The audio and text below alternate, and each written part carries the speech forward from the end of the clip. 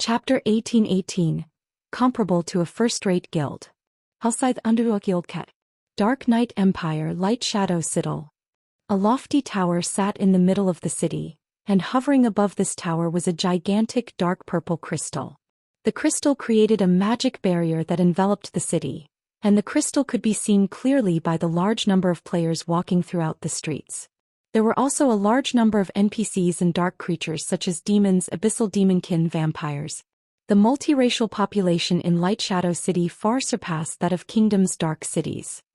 Many neutral race NPCs hawked their wares along the city streets, a sight that was even rare in other empires' dark cities.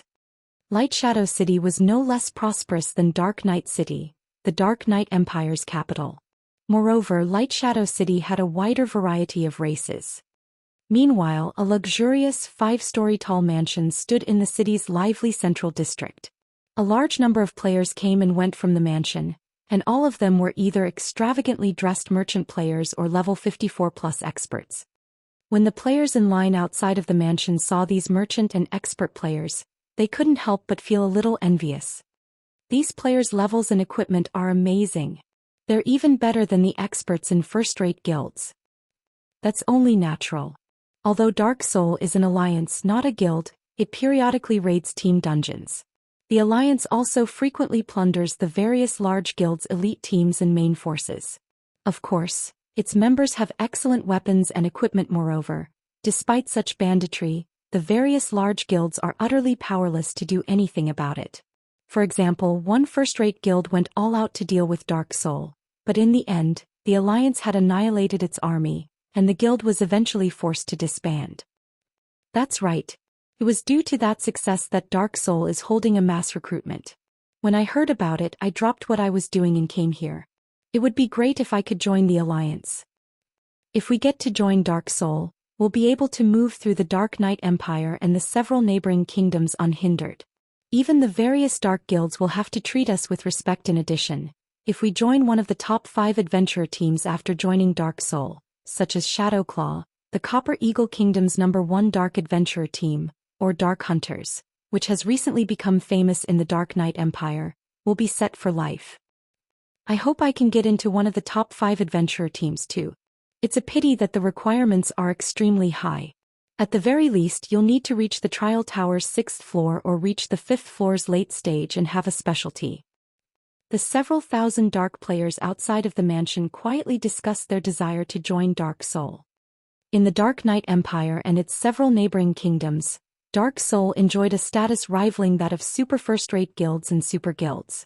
Moreover, unlike most dark guilds and dark adventurer teams, Dark Soul wasn't afraid of a confrontation with the various large guilds.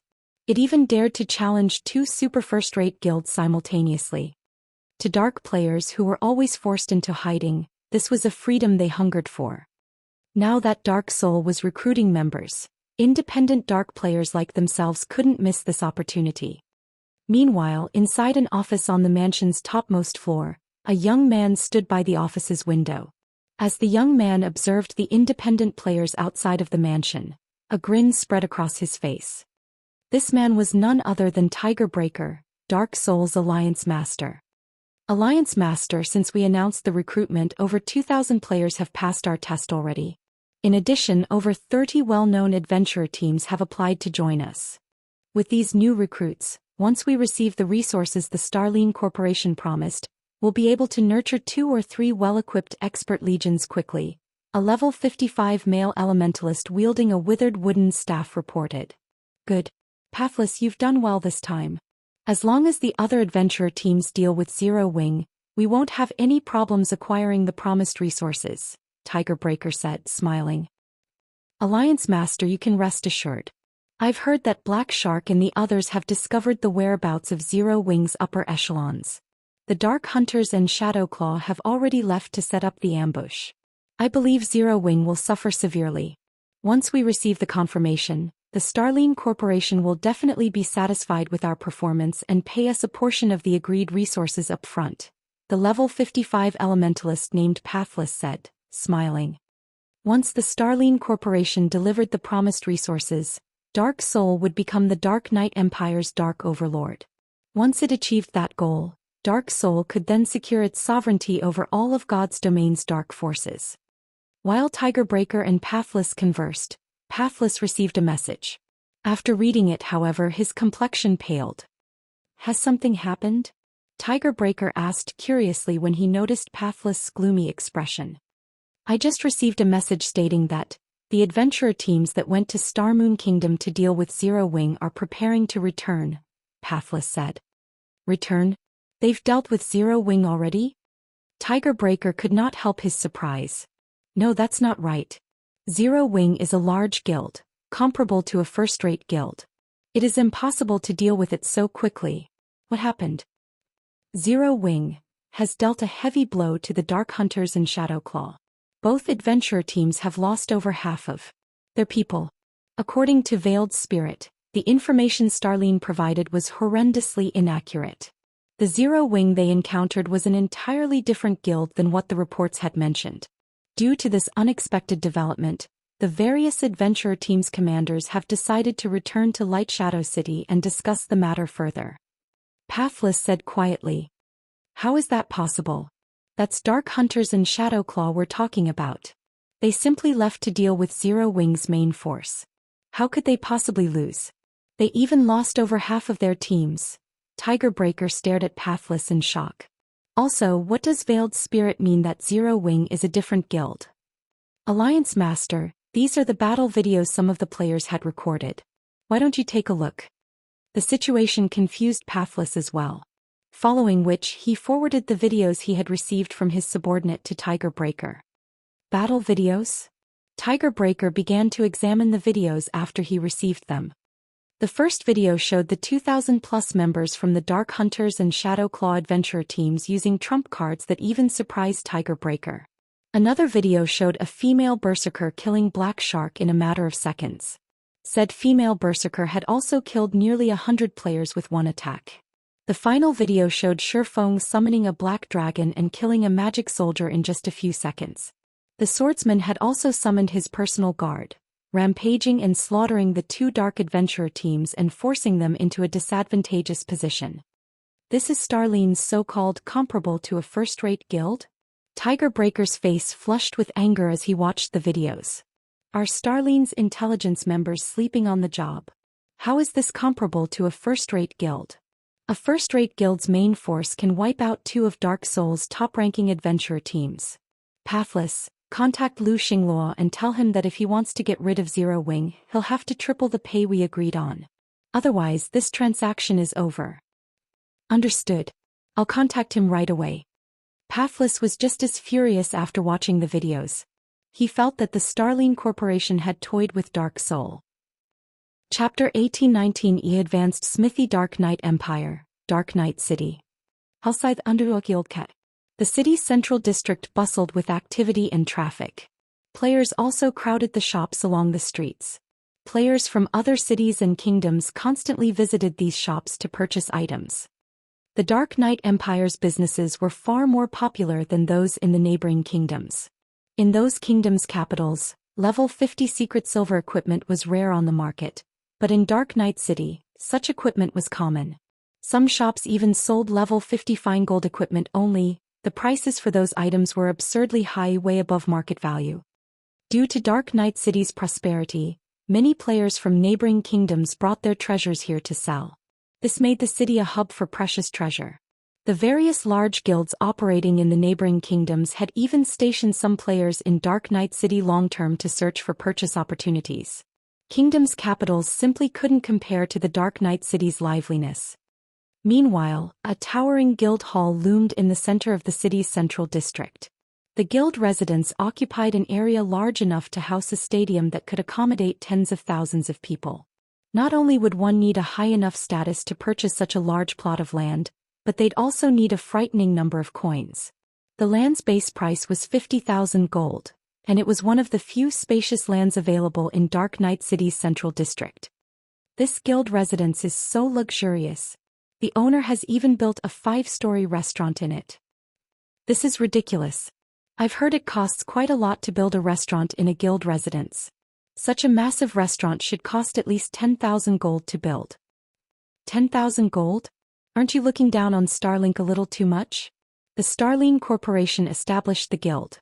Including the building's various accessories, Starlink has spent a total of 20,000 gold to build this restaurant. The guild also built training rooms with magic array enhancements. I've heard that the mana density inside these training rooms is much higher than that of the outside world. You'll be far more efficient when training in those rooms. It's a pity that only Starlink's members can enjoy this benefit. Then why don't we just join Starlink? A newcomer like you? Join Starlink? Starlink is one of the top 3 guilds of the Dark Knight Empire. It's no weaker than super first-rate guilds like Crimson Emperor or Unyielding Soul. Although Starlink is mass recruiting right now, it is still out of reach for a newbie like you. While the players near Starlink's residence discussed the guild, a team of 100 players atop leopards turned onto the street. The 100-man team wore exquisite uniforms and radiated majestic auras. Many experts watched the team of players enter Starlink's residence in awe, dreaming of joining that team in the future. The 100-man team was Starlink's main force, and not long ago, the main force had defeated a level 50 100-man team dungeon's 4th boss. Now the team only needed to defeat the final boss to complete the 100-man team dungeon. This raid progression could already rival that of the Dark Knight Empire's 2 super first-rate guilds. Meanwhile, 3 people stood in the guild leader's office in Starlink's guild hall. These 3 watched the guild's main force, which had just returned from a dungeon raid, from a window. Guild leader, we have now caught up with Unyielding Soul's raid progress. Now it is only a matter of time before we surpass Unyielding Soul and Crimson Emperor. A level 55, Tier 2 male shield warrior carrying a silver cross shield across his back said, laughing as he turned to Lu Xingluo, who wore a set of black robes. Due to Starlink acquiring a share of the secret pavilion's magic crystal vein, the guild acquired a large number of magic crystals every day. This allowed the guild to sustain the magic arrays powering the guild's training rooms. With this, the guild's experts could continuously train and improve rapidly. Once the guild had accumulated enough Tier 2 players, it was only a matter of time before they obtained the first clear of the level 50 100-man team dungeon they were raiding. Now that their guild didn't have to worry about magic crystals, they were able to nurture guild experts much faster. In 1 or 2 months, Starlink might even surpass Crimson Emperor and Unyielding Soul's expert count, becoming the Dark Knight Empire's #1 guild. Not bad. The struggle for the Thorn Fortress is about to start. For a while, divert all of the magic crystals we obtain to nurturing as many Tier 2 players as possible. I want to see how Crimson Emperor and Unyielding Soul intend to compete with Starlink when we obtain the management rights to Thorn Fortress, Lu Xingluo said, smiling. Understood. Guild leader, rest assured. I'll make sure that we have more Tier 2 experts than Crimson Emperor and Unyielding Soul by the time the struggle begins, the shield warrior promised. As Lu Xingluo was about to discuss their plans for the struggle over Thorn Fortress, he received a message notification. A message from Dark Soul? Lu Xingluo muttered when he noticed the sender's identity. By the time he finished reading the message, his expression had darkened. Have the people from Dark Soul gone mad? They're actually tripling their price to deal with a small guild like Zero Wing. Guild leader, we just received a message as well. It seems that Dark Soul's members have ambushed Zero Wing's main force. However, Dark Soul's members suffered a disastrous defeat and lost over half of its numbers. I suspect that this has something to do with their new demands. Dawn Webb, a level 55 Tier 2 female elementalist and the third person in the room, explained. You're saying that Dark Soul tried to ambush Zero Wing, but the guild turned the tables on them? For a moment, Lu Xingluo thought he had heard wrong. How is that possible?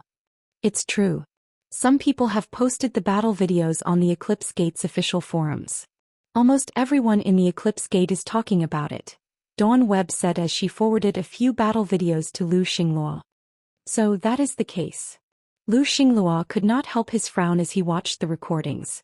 No wonder why a measly bug dares to oppose me. Guild leader, are we still going to take care of Zero Wing? Dawn Webb asked. Of course. Lu Xingluo said determinedly. But before we do, we have to secure the Thorn Fortress. Send a reply to Dark Soul. Tell them that they can forget about tripling the price. I'm not going to triple their pay just because they got scratched. However, I am willing to tweak the conditions of our agreement. As long as they annihilate Zero Wing, I'll give them an additional 5% of Thorn Fortress's shares. Also, tell Tiger Breaker that Zero Wing doesn't have any backers. Since Zero Wing is so strong, it must have a massive secret. If he doesn't want that secret, he better not regret his choices once Starlink claims it. He was very familiar with the Dark Hunters and Shadow Claw's strength in Dark Soul. They were merely the 4th and 5th ranked adventurer teams in the Alliance. Dark Soul was only defeated due to misinformation, yet Tiger Breaker wanted to use this opportunity to hike up the price. Understood. Dawn Webb nodded before contacting Dark Soul's representative. While Lu Xinglua discussed Zero Wing, the various superpowers had discovered the battle in the Eclipse Gate. The outcome further increased Zero Wing's fame among the various superpowers. At the same time, the guild had attracted a lot of attention. For a guild of Zero Wing's caliber, it was simply absurd to have so many Tier 2 players. The guild was definitely hiding something major. For a time, the various superpowers re-evaluated their opinions of Zero Wing. Rather than an ant, Zero Wing had become a fat piece of meat. Relay my commands. Order our subordinates to investigate the secret to Zero Wing's success. After watching the battle between Zero Wing and Dark Soul, many superpowers' upper echelons issued the same command. Meanwhile, Shifeng had already rested and paid Silverwing Town a visit. Guild leader, I have brought the 50 advanced architects you asked for, Melancholic Smile said as she approached Shifeng, who surveyed an empty plot of land. The 50 advanced architects following Melancholic Smile could not help their growing nerves as they looked at Shifeng. They were confused about why their guild leader had gathered them all here. With so many advanced architects, one could construct an entire basic town. Good. I've gathered you all here today to build the construction on this design, Shifeng said. He then retrieved a stack of old parchment from his bag. This stack was none other than the advanced Smithy design. Chapter 1820. Upgrading Silverwing Town. An advanced smithy? Melancholic Smile could not help her surprise when she saw the description of the design Shifeng took out. At this point in time she was quite knowledgeable about advanced constructions. Every advanced construction had functions that far surpassed their basic counterparts. Moreover, they had their own specialties. However, designs for advanced constructions were extremely difficult to acquire. Although Melancholic Smile was initially excited at the identity of the design, seeing the materials and space needed to construct the advanced smithy dampened her mood quickly. The advanced smithy required not only 2,000 pieces of extremely valuable mana ore but also 1,000 advanced magic cores and 500 earthfire crystals. The mana ore required wasn't too much of a problem, as Zero Wing had collected quite an amount during this period. As for the advanced magic core, it was a rare material that could be obtained only from the bosses of level 50 and above team dungeons. However, the drop rate wasn't 100%, so it was extremely valuable. On the market, one advanced magic core sold for 5 gold. 1,000 advanced magic cores would mean 5,000 gold. As for the earthfire crystal, it was even more valuable as it could be acquired only in the fields, particularly mountainous regions with fiery environments. It was one of the main materials needed to produce high-ranking fire resistance equipment. Although the market value of earthfire crystal was roughly 5 gold, due to its rarity and the demand, it was almost impossible to find large quantities of earthfire crystal for sale. Currently, Zero Wing had only a little over 600 earthfire crystals stockpiled. Spending 500 crystals in one go would deplete the guild's inventory. Aside from the 3 aforementioned materials, the advanced smithy also needed 10,000 magic crystals to construct. The total cost of its construction came to roughly 30,000 gold. Currently, Zero Wing was developing rapidly and needed to spend money on various fronts. If not for Zero Wing City, the guild wouldn't have been able to keep up with its expenditures. Hence, spending 30,000 gold's worth of rare materials to construct an advanced smithy truly wasn't a wise course of action. However, before Melancholic Smile could try to dissuade Shifeng, he had already distributed the tasks to the advanced architects. He even had the necessary materials prepared already. All the 50 advanced architects needed to do was build the structure. Although Zero Wing's main force had suffered some casualties and lost 20-odd pieces of equipment in the battle with the 2 dark adventurer teams, the spoils of war they gained were far more valuable. The members of Dark Hunters and Shadowclaw were experts among experts. They were all geared in excellent equipment that was only slightly inferior to Zero Wing's. However, while the quality of the equipment Zero Wing looted was indeed slightly inferior to the equipment it lost, the quantity easily made up for the poorer quality. In total, Zero Wing had gained over 400 pieces of level 50 secret silver equipment and 60+ pieces of level 50 fine gold equipment. After deducting the compensations and rewards given out, Zero Wing had still netted more than 10,000 gold from that single battle. However, even if one had 10,000 gold, they would be hard-pressed to acquire so many pieces of up-to-date top-tier equipment. Although the profits from this battle were not enough to cover the construction cost of the advanced smithy, the advanced smithy served a great purpose. As an advanced construction, it could elevate the prosperity and popularity of a town by a significant margin. At this point, Silverwing Town already possessed sufficient basic constructions and security to get upgraded into an intermediate town. Now it just had to accumulate sufficient popularity and prosperity. However, constructing the advanced smithy wasn't an easy task. Aside from advanced architects, it needed one player capable of drawing advanced magic arrays because the advanced smithy required the inscription of many magic arrays. For the following period, Shurfeng could be seen busily inscribing magic arrays onto the constructed walls and floors of the advanced smithy. Someone looking at Silverwing Town from some distance away would notice that a section of the town's outer area had suddenly been cordoned off and something big was under construction there. This situation immediately attracted the attention of many resting players. Nowadays, Silverwing Town had already become the most popular town in the Orc Empire. Many guild players seeking to grind in the Orc Empire or raid the teleportation war fortresses chose to rest in Silverwing Town.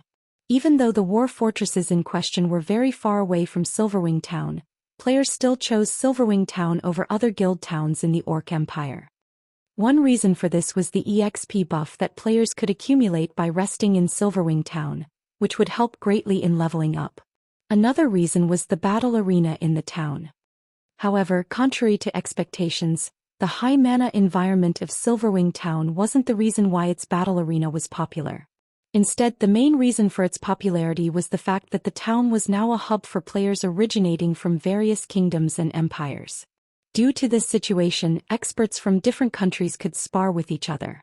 Being able to spar with a large number of different experts of the same combat standard was a tremendous benefit for experts seeking to improve themselves. Now that Silverwing Town had already become the #1 town in the Orc Empire, if not for the limited space, its player population could easily exceed 1,500,000. Damn. Silverwing Town is already crowded enough. Yet Zero Wing is actually wasting such a large empty space on another building. That's right. With the number of buildings in the town continuously increasing, the number of players the town can accommodate will keep declining. I'm not even sure if I can squeeze my way into the town tomorrow. The players resting in a nearby bar could not help but frown when they saw the stadium-sized structure under construction. There were simply too many players trying to enter Silverwing Town right now. To make sure Silverwing Town operated normally, Zero Wing had made it so that players who weren't Zero Wing members could stay in Silverwing Town for only 10 hours a day. If players refused to leave the town once their allocated time was up, the NPC soldiers would either forcibly remove them from the town or outright kill them. Yet despite this restriction, Silverwing Town was still packed all day round. At this point, Zero Wing had limited the number of players allowed inside the town at one time to just 800,000. If latecomers wished to enter the town, they would have to wait for someone to exit it. Hence, as more buildings rose in the empty spaces in town, the number of players allowed in would be reduced. Time passed quickly. When Shurfeng finished inscribing the last magic array, 8 hours had already elapsed. The 50 advanced architects had taken only 4 hours to construct the physical structure of the advanced smithy. It's finally done. Shurfeng sighed ruefully as he looked at the completed advanced smithy. Although the smithy had only 3 floors in total, it was over 20 meters in height. The advanced smithy before him was definitely a cut above basic smithies, which were only 4 meters in height. This was something that could be seen from the building's external appearance alone. However, the inside of the building was even more amazing. As Shurfeng had personally inscribed every magic array, He had a general idea of the magic array's abilities. The advanced Smithy could not only repair and produce custom-made weapons and equipment but also break down weapons and equipment and return to players some materials used to make those items. Players could then use the reclaimed materials for new weapons and equipment. Although the recovery rate wasn't very high, it was still better than selling obsolete items to NPCs. If he revealed this ability, countless players would definitely swarm to the advanced Smithy to break down their obsolete weapons and equipment. Meanwhile, Zero Wing could charge a small fee for the service. Good. Let's get it running now. Shi Feng then called up the advanced Smithy's system interface and chose to open the building to the public. In the next moment, the magic curtain surrounding the construction site disappeared, exposing the massive building to the public. At the same time, the sound of a system notification entered Shi Feng's ears. System. Silverwing Town's popularity and security have fulfilled the requirements of an intermediate town. Do you wish to upgrade Silverwing Town? Wonderful. Just as I expected. Shi Feng could not help feeling joyful when he heard the system notification. He had been waiting for this moment for a long time now. He immediately chose to upgrade Silverwing Town. Chapter 1821. Crimson Flame Fortress. A series of system notifications assaulted Shi Feng's hearing after he chose to upgrade Silverwing Town. Orc Empire Region System Announcement. Congratulations to Silverwing Town for becoming the first intermediate town in a neutral map. Rewarding 10,000 town popularity points and 1 caravan guard order. Silverwing Town Region System Announcement. Silverwing Town will undergo a promotion. All players will be teleported out of the town in 1 minute. Silverwing Town Region System Announcement. Silverwing Town's promotion will take 30 minutes. Please wait patiently until it is complete. The system announcements repeated 3 times, echoing in players' ears in their respective regions. What? A promotion? They're already upgrading Silverwing Town. How did Zero Wing do it? Amazing. Once the town is upgraded, we'll have a much easier time getting in. For a time, Silverwing Town's players were in an uproar over the sudden promotion. As for the various large guilds' upper echelons, they wore solemn expressions when they received a report on this matter. The fat piece of meat that was Silverwing Town had already been tempting to the various major powers, and they had been trying to find a way to claim it for themselves, but the improvement speed of the town's defenses was simply absurd. The NPC soldiers the town had recruited were also becoming increasingly powerful. Including the 5 magic towers, none of these superpowers felt powerful enough to capture Silverwing Town.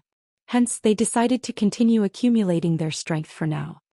However, Silverwing Town's promotion to an intermediate town was a huge problem. Not only would Silverwing Town be able to construct more defensive structures, but the number of NPC soldiers it could hire had also increased from 1,000 to 2,000. That would effectively double the town's defensive capabilities. In terms of basic attributes, NPC soldiers were far superior to players. In addition, Silverwing Town soldiers were more than 10 levels higher than current players. If players wished to deal with these NPCs, they would have to employ Zerg tactics. Now that the town had twice as many NPC soldiers to protect it, they would need at least twice the manpower to defeat these NPCs, making Silverwing Town even more difficult to capture. Shortly after the system announcements, the players in Silverwing Town were all teleported a considerable distance away. However, instead of leaving the area, the teleported players stood outside of the town. In fact, players who grinded in the Orc Empire hurried to join the crowd. Meanwhile, news of Silverwing Town's promotion quickly spread to the various superpowers. Zero Wing is impressively efficient. It's a pity that there is no longer a point in upgrading Silverwing Town, Yuan Tiexin said, sighing slightly when he read the report he had just received. Uncle Yuan, now that Silverwing Town has been upgraded to an intermediate town, it will be able to accommodate more players and increase Zero Wing's income by multiple times. Why would that be pointless? Purple Jade asked curiously. I guess it's expected that you don't know. Yesterday, I received news stating that 9 Dragons Emperor has secretly joined hands with Blackwater and Beast Emperor and they are preparing to raid the Orc Empire's Crimson Flame Fortress, Yuan Tiexin said. The Crimson Flame Fortress is located in the Orc Empire's inner region and on one of the safer paths to the Orc capital city. In addition, the fortress offers teleportation services. Once the Crimson Flame Fortress has been captured, it'll generate massive profits for the three involved parties. It'll also allow them to raid the Orc capital city far more quickly. What? That's the Crimson Flame Fortress. Based on our investigations, its raid difficulty ranks among the top 5 teleportation war fortresses in the Empire. It is too difficult for current players to raid, and on top of that, dark players will definitely try to interfere. Do they really dare to raid the Crimson Flame Fortress? The news astonished Purple Jade. There were countless orcs inside the Crimson Flame Fortress, and the lowest leveled among them was level 60, with the highest leveled orcs being level 75. Furthermore, the fortress was protected by many war weapons and mythic orcs. That is exactly why Nine Dragons Emperor and Blackwater are working with Beast Emperor. Based on what we know so far, Beast Emperor will guard the battlefield with his evil beast army. Meanwhile, Blackwater and Nine Dragon Emperor's armies will be responsible for sieging the fortress. With the evil beast army in their way, the dark guilds and dark players won't try to interfere, Xianxia explained. Once they capture Crimson Flame Fortress, Silverwing Town's status in the Orc Empire will become quite awkward. Thus far, the secret pavilion had only conducted a preliminary investigation on the regional dungeon Orc capital city. Even so, the resources they had discovered had far exceeded their expectations. Not only did the regional dungeon offer a large number of magic crystals, but players would also level 50% faster if they grinded in the area. Most importantly, the Orc capital city and intermediate city could be captured. If one captured this intermediate city, they would earn just as much profit as the secret pavilion's magic crystal vein earned. Moreover, they wouldn't need to station a large force of players to protect the city long-term. If Blackwater and Nine Dragons Emperor acquired the Orc capital city, with the wealth of resources they earned through the city, they could easily destroy Silverwing Town. The two entities might even be able to threaten Zero Wing's safety in Starmoon Kingdom. This was because Beast Emperor bore an irreconcilable vengeance against Zero Wing. Setting aside the fact that Beast Emperor had a significant portion of his foundation within Starmoon Kingdom and would need to take over the kingdom to further his development, the secret pavilion had recently learned that of the 5 precious evil god apostle slots Beast Emperor had, Shifeng had destroyed 2. This loss had severely impacted Beast Emperor's development. If Beast Emperor got his hands on the Orc capital city's resources, he'd have a good chance of taking over Starmoon Kingdom and yanking Zero Wing out of the game by its roots. Uncle Yuan, why don't we notify Zero Wing? Purple Jade asked. Forget it. Even if Zero Wing found out, there is nothing it can do. Although Zero Wing's main force had displayed outstanding combat power in the Eclipse Gate, this revelation will not change Zero Wing's situation. While Zero Wing is fully capable of defending its territory, it simply doesn't have enough forces to launch an offensive assault on Beast Emperor. This is also the greatest problem that upstart powers with little to no background normally face, Yuan Tiexin said, shaking his head. Had Zero Wing agreed to partner with us, they might have been able to stop Beast Emperor's group. However, with Zero Wing's current forces, even if they gain the full support of Phoenix Rain, Beast Emperor is impossible to stop. In God's domain, many upstart powers rose to prominence every day, but these powers had a fatal flaw: they were ignorant of greater powers. They all deemed themselves capable of rivaling true superpowers. Although Zero Wing was superior to most of the up-and-coming powers in God's domain, it wouldn't be easy for the guild to become a true superpower. There would be plenty of other powers trying to use Zero Wing as a stepping stone and rise to prominence themselves. Meanwhile, in the Orc Empire's Silverwing Town. After a half-an-hour wait, the recently promoted Silverwing Town appeared before the crowd. Silverwing Town now occupied twice as much space as the old version. It was also much closer to the primordial divine ruin, which was now within range of the town's magic towers. Since the town was in a neutral map, Silverwing Town's walls had grown taller as well. Now they were 7 meters tall. Divine runes had been carved into the walls, preventing players from vaulting over and enhancing the wall's defense. Guild leader, look. Even the town's buildings have changed. They look nothing like they did before. Melancholic Smile could not help but gape in shock as she looked at the tall buildings in the distance. Every building in the town had grown considerably taller. It was evident that the buildings had been upgraded as well. Rather than a town, Silverwing Town looked like a basic city. Have everyone prepared to reopen Silverwing Town to the public, Shifeng said, nodding. He had spared no expense in outfitting Silverwing Town with the most extravagant buildings he could afford precisely for this moment. This was also Neutral Town's secret. Chapter 1822 Town Opening Silverwing Town. Under Shifeng's command, it took less than 20 minutes to complete the preparation work for Silverwing Town's reopening. Moreover, thanks to the reserve NPC guards Magic King Craig Midlands had prepared beforehand and the large number of NPCs that had come looking for work after the town's promotion completed, they had quickly filled the additional 1,000 NPC soldier slots Silverwing Town had gained. Craig Midlands himself had inspected all 1,000 of these new NPC soldiers. Due to Silverwing Town's steady development, not only had more NPCs arrived to apply for a soldier position, but higher quality NPCs had applied. Normally, when a basic town was upgraded to an intermediate town, it would struggle to fill the additional 1,000 soldier slots within a short time. The town would be fortunate to recruit around 300 Tier 1 NPCs and a dozen Tier 2 NPCs during the first week after the town's promotion. Most NPCs that applied were only elite rank. The town would slowly have to accumulate, nurture, or replace its NPC soldiers to increase the number of Tier 2 NPC soldiers it had. Yet due to Craig Midlands' fame, over 3,000 NPCs had applied to work for Silverwing Town as soon as the promotion was complete. Including the 300 Tier 1 NPCs Craig Midlands had kept on reserve, it took no time for Silverwing Town to recruit 1,000 NPCs. Among the NPCs recruited, over 100 were Tier 2 NPCs with the rest being Tier 1 NPCs. Normally, an intermediate town would need around 2 weeks to accumulate 100 Tier 2 NPCs. More Tier 2 NPCs would only show up and apply to work for the town after it increased its popularity. After all, Tier 2 NPCs were not abundant in God's domain. Even Zero Wing City only had a little over 2,000 Tier 2 NPC soldiers thus far, while the rest were Tier 1 NPCs.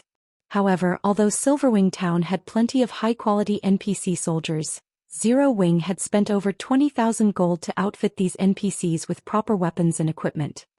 In God's domain, NPC soldiers did not come with their own items. Like players, they had to be armed. This was an important factor in strengthening a town's defenses. Of course, some NPCs would bring their own weapons and equipment when applying to become soldiers, but their items were usually low quality. They were much weaker than the standardized weapons and equipment the system provided.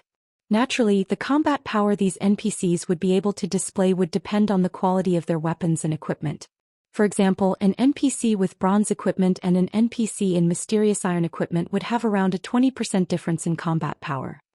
While 20% might not seem like much to players, but it was a lot for NPCs who possessed much higher basic attributes. When Stone Forest Town and Zero Wing City had been constructed, Zero Wing had lacked funds. Shifeng had only been able to outfit his NPC soldiers with the cheapest bronze weapons and equipment available. He had only started to upgrade the NPC's gear after the guild had money to spare.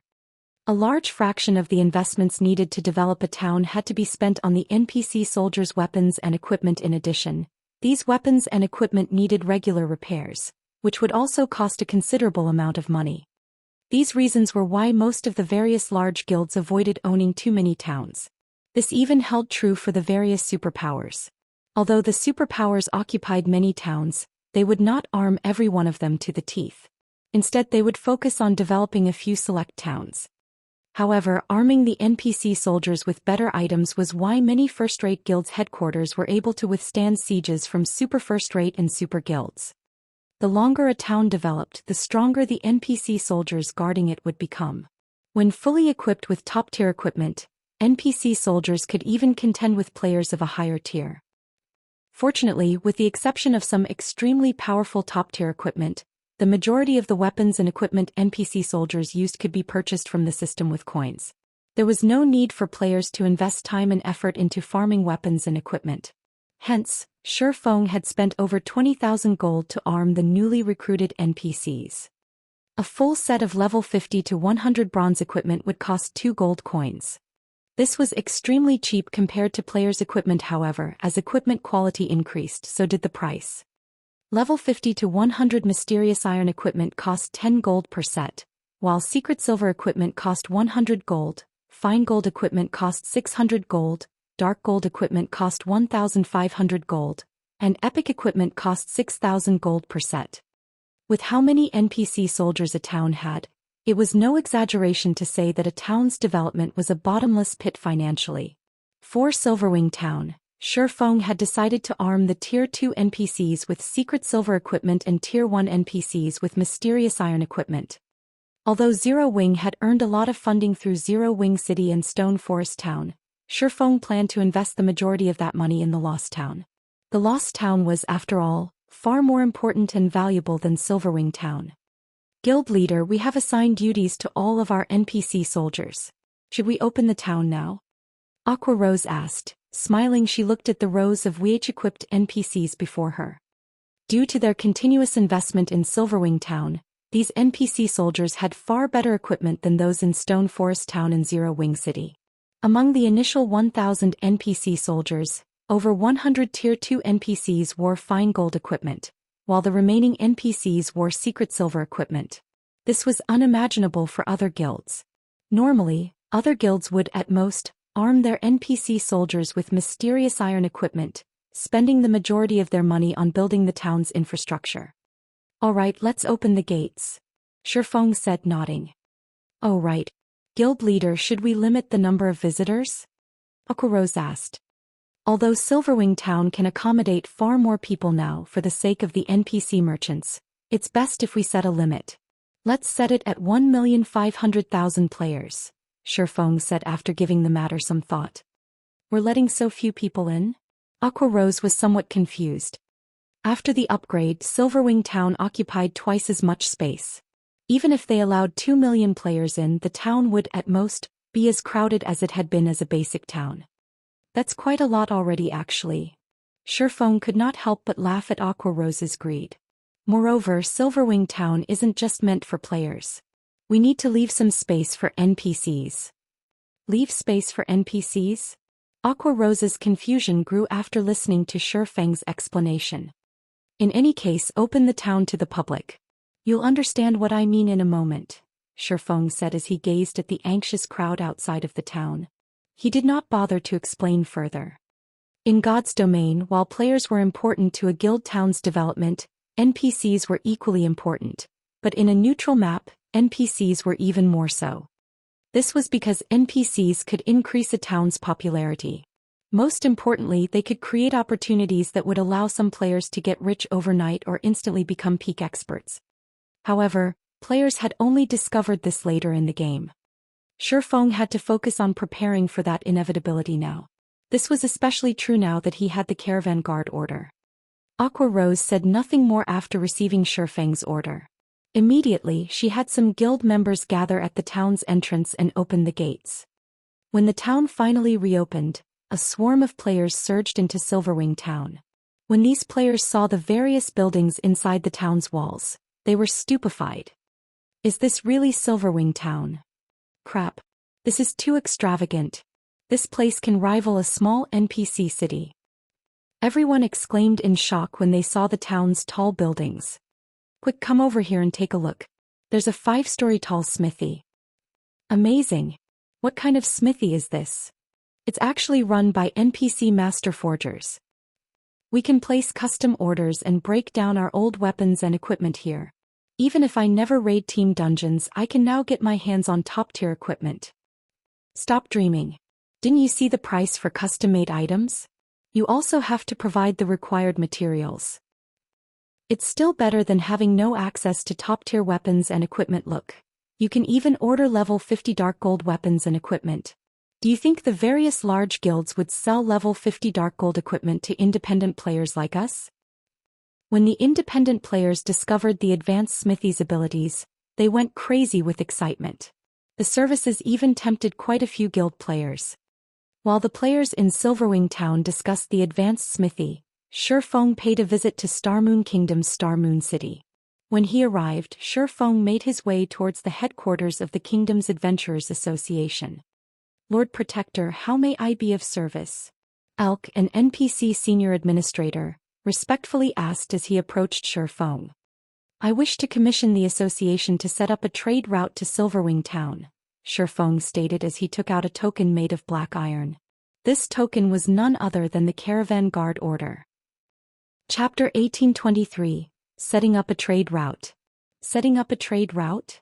Senior Administrator Elk was surprised when he saw the black iron token in Shifeng's hand.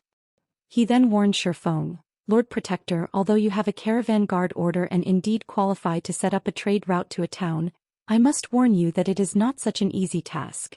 The cost involved is astronomical. Moreover, since you are setting up a trade route to Starmoon Kingdom's capital city, not only will the cost be much higher, but the risks are also significant. If you abandon the operation before it is complete, this Caravan Guard Order will become useless. I understand. However, I am confident in securing a trade route to Silverwing town, Shifeng said, nodding. He knew what it meant to set up a trade route. After all, he had done so many times during his previous life. If a guild town wanted to become more attractive to NPC merchants and increase the town's development speed, it had to have trade routes. Once the trade routes were in place, the town would acquire another benefit. The town in question would gain priority over rare items that NPC merchants transported. In addition, NPC merchants that used the trade route would pay the town a usage fee. While these privileges might not seem like much, they would become a neutral town's main income source before it became a city. As a town's popularity increased, more NPC merchants would visit it. Even ordinary NPCs that used the trade routes would have to pay a usage fee. The trade route would become a safe path to the town and would include high-tiered NPCs to escort visiting and departing NPCs. Not even level 100 players would dare to ambush such a trade route. Although the usage fee was only 80 coppers per NPC, if 100,000 NPCs used the trade route each day, the trade route would generate 800 gold each day. Moreover, this was only one trade route. As the ruling guild set up more trade routes, the town would generate more income. However, players could only set up trade routes for neutral towns. This function was not available for guild towns in kingdoms and empires. This function was only available to intermediate towns and above as well. In addition, the number of NPCs that visited a guild town via the trade route would depend on the NPC city the town was connected to. The more prosperous the NPC city was, the more NPC visitors a guild town would see. If players set up a trade route to a capital city, it was almost guaranteed that their guild town would see 100,000 to 200,000 visiting NPCs every day. If the trade route were connected to an ordinary NPC city, the town would only receive around 20,000 to 50,000 NPCs. However, the more prosperous an NPC city was, the more difficult it would be to set up a trade route. Aside from a revenue source, trade routes were a good method for players to acquire rare resources. Not all of an NPC merchant caravan's goods were available to players. A considerable portion would be reserved for other NPCs. Normally, players weren't allowed to purchase these items, but if a guild town had priority over NPC merchants' goods, not only would the town's owner have access to rare items for players, but they'd also have access to NPC reserved items. Many of the NPC reserved items were materials that were very difficult to purchase via the player market. Sometimes, NPCs even sold large quantities of magic crystals. Only they cost significantly more than the market price. Even so, this was a valuable opportunity for guilds. While it was easy to convert magic crystals into coins, the opposite wasn't. This was especially true with a large stock of magic crystals. However, NPCs were different from players. NPCs had a much easier time acquiring magic crystals because NPCs occupied most veins that were capable of producing magic crystals and within kingdoms and empires' borders. It was fairly normal to find NPCs who sold magic crystals carrying a stock of 5,000 to 10,000. On the other hand, one would be hard-pressed to purchase 5,000 to 10,000 magic crystals from players. NPC merchants occasionally sold rare advanced designs as well. Although these designs would similarly be overpriced, their rarity made the cost worth it. After all, it was almost impossible to purchase advanced designs from other players. If one were extremely lucky, they could even find NPC merchants that sold fragmented legendary items or clues leading to such treasures. Although such occurrences were ridiculously rare, based on player-collected statistics, The more NPCs merchants that visited a guild town, the higher the ruling guild's chances were of finding an NPC that carried such items and clues. Naturally, every clue that led to a fragmented legendary item was extremely valuable. Since there was a possibility to acquire fragmented legendary items, Shifeng wouldn't miss the opportunity. Since players in the past hadn't often spoken about how they had acquired their fragmented legendary items, Shifeng knew very few methods to do so. In fact, most players wouldn't even reveal the fact that they owned a fragmented legendary item. Hence, Shifeng only knew about the relatively famous fragmented legendary items. However, the methods of acquiring those items were incredibly demanding, so he couldn't hunt them down at this stage of the game. Since you understand the risks involved, that is fine. If you wish to set up a trade route to Silverwing town, it will cost you a base fee of 10,000 gold and 5,000 magic crystals. As you possess an ordinary caravan guard order, you are only allowed to form a 100-man team. The team will require a minimum of one advanced magician to carve magic arrays on the route to repel monsters, Senior Administrator Elk explained. Lord Protector, may I know if you will need me to introduce you to some mercenaries to accompany on your journey? Of course, Shifeng said, nodding. The caravan guard order was a trigger to activate the special quest for setting up a trade route. While Shifeng could rely on players to complete this quest, he could also enlist the help of the Adventurers Association's mercenaries. At this stage of the game, NPC mercenaries were undoubtedly much stronger than players.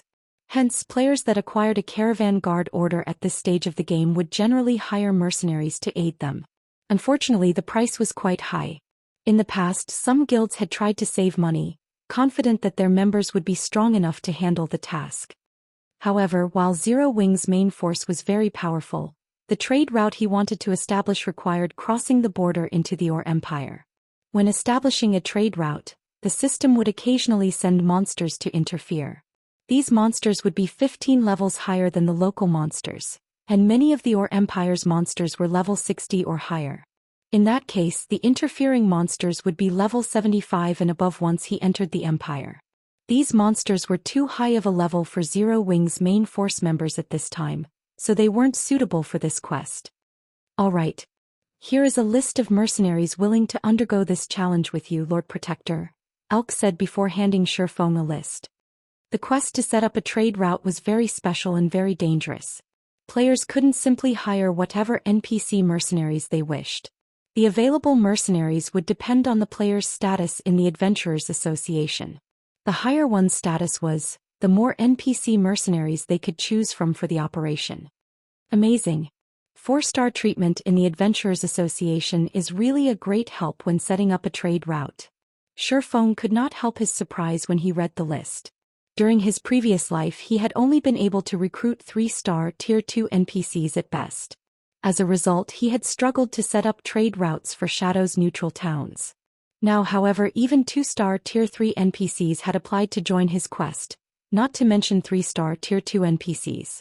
He had to admit that the Spirit Slayer Advanced title came with some awesome benefits. Without hesitation, Shifeng spent over 15,000 gold to hire 97 mercenaries, spending almost every coin he had on hand. The weakest mercenaries he hired were level 80 3-star Tier 2 NPCs, with the strongest being level 83 2-star Tier 3 NPCs. Overall, his team had 15 Tier 3 NPCs. After Shifeng handled the necessary procedures and learned how to draw the necessary advanced magic array, he summoned the level 85 Anna and level 83 Kite. With 97 other NPCs in tow, he grandly departed Star Moon City, riding secret silver transport carriages. The secret silver transport carriages were an extraordinary sight to behold.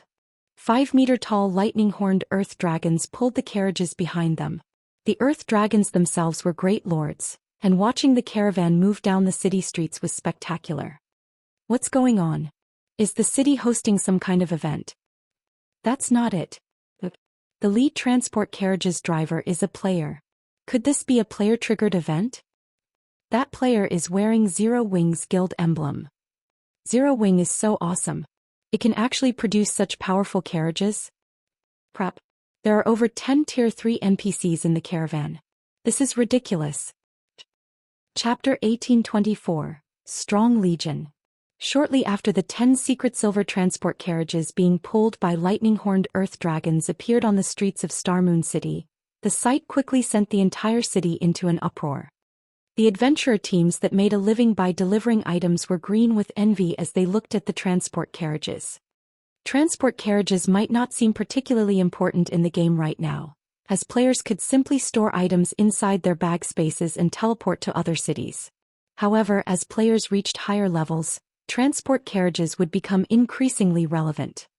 The number of items that could not be stored inside players' bag space would increase as players progressed further into the game. Such non-bag space items were extremely valuable, and the only way to transport them was via transport carriages. Meanwhile, the adventurer teams could purchase only horse-drawn transport carriages. On the other hand, the secret silver transport carriages had great lord-ranked lightning-horned earth dragons pulling them. There was simply no comparison between the two. Just the aura of the earth dragons was enough to scare away the mobs one would normally come across out in the fields. Not to mention the transport carriage itself was like a huge house. One could easily imagine how many non-bag space items the transport carriage could store in such a huge transport carriage. As expected of Starmoon Kingdom's #1 guild. I wonder when our adventurer team will be able to obtain a transport carriage like that? That's right. If we have a transport carriage like that, we can earn over 10 gold per delivery trip. The adventurer team members seated on the advanced transport carriages parked along the streets cast covetous looks at the lightning-horned earth dragons. Currently, the minimum price in the delivery business for transporting a non-bag space item was 1 silver coin. The price scaled up depending on the distance traveled.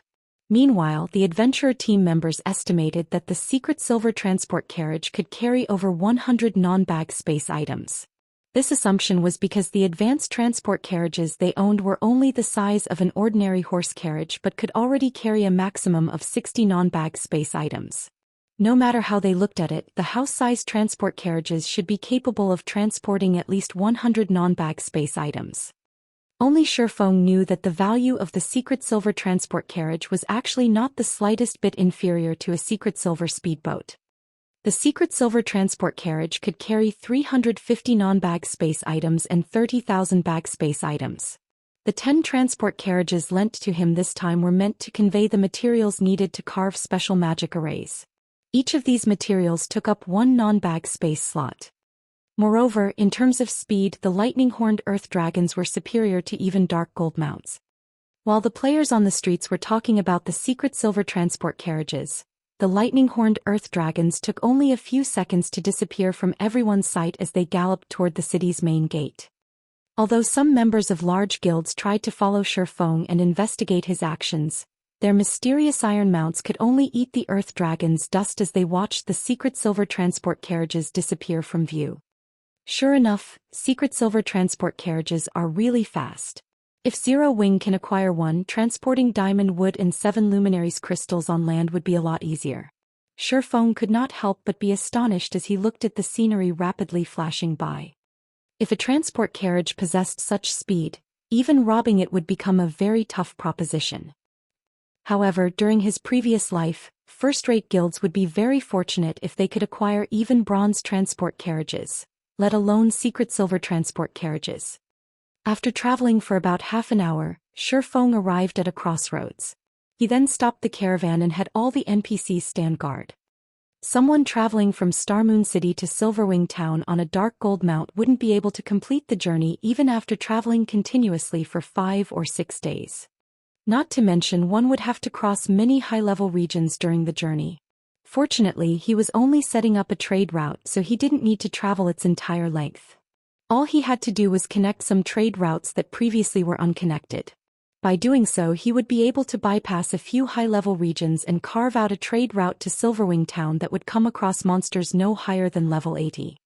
If this task were left to a first-timer, creating such a safe path without several days' worth of research would be impossible, due to a lack of familiarity with the existing trade routes of Starmoon Kingdom. Shifeng, however, knew the trade routes present within the kingdom like the back of his hand. After all, back when he was serving as Shadow's guild leader, he had been the one responsible for setting up the majority of the trade routes owned by Shadow. Hence he was well aware of which existing trade routes would get him from Starmoon City to the borders of the Orc Empire safely and swiftly. Shifeng spent about 10 minutes to carve out a magic array in the middle of the crossroads. When he activated the magic array, a blue ripple spread out from the magic array and stopped only after covering a 30,000-yard radius.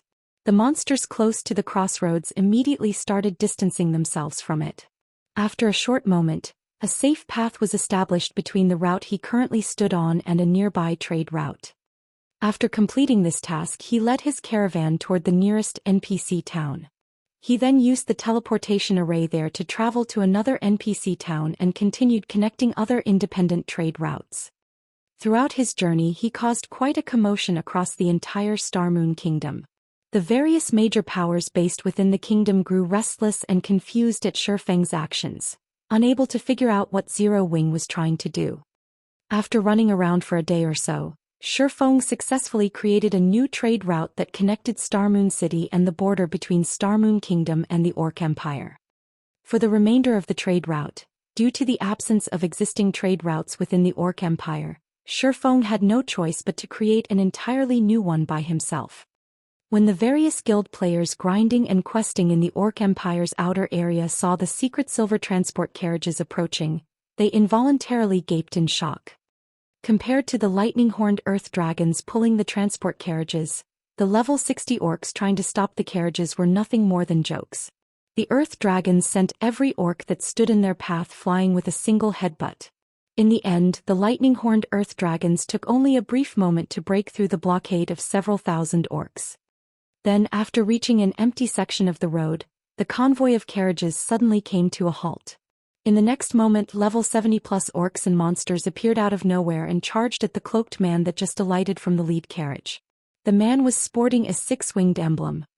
As the orcs and monsters closed in on the man, groups of NPCs got off the other carriages and took up a defensive formation. These NPCs were all level 80 and above, and even the weakest among them was tier 2. Despite facing an army of several thousand monsters, these NPCs remained steadfast as they defended the cloaked man. Meanwhile, the dozen or so tier 3 NPCs fighting in the front lines sent groups of lord-ranked orcs and monsters flying with a casual attack. Among these NPCs was a golden-haired beauty that summoned a great lord-ranked golden giant, which thoroughly suppressed the great lord-ranked orc leading the assault on the caravan. Meanwhile, every offensive spell cast by the golden-haired beauty wrenched a cry of pain from the great lord-ranked orc, whose HP decreased rapidly. The army of several thousand orcs and monsters were utterly helpless against this 100-man team. The monsters couldn't even get within 30 yards of Shifeng before dying at the NPC's hands. The horrific scene made the spectating guild players nearby shudder in fear. Meanwhile, the spectating guilds included the Blackwater Guild, which Shifeng was very familiar with. Currently, there was a 1,000-man team from Blackwater present led by Singular Burial. At this moment, however, Singular Burial no longer had a tyrannical air around him. After suffering consecutive defeats, he had lost all his corporate backing, which left him in an extremely awkward position in the Blackwater Guild. Now he was only an inconspicuous elder in Blackwater. Moreover, he was only level 53 right now. He looked nothing like the almighty guild leader of Heaven's Burial. Who is that person? How is he able to control so many NPCs? Wait a minute. Isn't that female NPC one of Black Flame's personal guards? She is. That's Anna. Crap, doesn't that mean that player is Black Flame? Not good. Black Flame is looking over. At this moment, when Blackwater's members looked at Shifeng, fear flooded their hearts because they were all fully aware that he could command the NPCs around him to reap their lives at a whim. Meanwhile, they would be utterly powerless to do anything about it. Chapter 1825. One success was built atop the sacrifice of thousands. As the NPC legion pushed back the approaching orc and monster army, a wall of corpses quickly formed on each side of the road. These NPCs are so strong. I get the feeling that this NPC team can even raid an ordinary guild town. I know, right? Just look at those tier 3 NPCs going. They are throwing level 70+ great lords with a single hit. Their individual combat power is likely even higher than grand lords of the same rank. Even if these tier 3 NPCs aren't enough to raid a guild town, They're more than enough to kill every one of us. As expected of Star Moon Kingdom's #1 expert. With the ability to control so many powerful NPCs, Black Flame could easily annihilate armies of tens of thousands of players. It's no wonder why the various superpowers are helpless against Zero Wing. The various spectating guilds and adventurer teams gulped as they watched the fight between the NPCs and monsters. Tier 2 NPCs were much stronger than Tier 2 players of the same level. Only peak experts with several pieces of epic equipment could possibly contend with an ordinary Tier 2 NPC. If Tier 2 players tried to face a Tier 2 NPC that was over 20 levels higher, they could only wait for their deaths. As for Tier 3 NPCs, they would only need a few moves to finish off Tier 2 players. If the targeted Tier 2 players lacked defensive capabilities, they might die after one hit. If these NPCs turned their blades against Tier 1 players like themselves, a single attack would be more than enough to kill several of them instantly. Blackwater's members are probably doomed. That's right. Blackwater has been picking a lot of fights with Zero Wing in the Orc Empire. Now that Black Flame has found some of Blackwater's members, he'll massacre them. The various large guilds members couldn't help but watch Blackwater's members with pity as they fought the local orcs. Nowadays, Blackwater and Zero Wing's members would fight whenever they came across each other in the fields. Although Blackwater currently had over 1,000 members present, before the Sword King the group was a joke. Furthermore, Black Flame had a team of level 80+ NPCs with him. This further reduced the chances of Blackwater's members escaping this place alive. Why is Black Flame here? We're doomed. We're doomed. Fear colored the faces of Blackwater's members as they watched Shifeng. They had experienced the man's might firsthand, so they knew just how powerful he was. Black Flame was truly unstoppable. He could easily single out and kill a specific player while surrounded by an army of tens of thousands. Although their team currently had over 1,000 well-equipped elite and expert players, Black Flame could annihilate them all by himself. Their only option was to run. If others heard their thoughts, they'd be a laughingstock.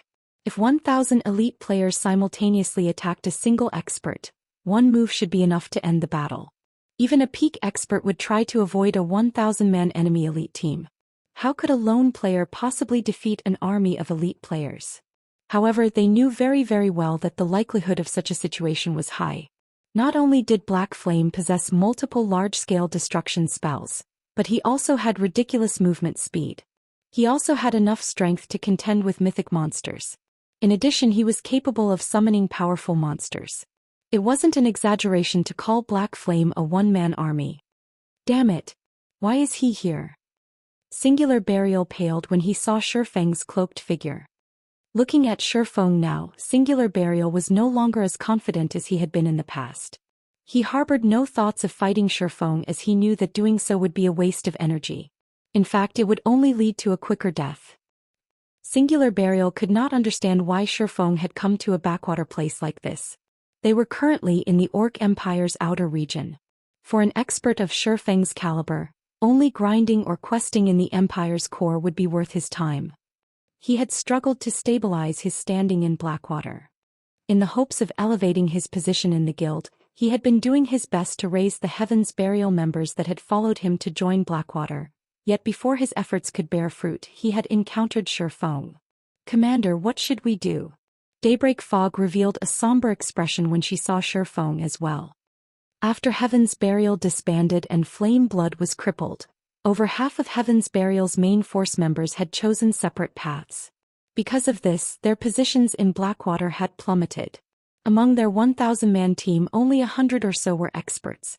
While this might be a high number compared to other 1,000-man elite teams, it was nowhere near enough to deal with Shifeng. To Shifeng, their experts were no different than the team's elite players.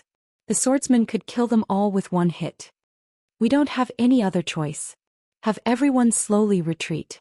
We can't afford another loss. Get ready to use the Tier 3 group instantaneous teleportation scroll to send the main force away from this place. Everyone else should spread out and run." "Absolutely do not fight Black Flame," Singular Burial said, gnashing his teeth. The Tier 3 group instantaneous teleportation scroll was extremely valuable, an item he had obtained after completing a difficult team quest. It was also the only life-saving tool he had to save his team. However, the teleportation scroll could only teleport a maximum of 100 players. He couldn't transport his entire team. I understand. Daybreak Fog nodded. She then took a silver magic scroll from her bag and eyed Shifeng's every movement. If she noticed the slightest change, she'd activate the scroll immediately. However, Shifeng, who sat on the leading transport carriage, had finally finished carving an expulsion magic array on a crystal shard. He then tossed the crystal to the ground before him and started chanting an incantation. Very quickly the crystal merged with the earth. A slightly incomplete magic array then formed beneath Shifeng's feet. Seeing this, Shifeng took out several light blue crystals to complete the array. Once complete, a blue ripple of light radiated out from the array. As if something had frightened them, the level 70+ orcs and monsters, which had been busy fighting the NPCs, fled from the caravan. Even the orcs and monsters several hundred yards away from the caravan began to back away. The spectating crowd nearby stared with dropped jaws. What did he just do? The several thousand orcs and monsters that had previously occupied the road had retreated by over 500 yards, watching the road in terror. Every monster as far as the eye could see did the same. Not one dared to approach the road. Once Shifeng finished his work, he collected the leftover materials.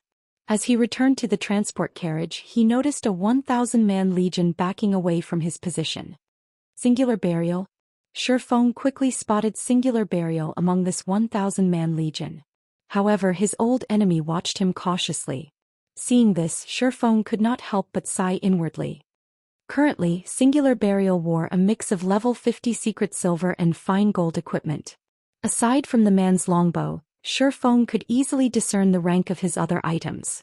Looking at him now, it was hard to believe Singular Burial had once been the guild leader of an almighty guild in Starmoon Kingdom. This was the cruel reality of God's domain. In God's domain, one's success was built atop the sacrifice of thousands. After a glance at Singular Burial, Shifeng climbed back onto his transport carriage and had the convoy continue down the road. If he did not complete the trade route quickly, the expulsion magic arrays he had already set up within the Empire would begin to disappear. This was the time limit players had to endure. The system would not allow players to take their sweet time when establishing a trade route. As for killing Singular Burial and the others, he had no interest in such a task. Moreover, with Singular Burial's current state, he didn't consider the man a threat. After realizing that Shifeng was leaving without a fight, Blackwater's members breathed a deep sigh of relief. Commander Black Flame left. Daybreak Fog could not help but cry out with joy when she saw Shifeng drive his transport carriage away. When Shifeng had turned to look at them, she had nearly used the precious group instantaneous teleportation scroll out of anxiety. Yes, he left. Singular Burial wore an expression of mixed indignation and sadness as he watched Shifeng leave. He had noticed a hint of pity in Shifeng's eyes. This discovery had dealt an unprecedented mental blow. Is he trying to say that I don't even qualify to face him now? Chapter 1826. Vulcan's Sigh. After Shifeng left, all of the various large guilds members visibly relaxed. Black Flame is leaving just like that? He doesn't intend to deal with Blackwater's members? My guess is that Black Flame finds it beneath him to deal with them. I've watched the battles that occurred at the Primordial Divine Ruin. Black Flame had soloed a mythic monster. Then he sent both Blackwater's army and the Evil Beast army running with their tails tucked between their legs. A measly 1,000-man elite team probably isn't worth his effort. Black Flame is too strong. His presence alone was enough to make the various large guilds shrink back with fear. It's no wonder why Black Flame is recognized as Starmoon Kingdom's #1 expert. He is far stronger than those famous peak experts. The adventurer teams watching from a short distance away were shocked when they looked at the various guild players, who watched the departing convoy cautiously. They had never thought that the presence of a single player would be enough to deter so many guild players. They had all heard many rumors about Black Flame, but they had assumed the rumors were jokes and baseless assertions. However, they simply treated those rumors as jokes and baseless assertions. However, after seeing the man in person today, they finally understood that the rumors were actually true. In fact, Black Flame was even scarier than the rumors made him out to be. Because of this discovery, many of these independent players, who hadn't been interested in joining any guild, began to have second thoughts. They all considered joining Zero Wing, especially the Swordsman players. This was especially true for Swordsman players. Unbeknownst to Shifeng, his casual action of sparing Blackwater's members had made many independent players in the Orc Empire reconsider their position about joining his guild. At the same time, news of Shifeng's appearance in the Orc Empire had reached the various dark players hiding in the Empire. "Commander, we have discovered Black Flame." "Where?" "He's near the Orc Empire's border. However, there are quite a number of NPCs moving with him. Taking him out won't be easy. Follow after him for now. I'll gather our members and head over as soon as possible. As long as our Wind's Arrow adventurer team kills Black Flame once, we'll qualify to join Dark Soul. We cannot miss this opportunity, so follow him closely." Understood. The various Dark Adventurer teams operating within the Orc Empire began to make their way towards Shifeng. Some time ago, the Dark Knight Empire's Dark Soul had placed a bounty on Zero Wing. For each Zero Wing upper echelon killed, one could earn a Dark Mutation slot. If one managed to kill Zero Wing's guild leader, regardless of whether an individual or an entire team completed the task, both would be welcomed to join Dark Soul. Individuals would be given command of a new adventurer team in Dark Soul. To players that operated in the Dark Soul's reputation was equivalent to that of a super guild. Joining the Dark Alliance and become one of its commander-level figures was no different than becoming the vice-guild leader in a super guild. Why wouldn't such an offer be tempting? The various Dark Adventurer teams and several Dark guilds began an enthusiastic search for Black Flame. Although Black Flame was very powerful, even giants would fall against overwhelming numbers. God's Domain also had many special methods to kill players. Dark Soul had not specified a requirement to defeat Black Flame with raw strength. The lightning-horned earth dragons dashed down the Orc Empire's gravel roads. As Shifeng ventured deeper into the Orc Empire, stronger monsters and orcs showed up to hinder his progress. Initially, most of the monsters had only been chieftains, but now lords began to target his caravan. If not for the lightning-horned earth dragons being level 80 great lords, the monsters in their way would have stopped the caravan long ago. Sure enough, it really is difficult to set up a trade rule in a land ruled by the dark forces. Shifeng inwardly celebrated as he watched one lord-ranked orc get knocked aside after another. Fortunately, he was the first player to set up a trade route in Starmoon Kingdom and had the privilege of using the lightning-horned earth dragons. Normally, players would only have access to mysterious iron transport carriages, which were only pulled by lord-ranked monsters, when setting up a trade route. Traveling through a neutral map under the Dark Forces rule with such carriages would be extremely difficult. He would have had to stop his progress whenever he was attacked. In that case, he would have had to rely on the NPCs he had hired to clear a path or dispatch a large number of his guild members to do so. With the lightning-horned earth dragons, however, he could simply bulldoze his way through. Though due to the large number of orcs and monsters blocking his path, his advance had slowed considerably. Now the transport carriages only moved a little faster than players running at full speed. Meanwhile, this was only the beginning of the Dark Forces territory. As Shifeng traveled deeper into the Empire, he would encounter more numerous and powerful orcs and monsters, which even the Tier 3 NPCs accompanying him would have some trouble with. After about 8 hours, Shifeng arrived before an orc fortress. According to the system map, the fortress was the final point for the trade route. This quest. Does it really want me to build the expulsion magic array inside the fortress? As Shifeng watched the patrolling orcs on the fortress's walls, he wondered if he had read his system map wrong. This was nothing like the orcs he had faced on the road earlier. On his way here, he had faced wild orcs or orc patrols, but these orcs were members of the Orc Empire's well-trained army. Fortunately, due to his quest, the fortress only had around 3,000 orc guards, far fewer than normal. In return, however, their levels and rank had increased significantly. Now, the weakest orc guarding the fortress was a chieftain, with the majority of the orcs being lords. The leader of these creatures was even a level 80 mythic-ranked orc general. After spotting Shifeng's caravan, the orc general raised its greatsword with one hand and loosed a furious roar. Suddenly, the army of 3,000 orcs stationed inside the fortress flooded out of the fortress's gates and marched towards Shifeng's caravan. Sturdy, shield-wielding orcs occupied the front line while agile, bow-wielding orcs moved at the rear. The orc army's approach even made the NPCs with Shurfeng nervous. Shurfeng could see well over 100 Great Lord-ranked orcs and over a dozen Grand Lords. This force was on an entirely different level than the caravan's contingent. As Shurfeng wondered if something had gone awry, the sound of a system notification reached his ears. System, you have triggered the epic trade route quest Orc King's Ambitions. You may choose to accept or abandon this quest. If you complete this quest, you will receive a commendation from Starmoon Kingdom and qualify to build an airport. Abandoning this quest will not affect your original trade route quest. If you choose to abandon this quest, the system will designate an alternative path for the trade route. You have 3 minutes to consider. An epic trade route quest? Shurfeng was stunned when he read the system notification, but after seeing the quest rewards he couldn't help his growing excitement. Could this be the reward for being the first player to set up a trade route? The qualifications to build an airport.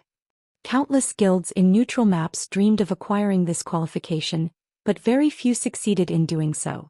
In the past, not a single guild had revealed how they had managed it. Meanwhile, the sensational scene at the Orc Fortress stupefied the various dark adventurer teams and dark guilds following Shurfeng. Crap. What's going on? Is Black Flame trying to raid the fortress? Does he intend to raid a fortress by himself? Is he crazy? Black Flame is insane. That's an orc fortress we're talking about. Although he can stand against a mythic monster for some time, capturing a fortress is a different story entirely. Even if he has some NPCs to support him, ambushing a fortress is impossible. As the dark players watched the distance between the orc army and Shurfeng's caravan decrease, they were dumbfounded. They had watched many guilds try to raid one of the Orc Empire's fortresses before, but this was the first time they had seen a single player attempt it. Commander, what should we do? Should we attack Black Flame? These orcs are too high-leveled. Moreover, there's a mythic orc among them. If we attack carelessly we might get dragged into the fight. Let's wait. It won't be too late to take action once the orc army pushes Black Flame and his NPCs back. All of the dark adventurer teams and dark guilds following Shurfeng came to the same decision. Meanwhile, as the orc army approached the caravan, Shurfeng and his NPCs prepared for battle. Let's give it a try, Shurfeng decided after analyzing his current combat power and the challenge. The quest had only mentioned that he needed to set up an expulsion magic array in the fortress, not capture the fortress. There was a huge difference between the two tasks. Naturally, the former was far easier. Moreover, this was a valuable opportunity. It would be a huge waste to give it up. Grinding his teeth, Shurfeng accepted the quest. He then pulled a magic scroll with crimson divine runes from his bag. This magic scroll was none other than the Tier 4 continuous use magic scroll, Vulcan's Sigh, which he had acquired from the gold magic crystal treasure chest in the Eclipse throne. The magic scroll was even more valuable than ordinary epic equipment. Vulcan's Sigh was also an extremely rare summoning scroll. He had hoped to save the scroll as a trump card for any future guild wars, but using it to complete this epic trade route quest was worth the expenditure. Following which, Shurfeng injected 1,000 magic crystals of mana into the magic scroll and activated it. In the next moment, a crimson, threefold magic array manifested beneath Shurfeng's feet. The sky also began to transform and the earth started to quake. Why did the sky suddenly go dark? Everyone noticed dark clouds block out the sun. A moment later the space around Shurfeng began to freeze.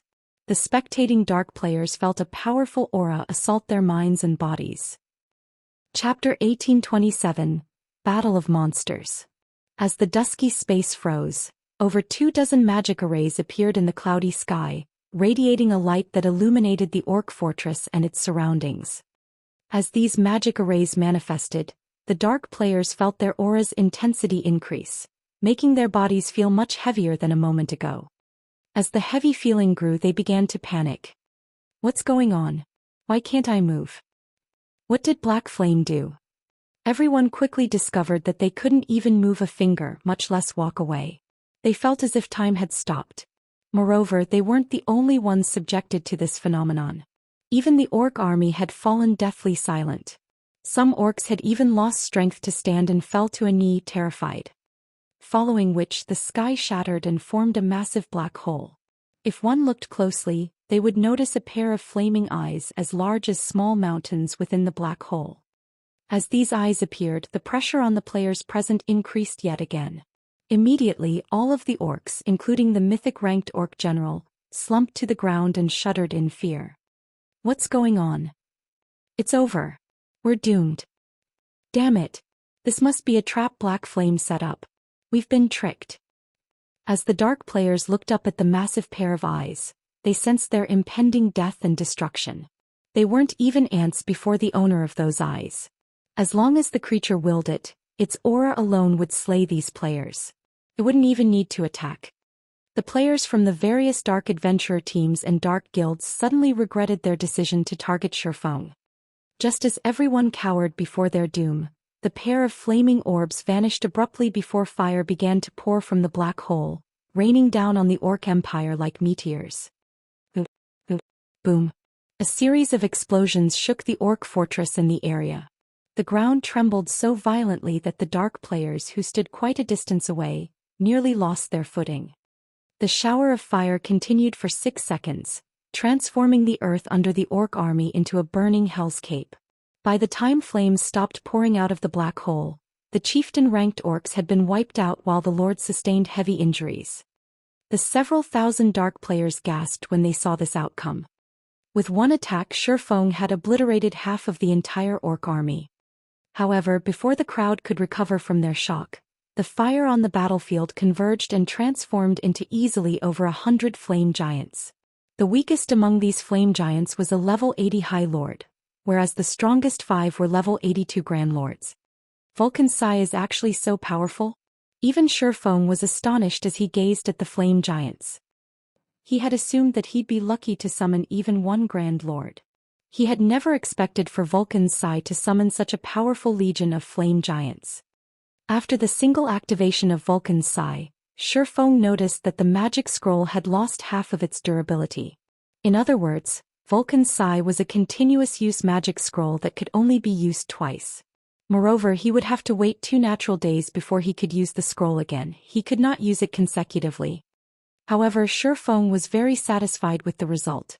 Although most Tier 4 continuous-use magic scrolls could be used 4 to 6 times, their effects couldn't compare to Vulcan's Sigh. The Flame Legion's arrival instantly disrupted the Orc army's formation. The 20-meter-tall Grand Lord-ranked flame giants sent over a dozen orcs flying with a single slap. In terms of strength, even the Grand Lord-ranked orc warriors were no match for the Grand Lord-ranked flame giants.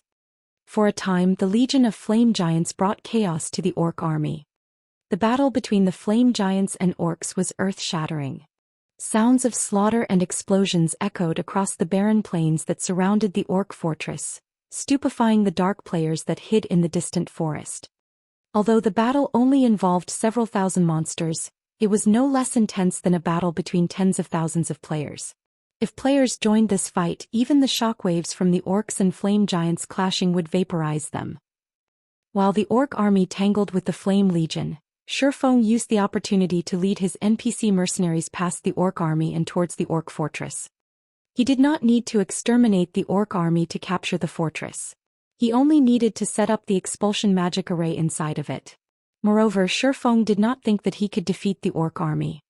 The army was led by a mythic orc after all. Although the flame giants were powerful, a mythic-ranked creature could easily suppress them. Furthermore, the Flame Legion was badly outnumbered. It was only a matter of time before the orcs wiped the legion out. When Shifeng was within 500 yards of the fortress, the level 80 orc general discovered his group. With a roar, the orc general raised its great sword, firing a chilling beam attack at the Grand Lord-ranked flame giant before it.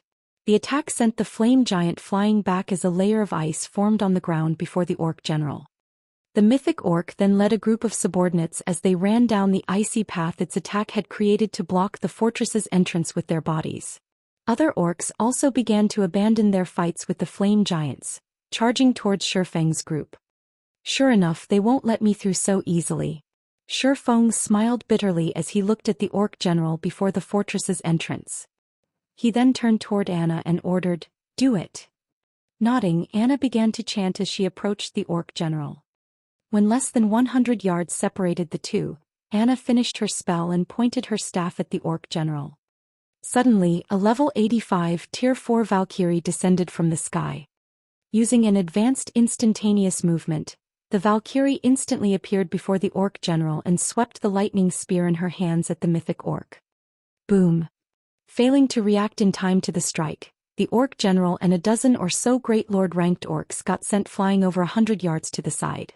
The Valkyrie's frightening strength had even shattered the ground before her, creating a small ravine. Good. Shifeng then led his group into the fortress, commanding his NPC mercenaries to guard the entrance while he headed for the system-designated location to set up the expulsion magic array. The fortress's entrance wasn't particularly large. 20 NPCs would be more than enough to form a barricade. Fortunately, the fortress's walls had been enhanced with magic runes, and not even mythic monsters would be able to jump over them.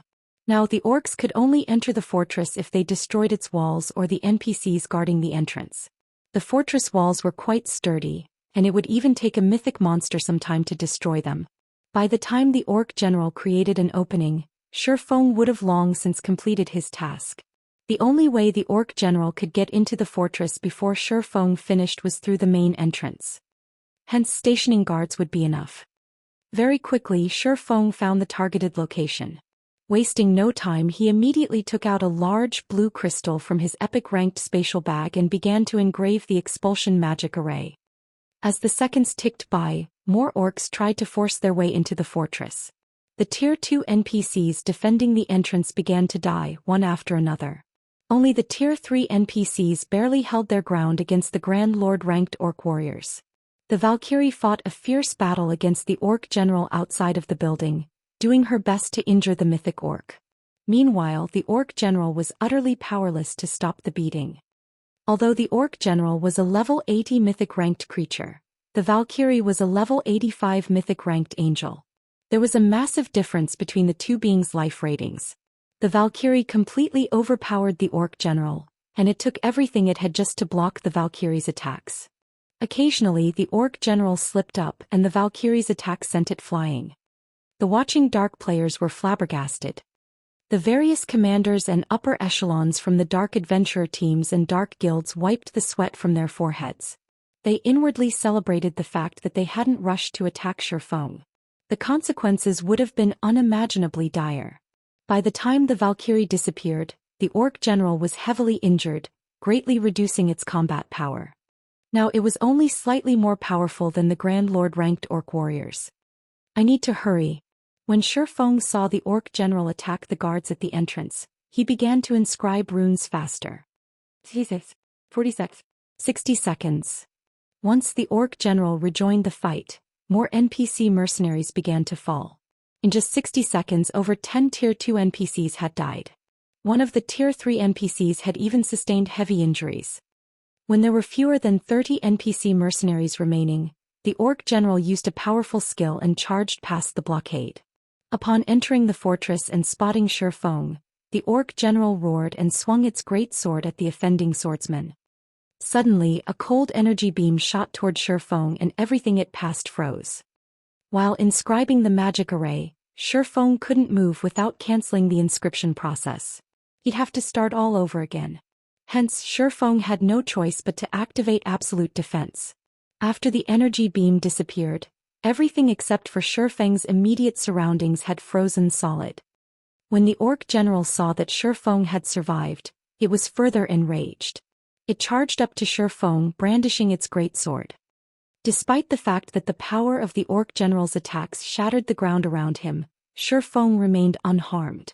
However, his heart pounded with nervous energy rather than feeling relieved. Just when absolute domain's duration was about to end, the blue crystal in Shifeng's hand suddenly lit up. He had finally finished inscribing the magic array. Go!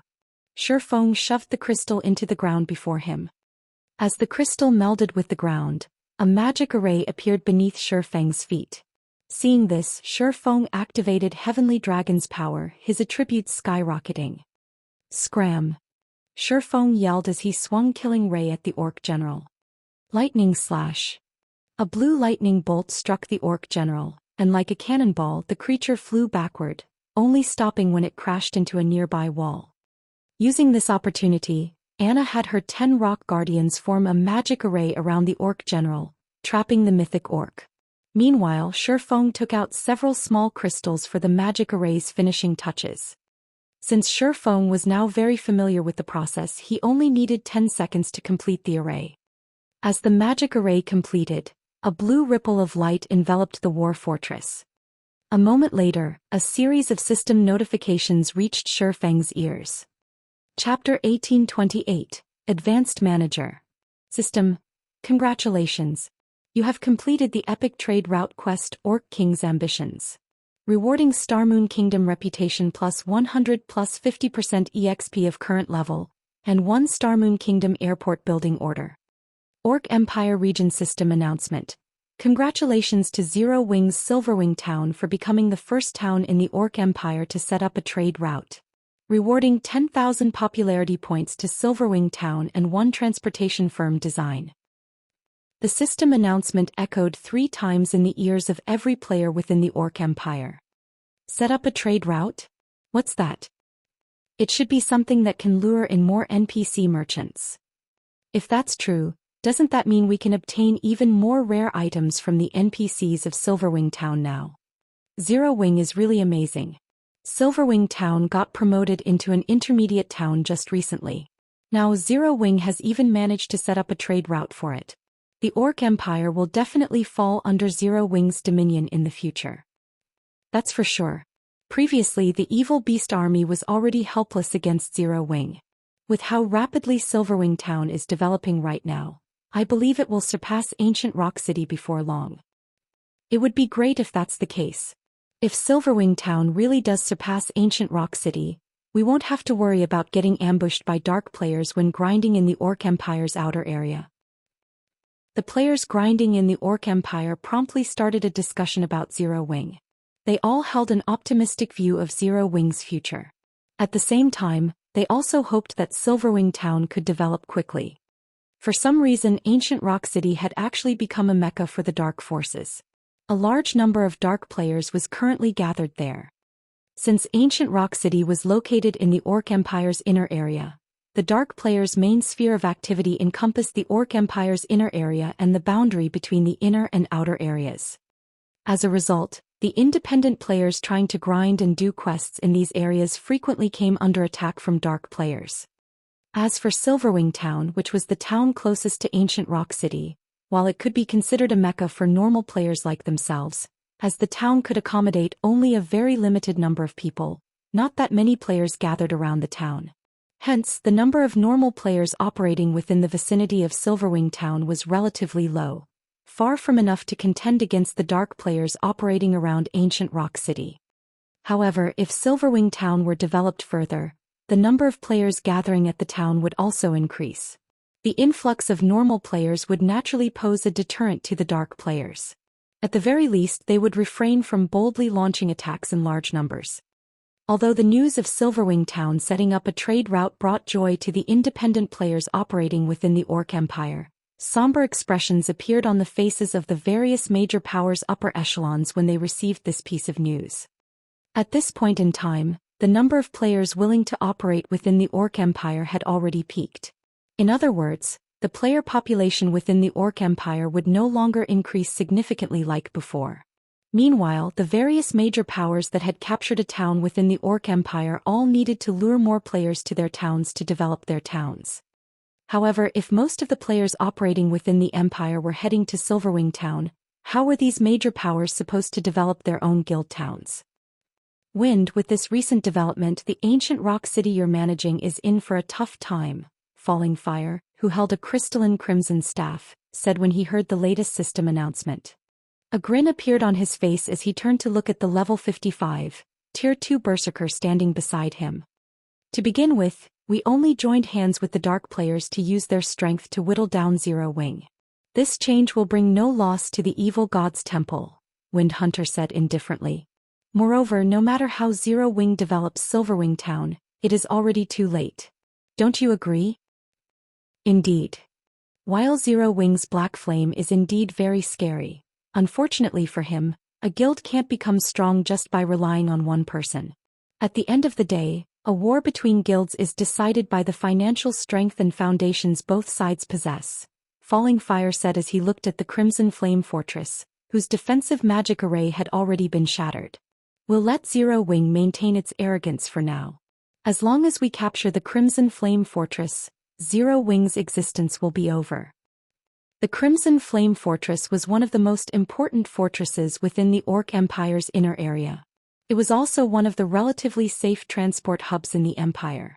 Capturing the Crimson Flame Fortress would be equivalent to taking control of the majority of the players heading to the regional dungeon Orc capital city. The amount of coins and resources they could earn from the fortress would easily surpass that from ancient Rock City at its peak. At the same time, their control of the Crimson Flame Fortress would essentially allow them to bar Zero Wing from entering the Orc capital city. This would render all of Zero Wing's efforts in the Orc Empire useless. In the long run, their alliance would grow increasingly stronger in the Orc Empire, whereas Zero Wing would weaken. After accumulating sufficient strength, they could then capture Silverwing Town and destroy Zero Wing, permanently relegating the guild to history. Elsewhere, due to Shifeng completing the expulsion magic array, the Orc army trying to kill him was subjected to a powerful pressure from the magic array. Even the Orc general's reactions turned sluggish under the pressure, allowing the Swordsman to evade the Orc general's attacks, albeit barely. Just as Shifeng was trying to think of a way to escape, a series of war cries suddenly came from outside the fortress. In the next moment, an army of NPCs suddenly appeared roughly 1,000 yards away from the fortress and charged toward it. Although there were only 1,000 NPCs in this army, they were all very high-leveled, at least level 100. In God's domain, level 50 was a major turning point.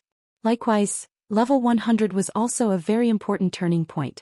A level 100, Tier 2 NPC would make short work of a level 95 Great Lord. Meanwhile, among the NPCs galloping over, the weakest one was a level 100 Tier 2 NPC. Claude, the NPC leading the charge, was even a level 120 Tier 3 Knight Captain. Although Claude was only Tier 3, he was not in the same league as ordinary Tier 3 NPCs, because Claude was fully equipped in epic equipment. The silver spear he wielded was even a fragmented legendary weapon. His combat power was no doubt at the peak of Tier 3. He could even go toe-to-toe with ordinary Tier 4 mythic monsters. Shortly after these NPCs appeared, they quickly engaged the Orc army in battle. Riding atop a one-horned beast, Claude swung his spear at the Orc warriors that were trying to force their way through the entrance. Claude's spear transformed into a silver streak of light, tearing a hole through space as it swept at the Orc warriors. 2 level 80 Grand Lord-ranked Orc warriors went flying. Meanwhile, the Lord-ranked Orcs which were caught in the crossfire were killed on the spot. In the blink of an eye, Claude cut open a path in the Orc army and charged straight into the fortress. Reinforcements? Shifeng was both joyful and confused at Claude's appearance. He had never thought that the system would provide such a service after he completed his quest. In the eyes of a level 120 Tier 3 NPC, the level 80 mythic-ranked Orc general was no different from a common monster with a lot of HP. Claude sent the Orc general flying with every one of his attacks. As Claude and the Orc general clashed, the Orc general's HP continuously decreased. When the Orc general's HP fell to 50%, the mythic Orc let loose a frustrated and indignant roar. In the next moment, the battling Orc army started retreating. As for the Orc general, it too backed up to the top of a fortress wall, then jumped off and escaped. After the Orc army fled, Claude approached Shifeng. Lord Protector, thanks to your efforts, we were able to set up this important trade route. From now onward, Starmoon Kingdom's army will be managing this place to assure the trade route's security. Meanwhile, as you are the pioneer of this trade route, are you willing to pay 60,000 gold to repair this secret stone fortress and become its advanced manager? Chapter 1829. Secret Stone Fortress.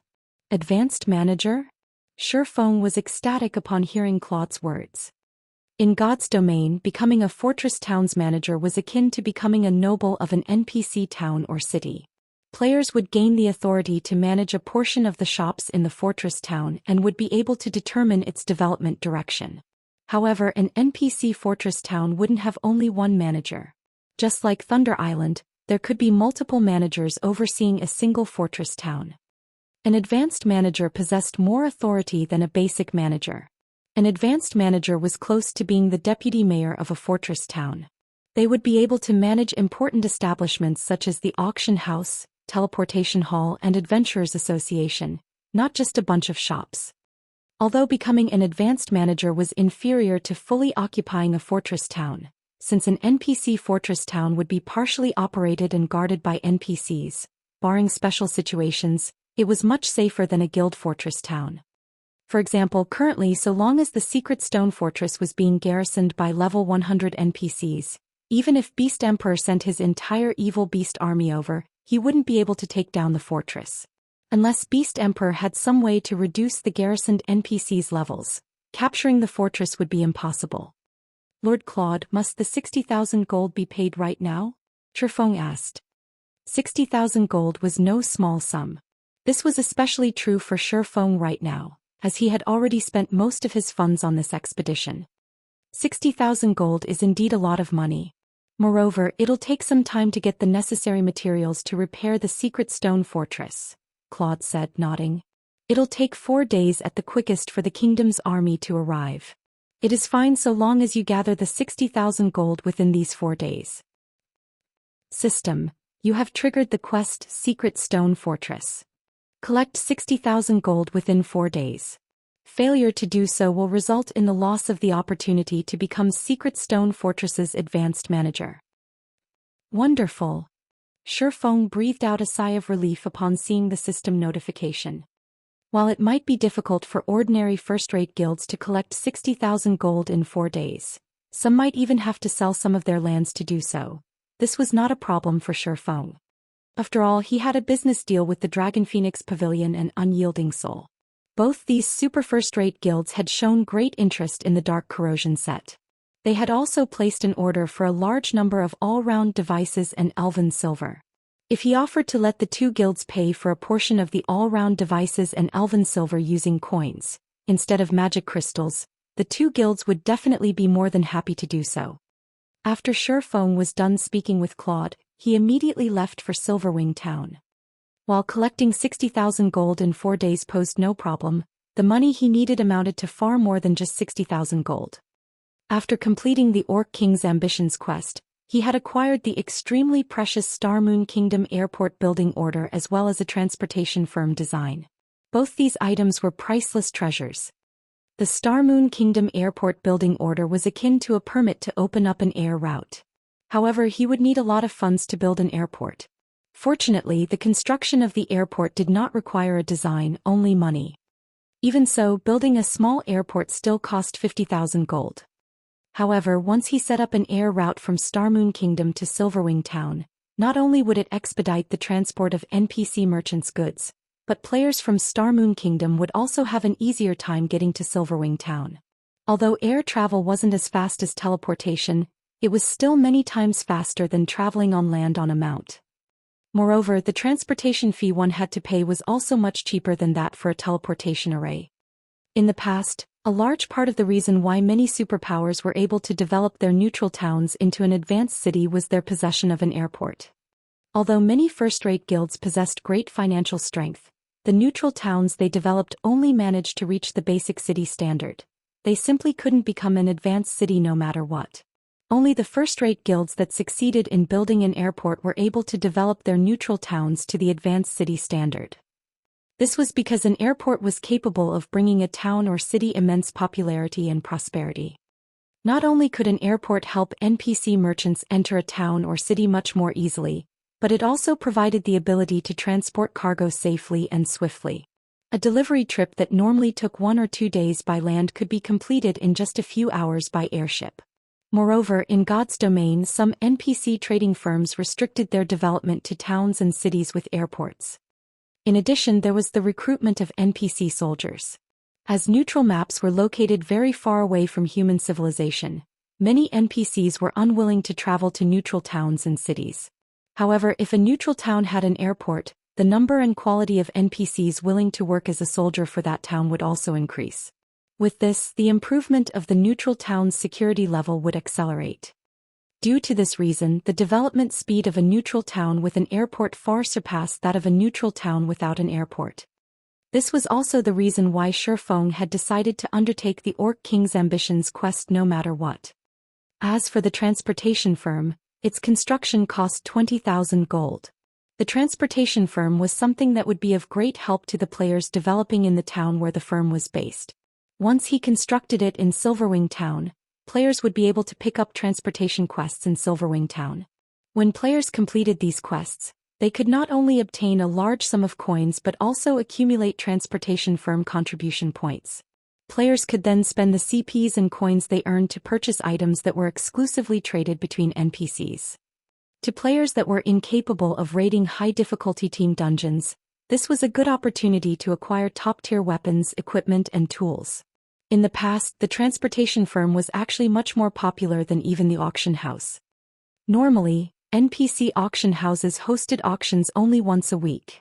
However, the transportation firm would stock up on new items every day. Moreover, the more prosperous the town or city a transportation firm was based in, the better the quality of the items sold. Hence, in the past, any guild town or city that housed a transportation firm had become a holy land for independent players. Meanwhile, the airport and transportation firm would complement each other.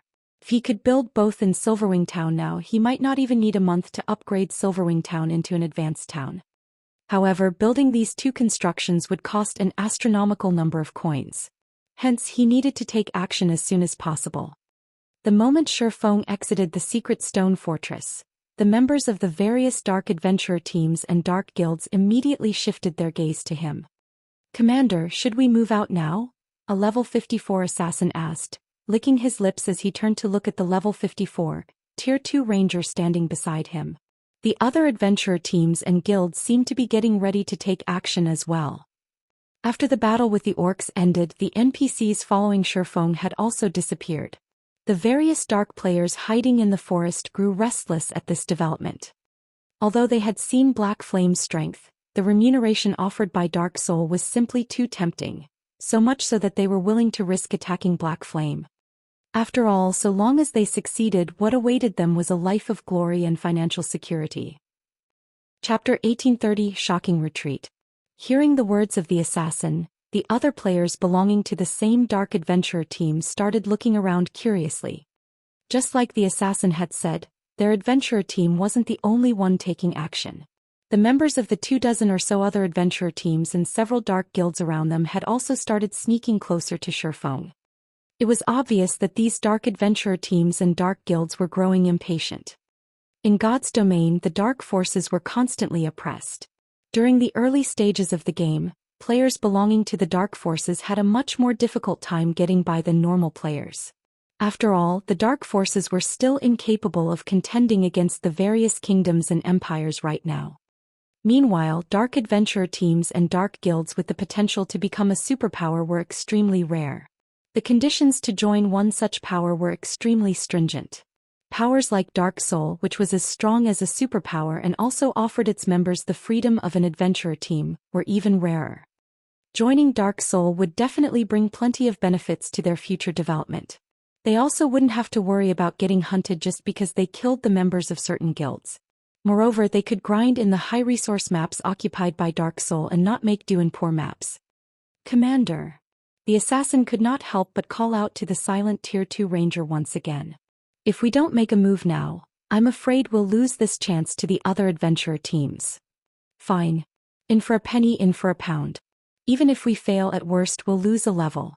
If we succeed, we'll become members of Dark Soul in the future and instantly join the upper ranks of the dark forces," the gruff man carrying an exquisite crystalline longbow said, nodding.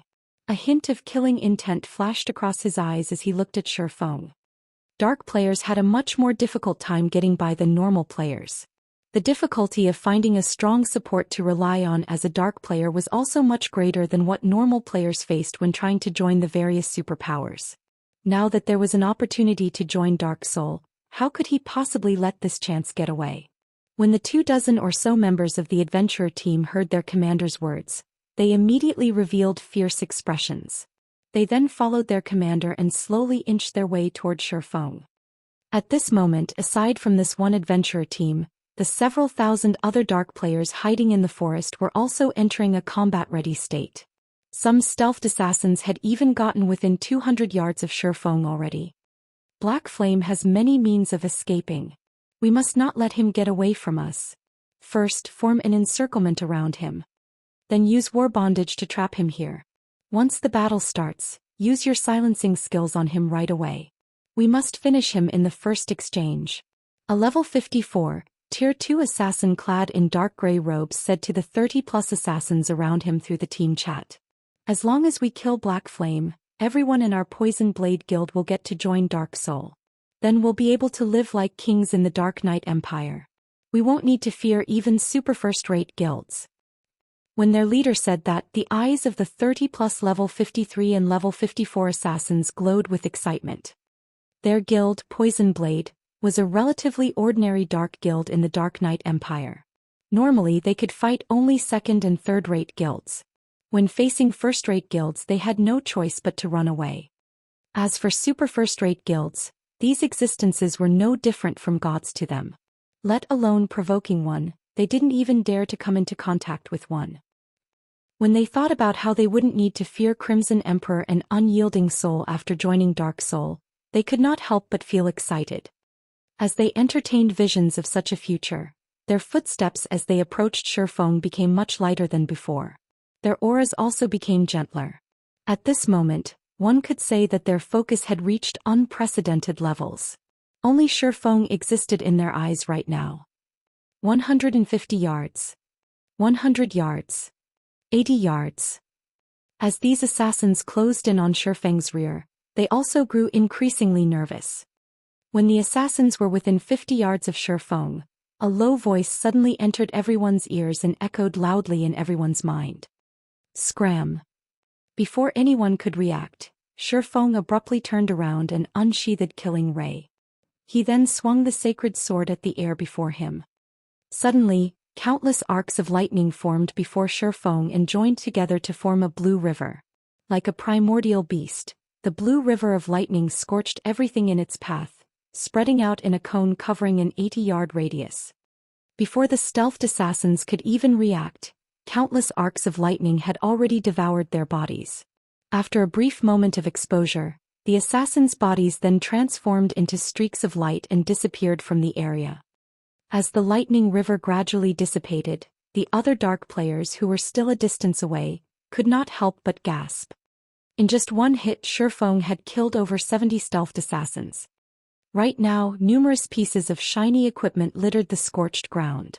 Meanwhile, due to Shifeng's sudden attack, the footsteps and breathing of the other stealthed assassins turned chaotic, their bodies becoming exposed to everyone. This is the Sword King's strength? A Tier 2 assassin wearing dark gray leather armor gulped in fear as he looked at the scorched ground that was just a few centimeters beside him.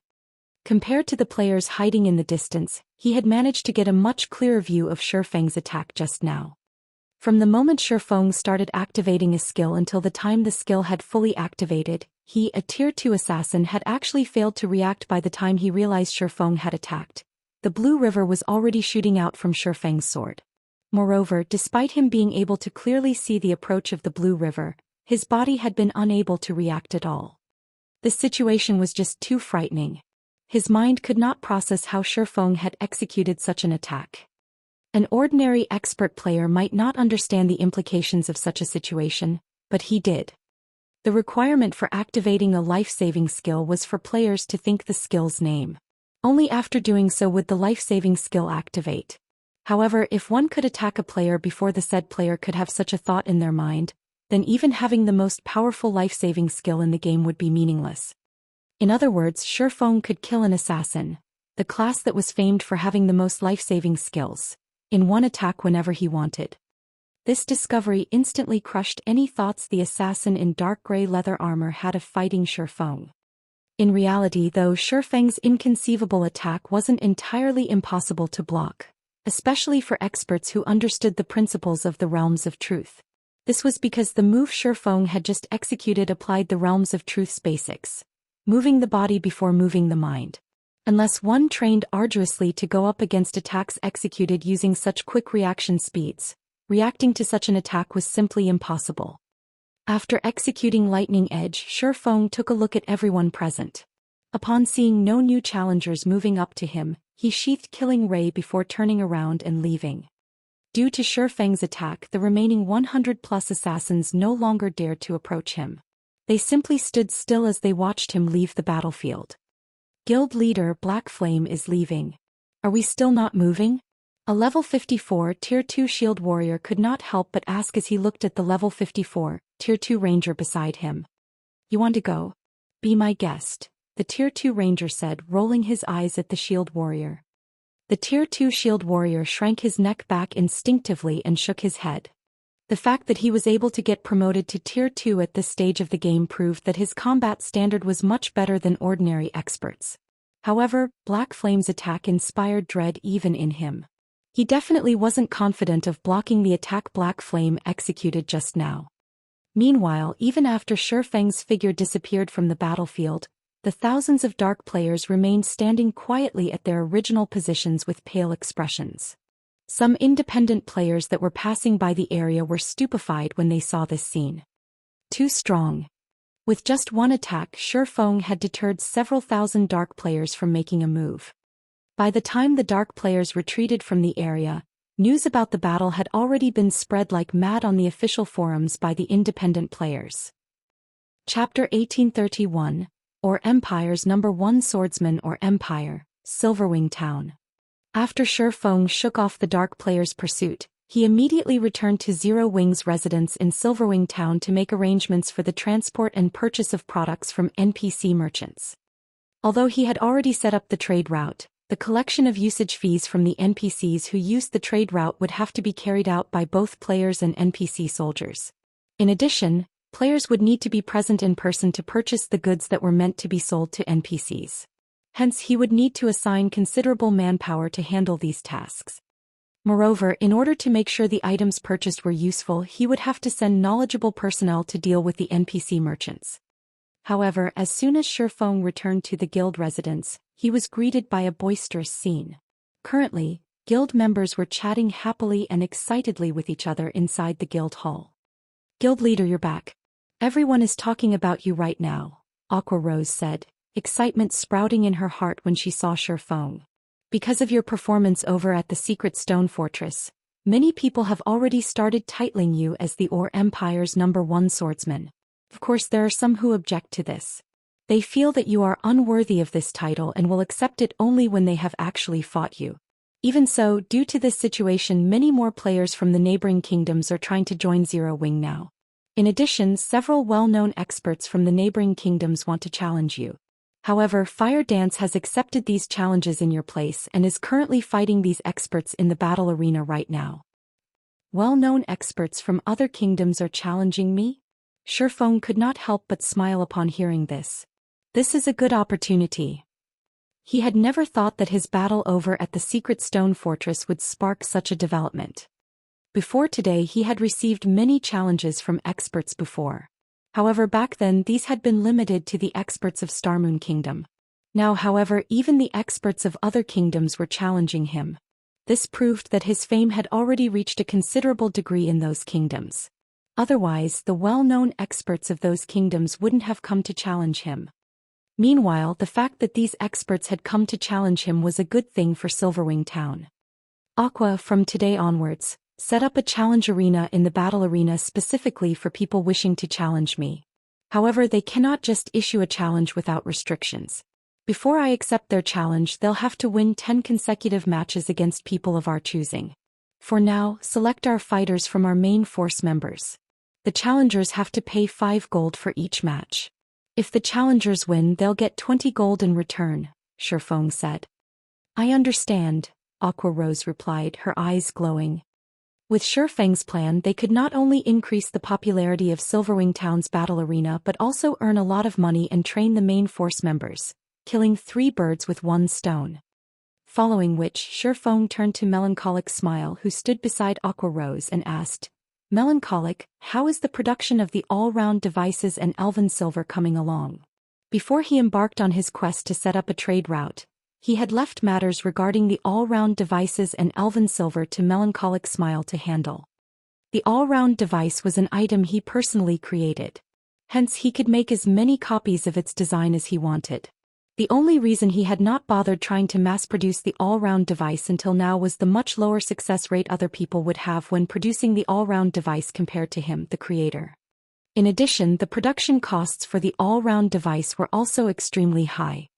However, now that everyone's forging techniques had improved, it wasn't entirely impossible to mass-produce the all-rounded device. Currently, only I have a feasible success rate when producing the all-round device. Hence, I am the only one producing it right now. I have already made 53 all-round devices. I am still far from fulfilling the 200 pieces you requested. However, Coco has become a master forger in Titan City. If we include her help, I believe it'll take only one more day for us to get the required 200 pieces. As for the elven silver, we already have over 200 bottles produced. We can deliver them to you at any time, Melancholic Smile reported joyfully. Coco has already been promoted into a master forger? Shurfeng was overjoyed at this piece of news. A master lifestyle player would be welcomed by any major power, not to mention a master of the forger subclass, which was one of the 3 most popular subclasses. Now that Cream Coco had already become a master forger, the Candlelight trading firm's forging standards would also improve. Although Candlelight had 2 master forgers as he was a guild leader, he was always busy with one thing or another. He simply could not afford to stay cooped up producing items. Likewise, Melancholic Smile had to manage the Candlelight trading firm.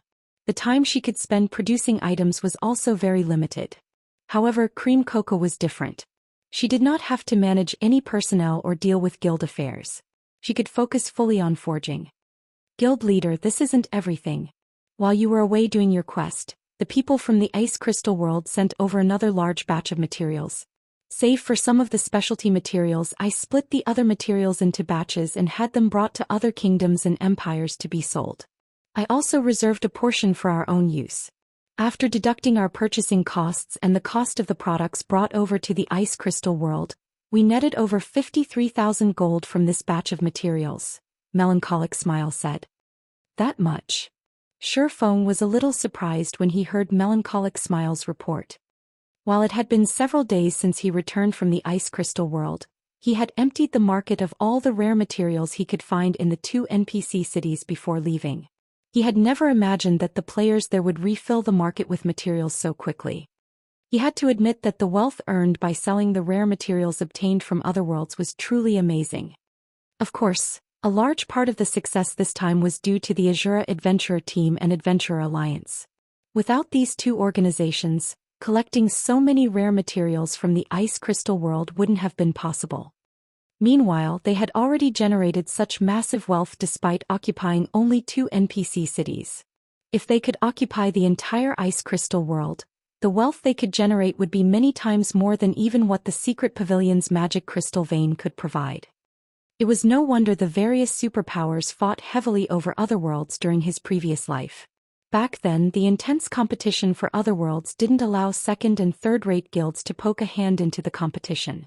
Even first-rate guilds could only fight for the scraps left behind by the various superpowers.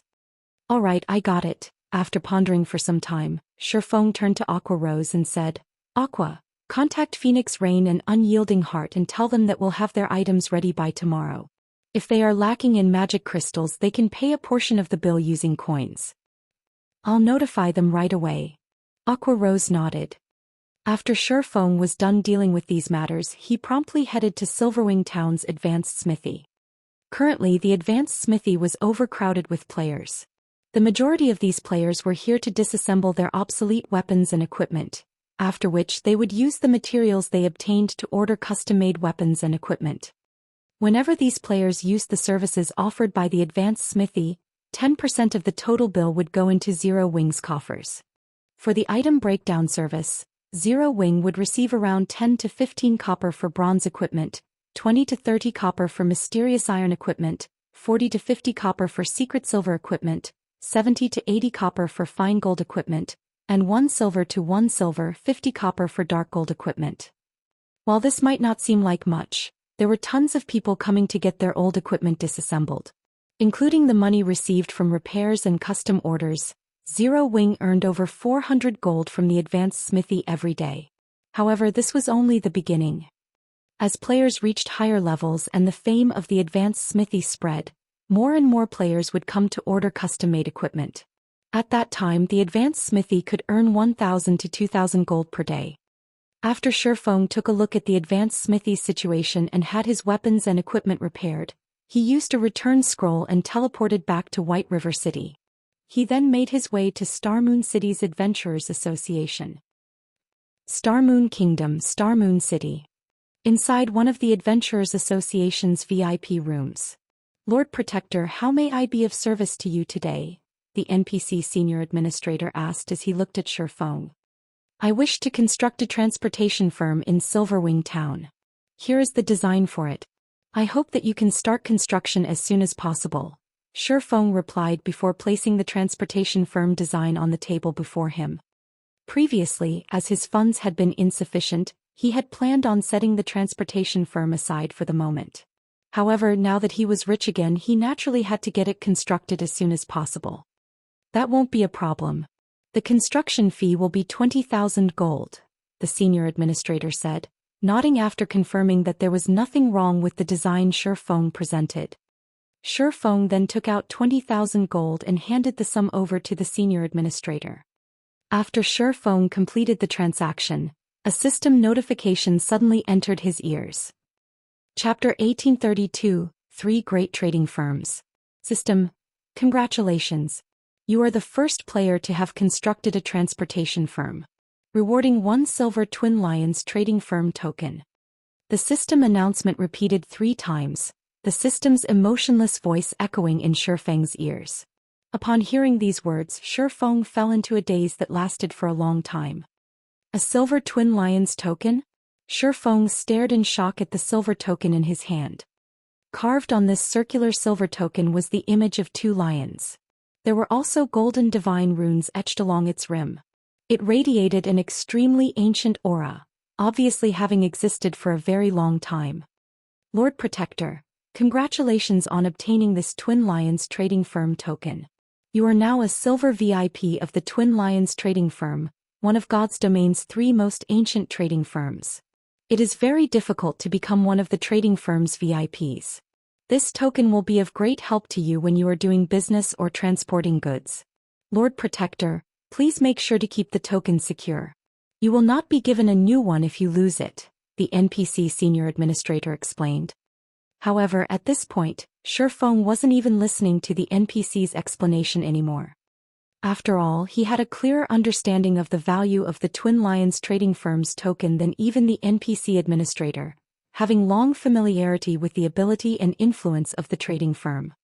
The Twin Lions trading firm was one of the oldest trading firms extant in God's domain. Its origins were unknown. However, rumor had it that the Twin Lions trading firm had a hand in the establishment of the famous War God's Temple. Although the Twin Lions trading firm currently did not possess as extensive an influence as the War God's Temple, whose influence spanned the entire continent of God's domain, it was still more influential than an ordinary empire. Only the 4 great empires of God's domain could possibly rival the trading firm in influence. Meanwhile, to guilds, the Twin Lions trading firm was much more important than even the 4 great empires. In fact, the trading firm's importance to guilds surpassed the War God's temples. This distinction was because the Twin Lions trading firm's trade routes covered over half of the entire continent.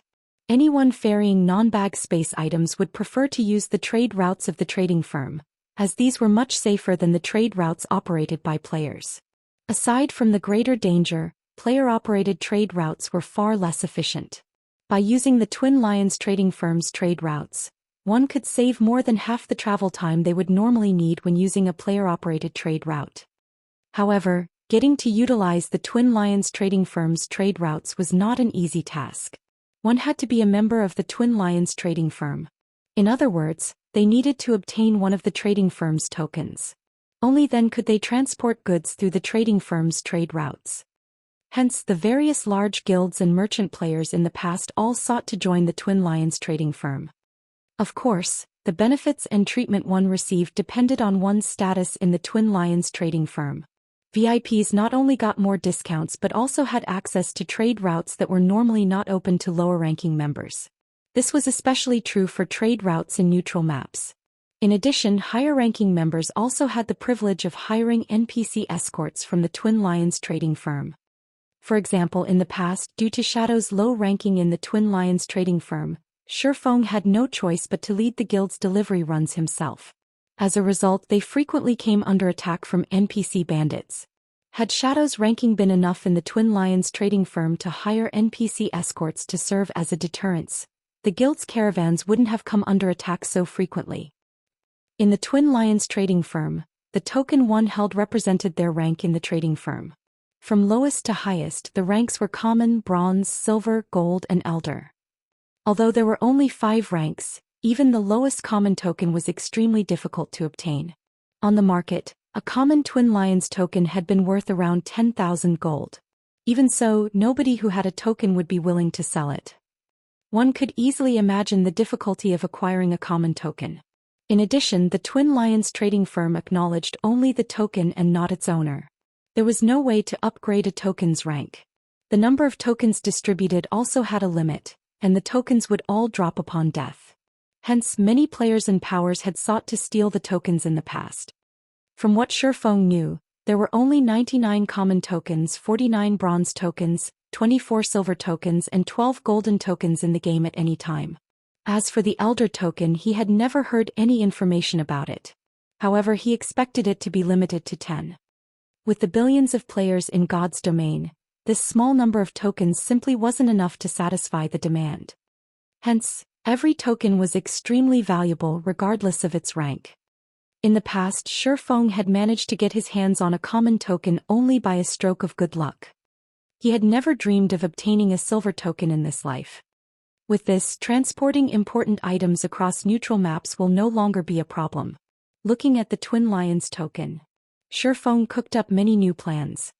Non-bag space items were always worth a fortune. This was especially true for specialty products that were unique to a certain area.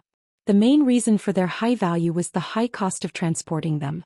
However, many items important to players generally required the use of these materials. Moreover, as players reached higher levels, the development of guild towns and cities would also start to require more and more non-bag space items. In addition, some special weapons and tools would necessitate the use of non-bag space items. Hence, the Twin Lions trading firm had been extremely popular among the various large guilds and merchant players. Now that Shifeng had a silver token, he would have no problem traveling across many neutral maps. He could also use these specialty non-bag space items to make a fortune. In addition, the Twin Lions trading firm would hold an auction once a month. The standard of this auction far surpassed any auction hosted by players and empires. One could say that the Twin Lions trading firm's auction was the highest standard auction in the entire God's domain. In the past, even legendary items had appeared in the auction, as well as fragmented legendary items in significant quantities. As for epic items, they were no different from commonplace items in the auction.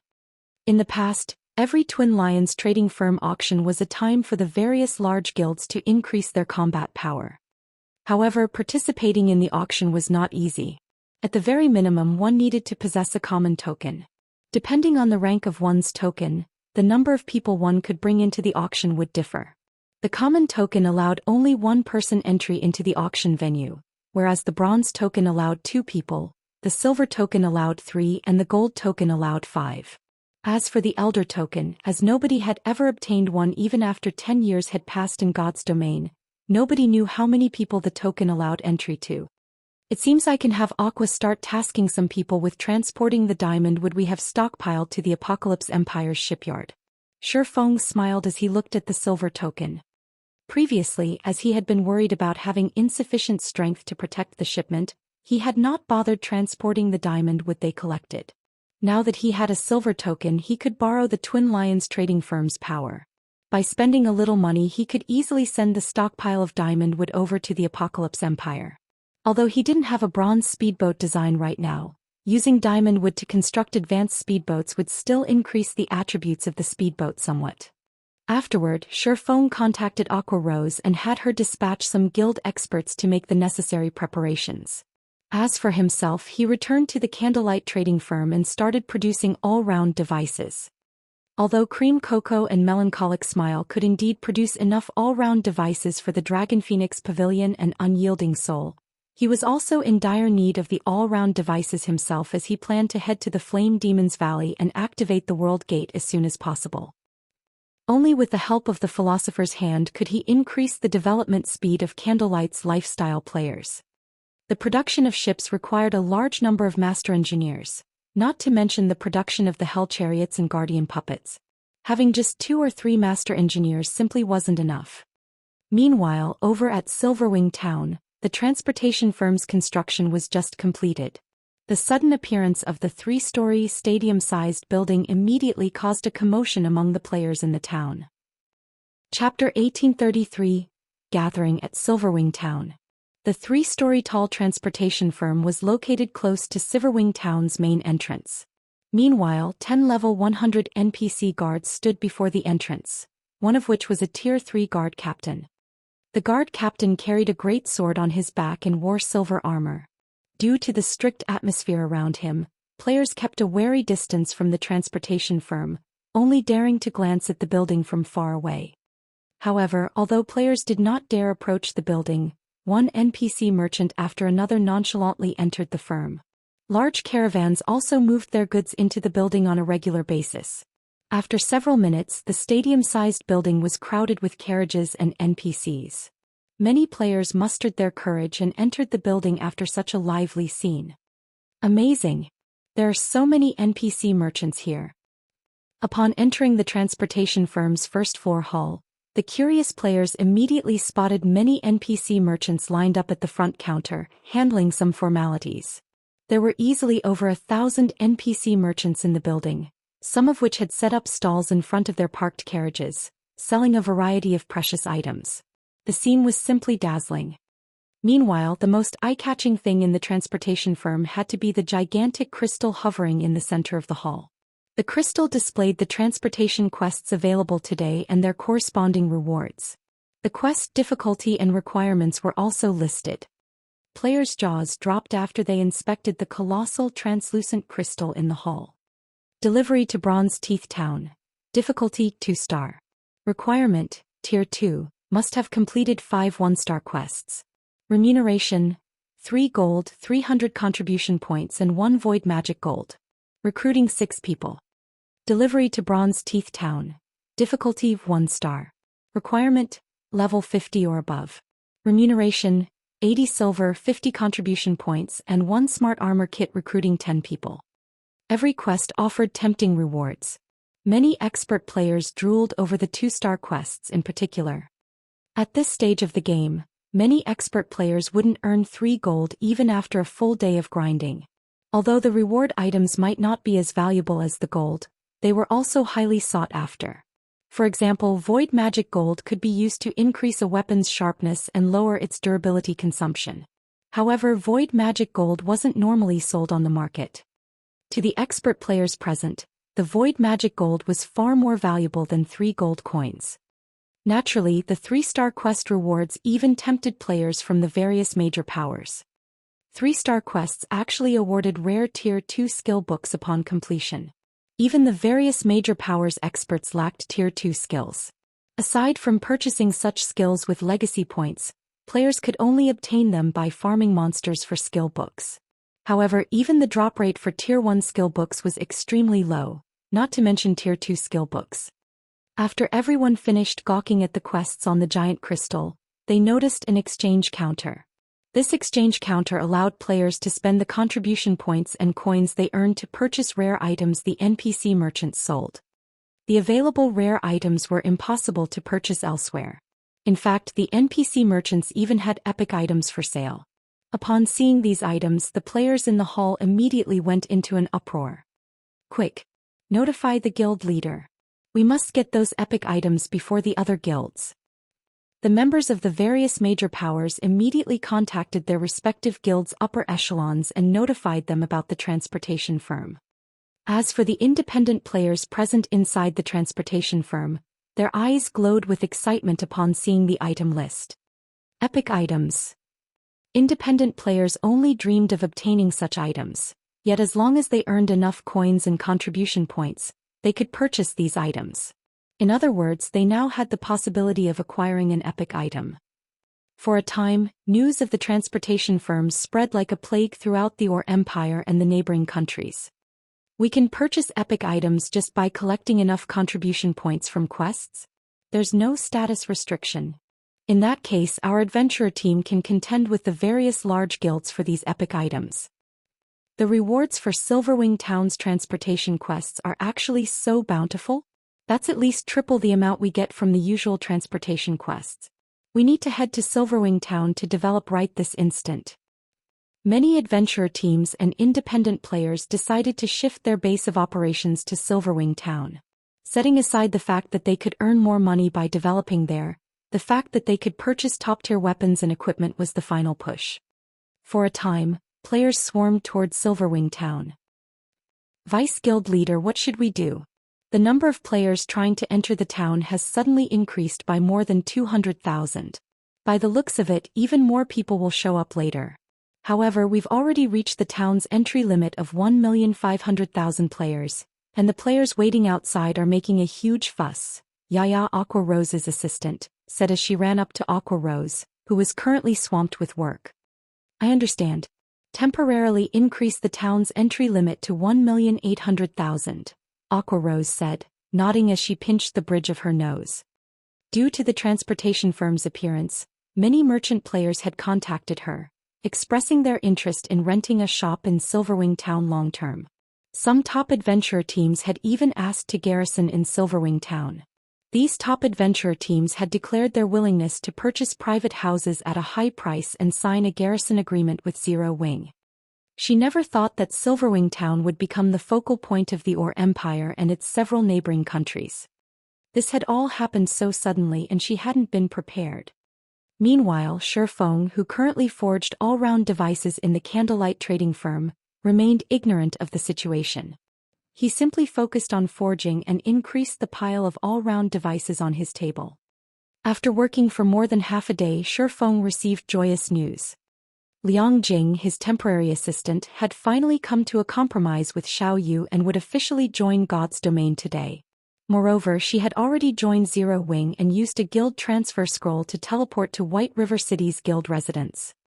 To help her acclimate to God's domain, Shifeng decided to have her assist Melancholic Smile in managing White River City's Candlelight trading firm for the moment. This way Melancholic Smile could somewhat relax. So, this is the Candlelight trading firm? Liang Jing, who wore a set of long white robes and held a wooden staff, couldn't help but gape at the towering building before her. In her opinion, a virtual reality game was only a form of entertainment. However, after logging into God's domain, she discovered that this game was no different than reality. In fact, she felt that her senses in the game were much sharper than her senses in the real world. If not for the diamond markers and HP bars hovering above the players around her, she'd even have suspected that she had been transported into another world. Aside from God's domain's realism, the number of players she saw in the city also shocked her. She had never thought that White River City would have so many players. The city's commercial district where she currently stood was even livelier than Jinhai City's commercial district. Meanwhile, the most eye-catching building in the district actually belonged to Zero Wing. This was simply inconceivable. Are you Liang Jing, the person the guild leader mentioned? While Liang Jing tried to process the new information and environment, she noticed a mellow voice.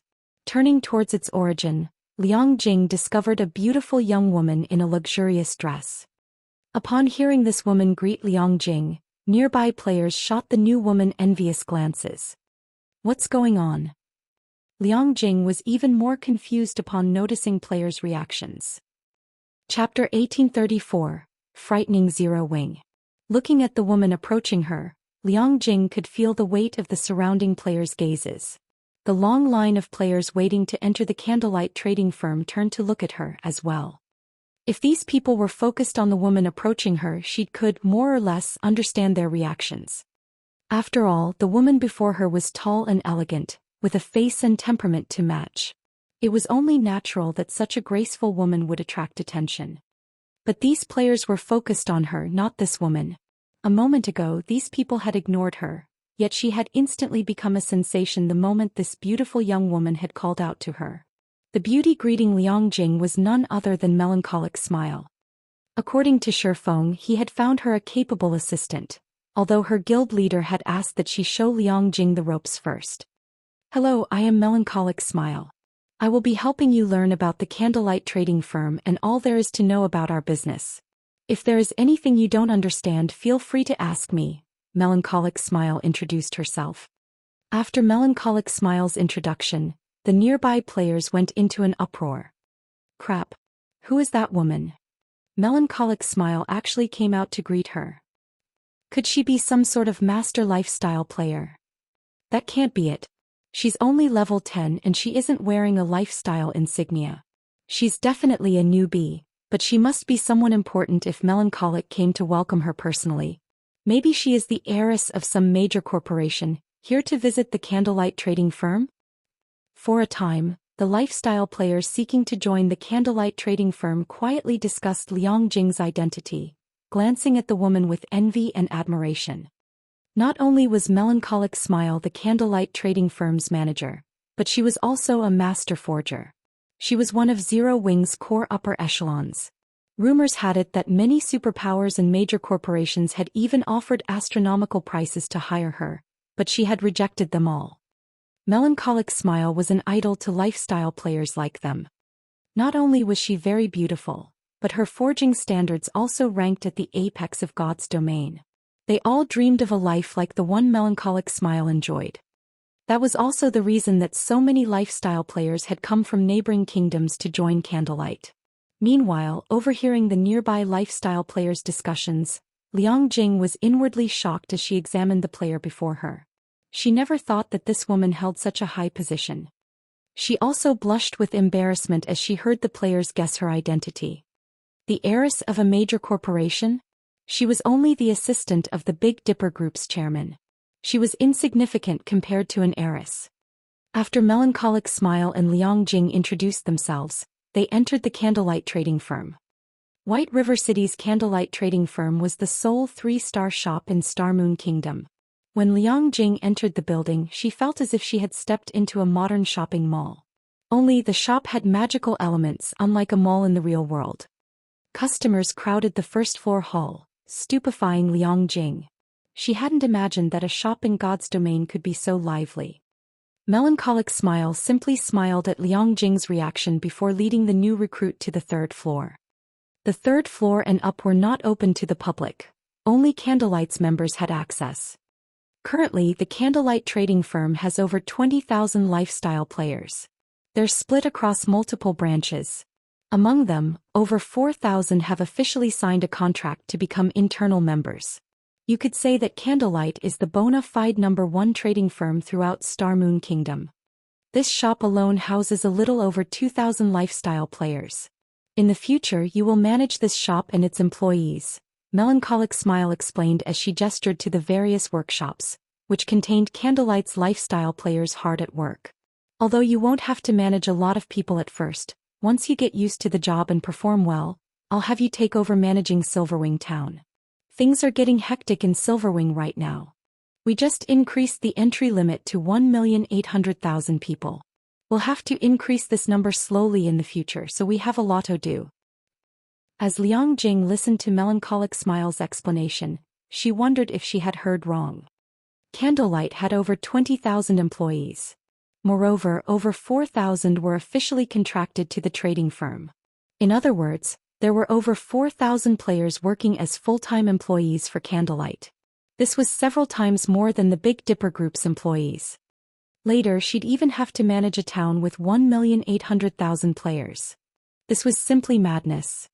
If the situation was as Melancholic Smile had described, as the assistant of the Big Dipper Group's chairman, she was certain that Zero Wing was far wealthier than the Big Dipper Group. There was simply no comparing the two. She had always wondered why Shifeng acted so nonchalantly towards the Big Dipper Dojo's offers. It had offered a salary and benefits that countless people dreamed of, yet Shifeng had settled for a temporary position, focusing his efforts on God's domain. Now she finally understood. It turned out that the Big Dipper Group's offers, which it had deemed quite generous, were little more than a farce to Shifeng.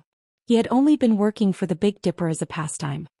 Meanwhile, Shifeng had offered her a position with Zero Wing in God's domain because he had appreciated her management skills, and Xiaoyu wanted to use the opportunity to learn more about Shifeng's affairs.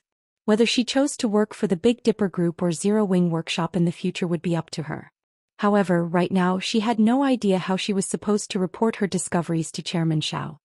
What Liang Jing did not know was that Silverwing Town wasn't Zero Wing's most populated territory. Rather, Starmoon Kingdom's Zero Wing City saw far more traffic with a player population several times higher than Silverwing Town. Elsewhere, Shifeng, ignorant of Liang Jing's thoughts, still focused on forging all-round devices. Finally, after a full day of work, he had crafted over 100 all-round devices.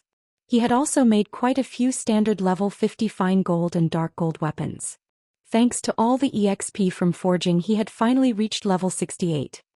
Although he had killed plenty of monsters when setting up the trade route, due to the NPC's participation, the EXP reward had been significantly reduced. He had only received a lot of EXP after he completed the quest. Even so, it hadn't been enough to push him to level 68. However, compared to his recent level up, the Philosopher's Hand's ability truly surprised Shifeng. When he used the Philosopher's Soul to help guide him in forging level 50 fine gold and dark gold weapons, the designs he had obtained from Titan City, the finished products had ranged between level 50 and 55. It was a massive improvement. Although a standardized level 55 fine gold weapon was slightly weaker than level 55 fine gold equipment acquired from monsters, it was still considerably stronger than a level 50 fine gold weapon. This was also the case for standardized level 55 dark gold weapons. The highest leveled players in the various large guilds were currently level 55. Hence, trying to acquire level 55 weapons was extremely difficult. Currently, most of these level 55 experts still use level 50 fine gold weapons. Given the choice, these experts would definitely wield a standardized level 55 dark gold weapon. If he sold these standardized dark gold weapons in bulk, he could fetch a higher price than normal. Suddenly, Melancholic Smile contacted Shifeng and reported, "Guild leader, the representatives from the Dragon Phoenix Pavilion and Unyielding Soul have arrived. They're waiting in the second floor VIP reception room." "Alright, I'll head over now." Nodding, Shifeng collected his forged items and headed to the reception room. Chapter 1835. Massive Profits. Candlelight Trading Firm's VIP reception room. Currently, Phoenix Rain, Blue Phoenix, Unyielding Heart and Mu Lingsha waited in the reception room. "Uncle Heart, are the items you mentioned really that effective?"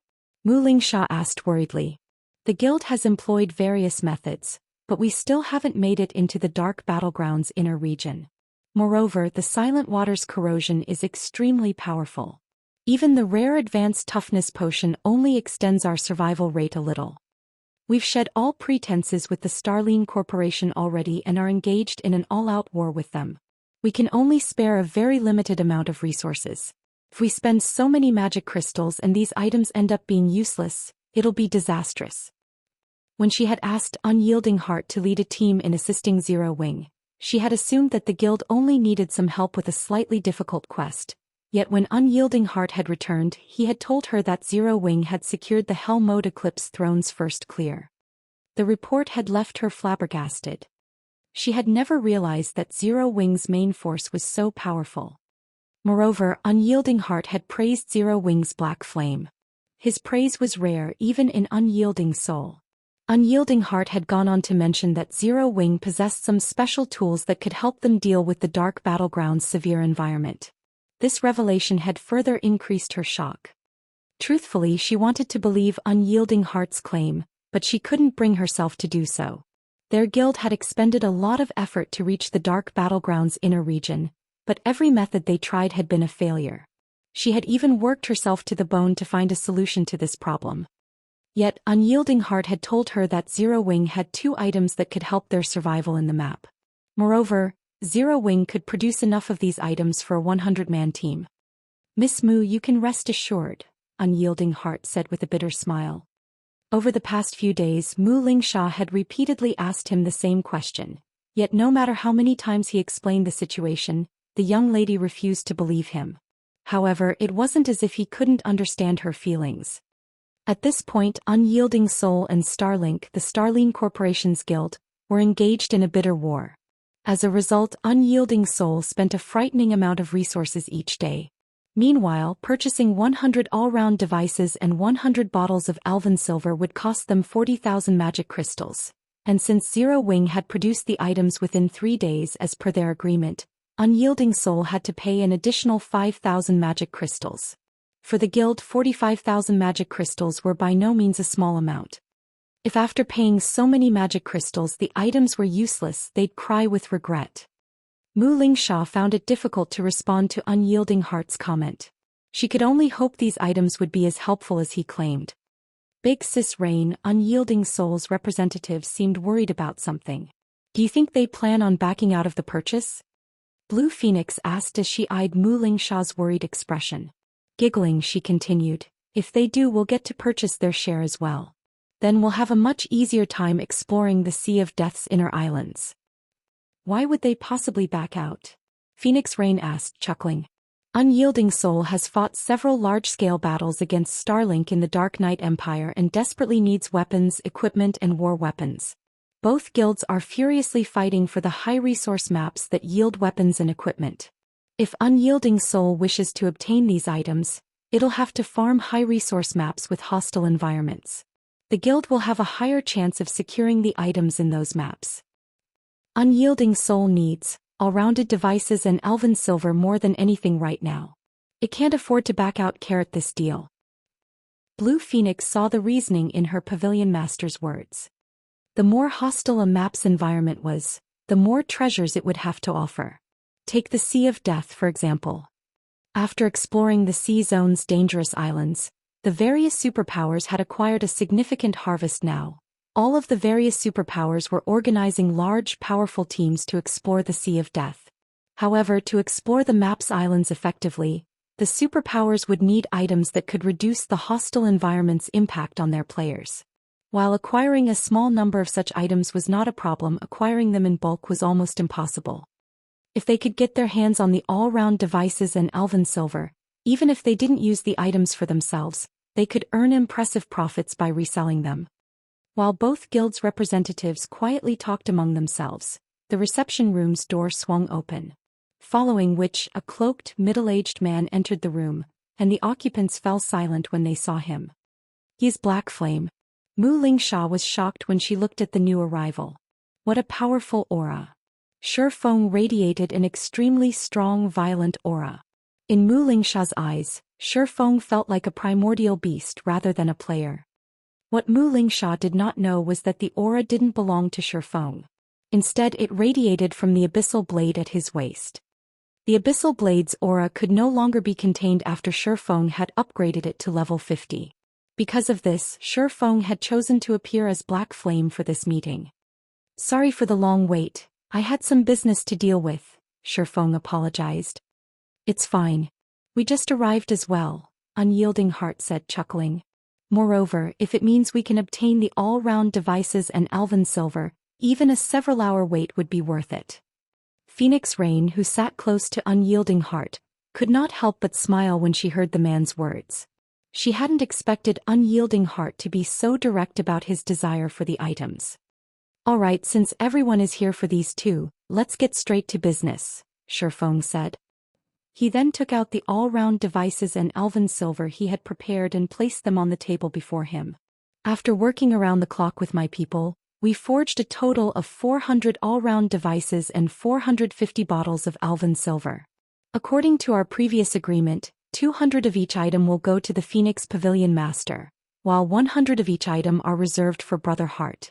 As for the 5,000 magic crystals we agreed on before, we'll just forget about that. I'd like to sell the remaining 100 all-round devices and 150 bottles of elven silver via a private auction. You may bid for these extras with coins. May I know your opinions about this arrangement? All right. I have no problems with that. Upon hearing that Shifeng had so many extra items, Phoenix Rain could not help but inwardly celebrate. I don't have any arguments either. Unyielding Heart nodded in agreement. Only he slightly regretted his previous decision. Had he known Zerowing was capable of producing so many all-round devices in elven silver, he would have ordered more. However, when he considered his uncertainty about how useful the elven silver would be against the Silent Water, he dismissed his regret. Hearing the two players' agreement, Shifeng proceeded with fulfilling their previous arrangements. In the end, Shifeng received 80,000 magic crystals from Phoenix Rain and 40,000 magic crystals from Unyielding Heart. He then allowed both to bid for the additional all-round devices and elven silver, auctioning the items off in batches of 10. As the transaction could be completed using coins, both guilds bid on the items without issues. In the end, Phoenix Rain had purchased 80 all-round devices and 120 bottles of elven silver, while Unyielding Heart bought the rest. When comparing foundations, Unyielding Soul was definitely superior to the Dragon Phoenix Pavilion. However, Unyielding Soul didn't have as much financial freedom due to its war with Starlink. Meanwhile, Phoenix Rain had earned quite a bit from the authority she wielded on Thunder Island and the harvests from the Sea of Death. Hence, in terms of financial strength, the Dragon Phoenix Pavilion was currently stronger than Unyielding Soul. After selling the extra items, Shifeng had made over 20,000 gold. Both super first-rate guilds were also quite satisfied with the outcome. As the representatives of both guilds were about to leave. Since we've sold the all-round devices and elven silver, let us start the auction for today's main course, Shifeng said, intentionally dragging out his statement.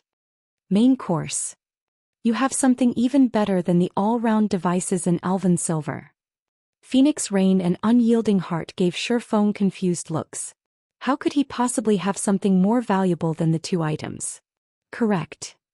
Shifeng then began to pull the standardized level 55 dark gold weapons from his bag, putting them on display before his guests. Chapter 1836, Arming Teams. The one-handed saber Shifeng placed on the table looked quite modest, like a very ordinary weapon, yet it radiated the glow unique to dark gold weapons. A dark gold weapon that can be used up to level 55. When Phoenix Rain and Unyielding Heart looked at the dark gold weapon, they could not help their confusion. In terms of attributes, it was only slightly better than a level 50 dark gold weapon. While it might be very tempting to ordinary expert players, to guild upper echelon like themselves, it was nothing special. Although a level 55 dark gold weapon was indeed very valuable in terms of usefulness, there was simply no comparison between it and the all-round device or elven silver. Not to mention the level 55 dark gold weapon Shifeng just took out did not possess any special traits. It neither added any resistances nor granted extraordinarily high attributes. Hence they found it truly confusing that Shifeng was treating this weapon as the finale item.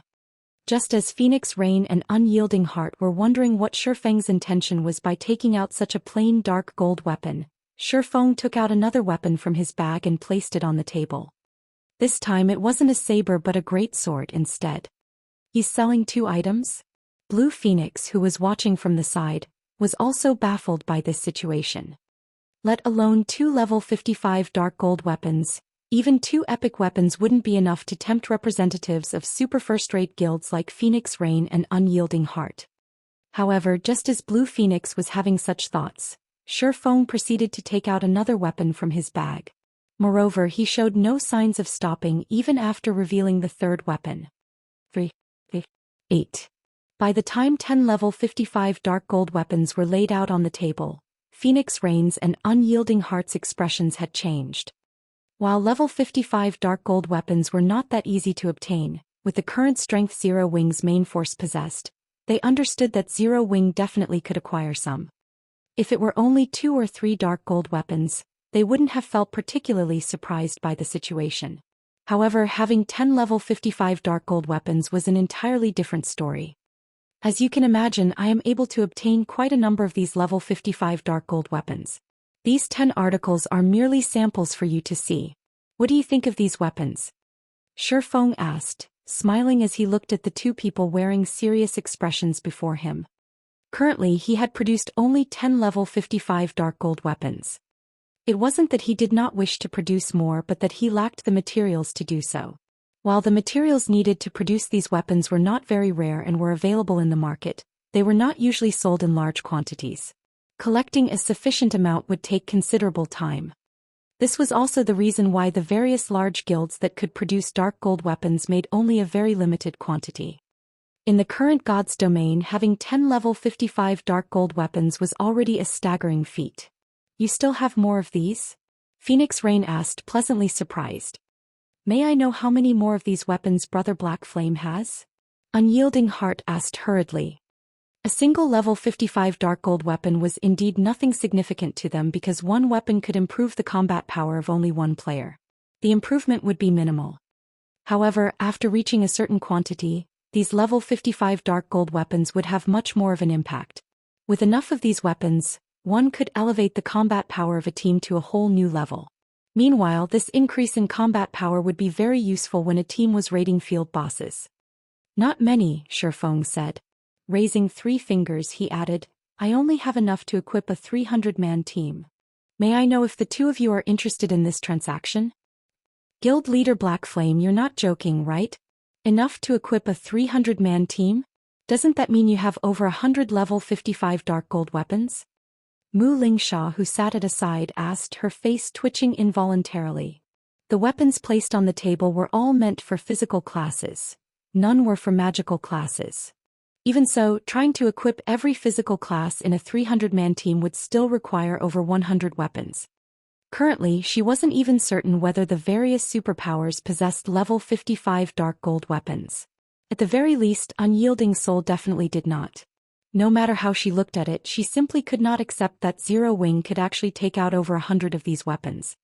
Meanwhile, Phoenix Rain's and Unyielding Heart's lips also twitched slightly when they heard Shifeng's words. This revelation truly came as a shock to them. With so many level 55 dark gold weapons, they could construct 3 very powerful 100-man teams. So long as each team had sufficient Tier 2 players, even raiding level 50 100-man team dungeons wouldn't be a problem. If they had 3 teams capable of consistently raiding level 50 100-man team dungeons, their guild's income of weapons and equipment would increase drastically. They could even acquire level 50 dungeon set equipment within one cooldown cycle. May I know how Brother Black Flame plans on selling these weapons? Unyielding Heart asked, a passionate flame burning in his eyes. Right, Guild Leader Black Flame, how do you plan on selling these weapons? Phoenix Rain asked in a serious tone as well. She could not help but admit that this finale item was truly a finale among finales. After all, while the all-round devices and Elven Silver only provided them with a chance of obtaining top-tier weapons and equipment, placed right before them was a guarantee of doing so. Simple. Shifeng then took out 2 sets of documents listing some rare materials and handed these to the 2 people before him. Using the listed materials as the standard and 300 sets of them as one batch, so long as you collect one batch of materials, you may purchase 40 weapons. We'll use these 300 sets of materials as the starting bid. You can then increase the price using magic crystals or coins, with each increment being worth no less than 100 gold.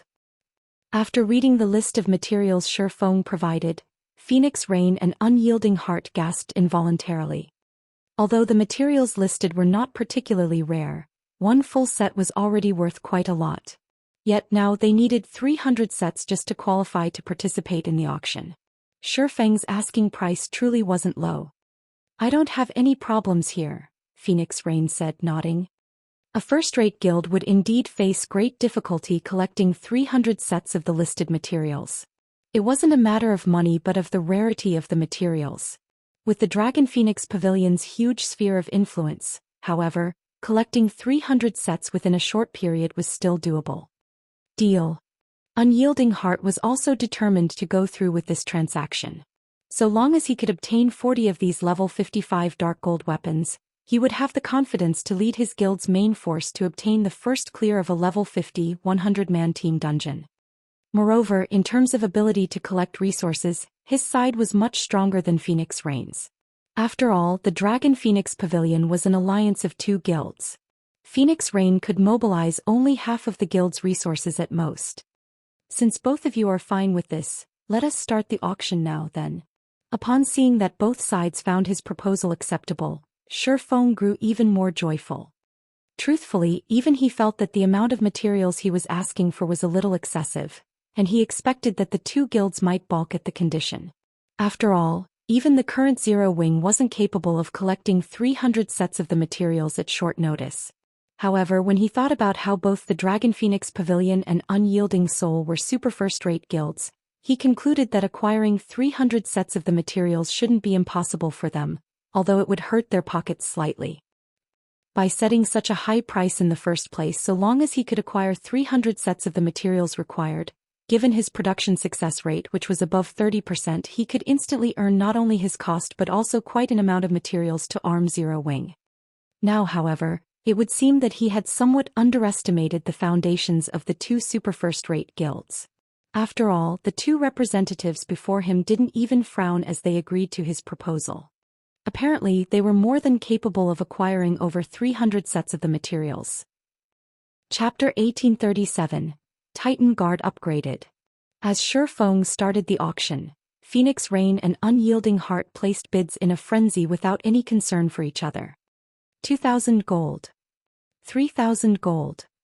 5,000 gold.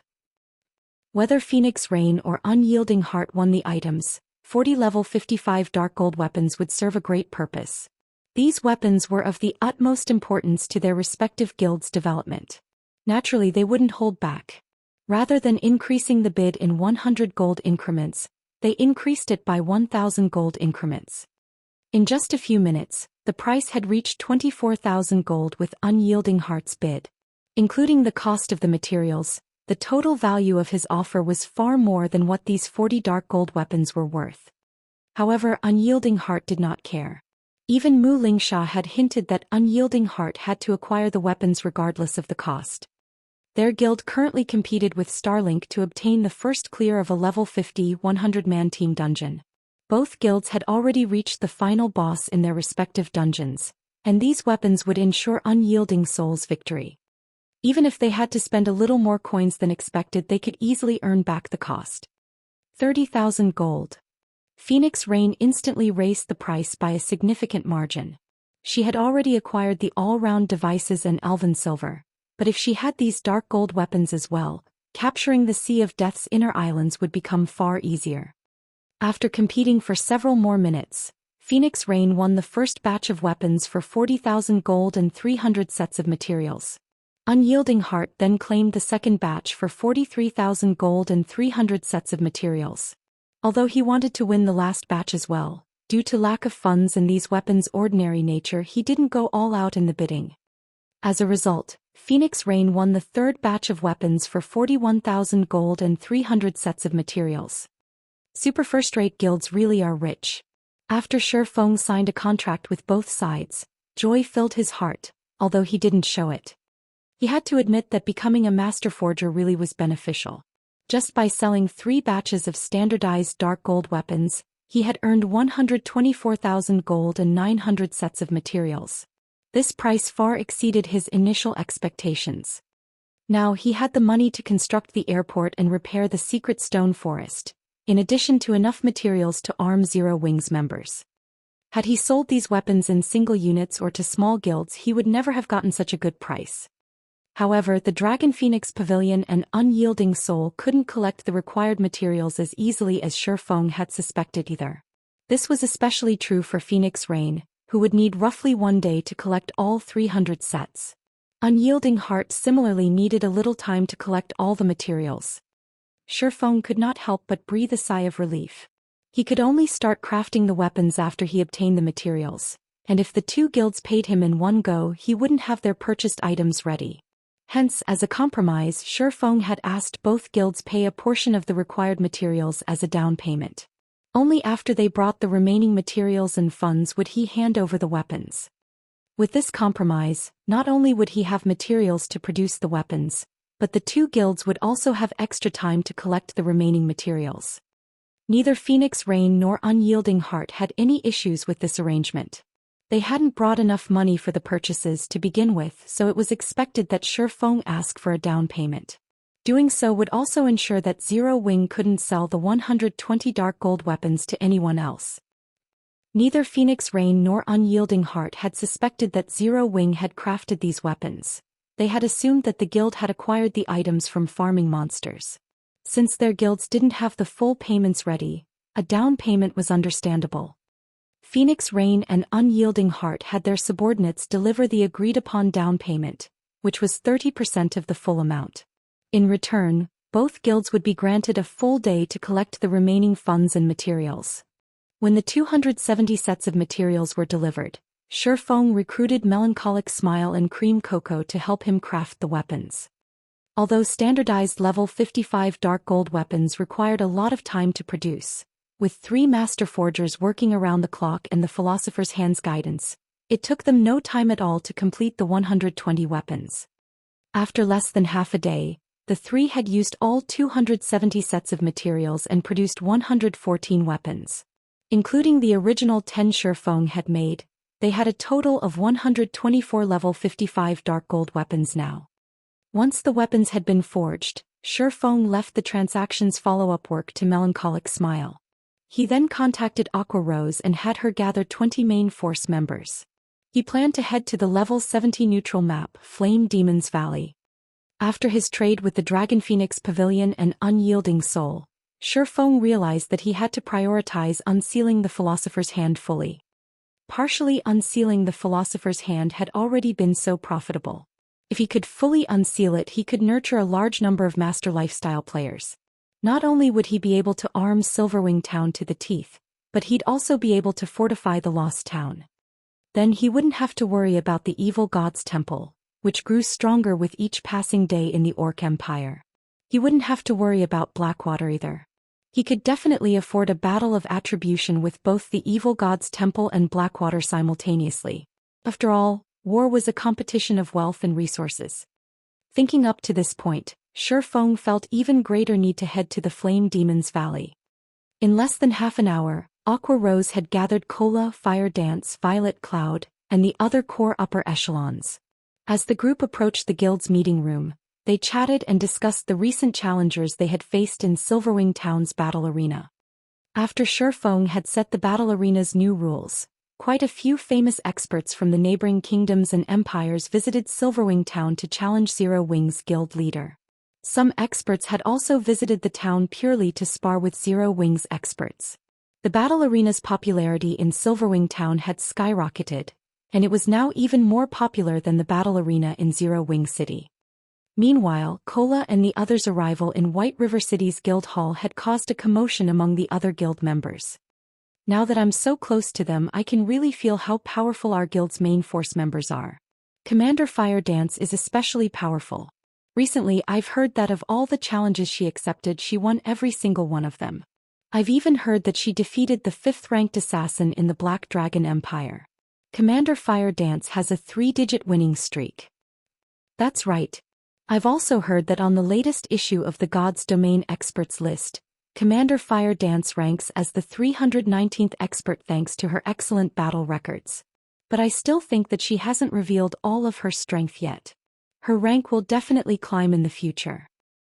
That's only natural. However, the current God's Domain ranking list has changed. Now, if you want to earn a spot on the list or improve your rank, you have to be strong enough and have a dazzling battle record. I wonder when I'll become a main force member.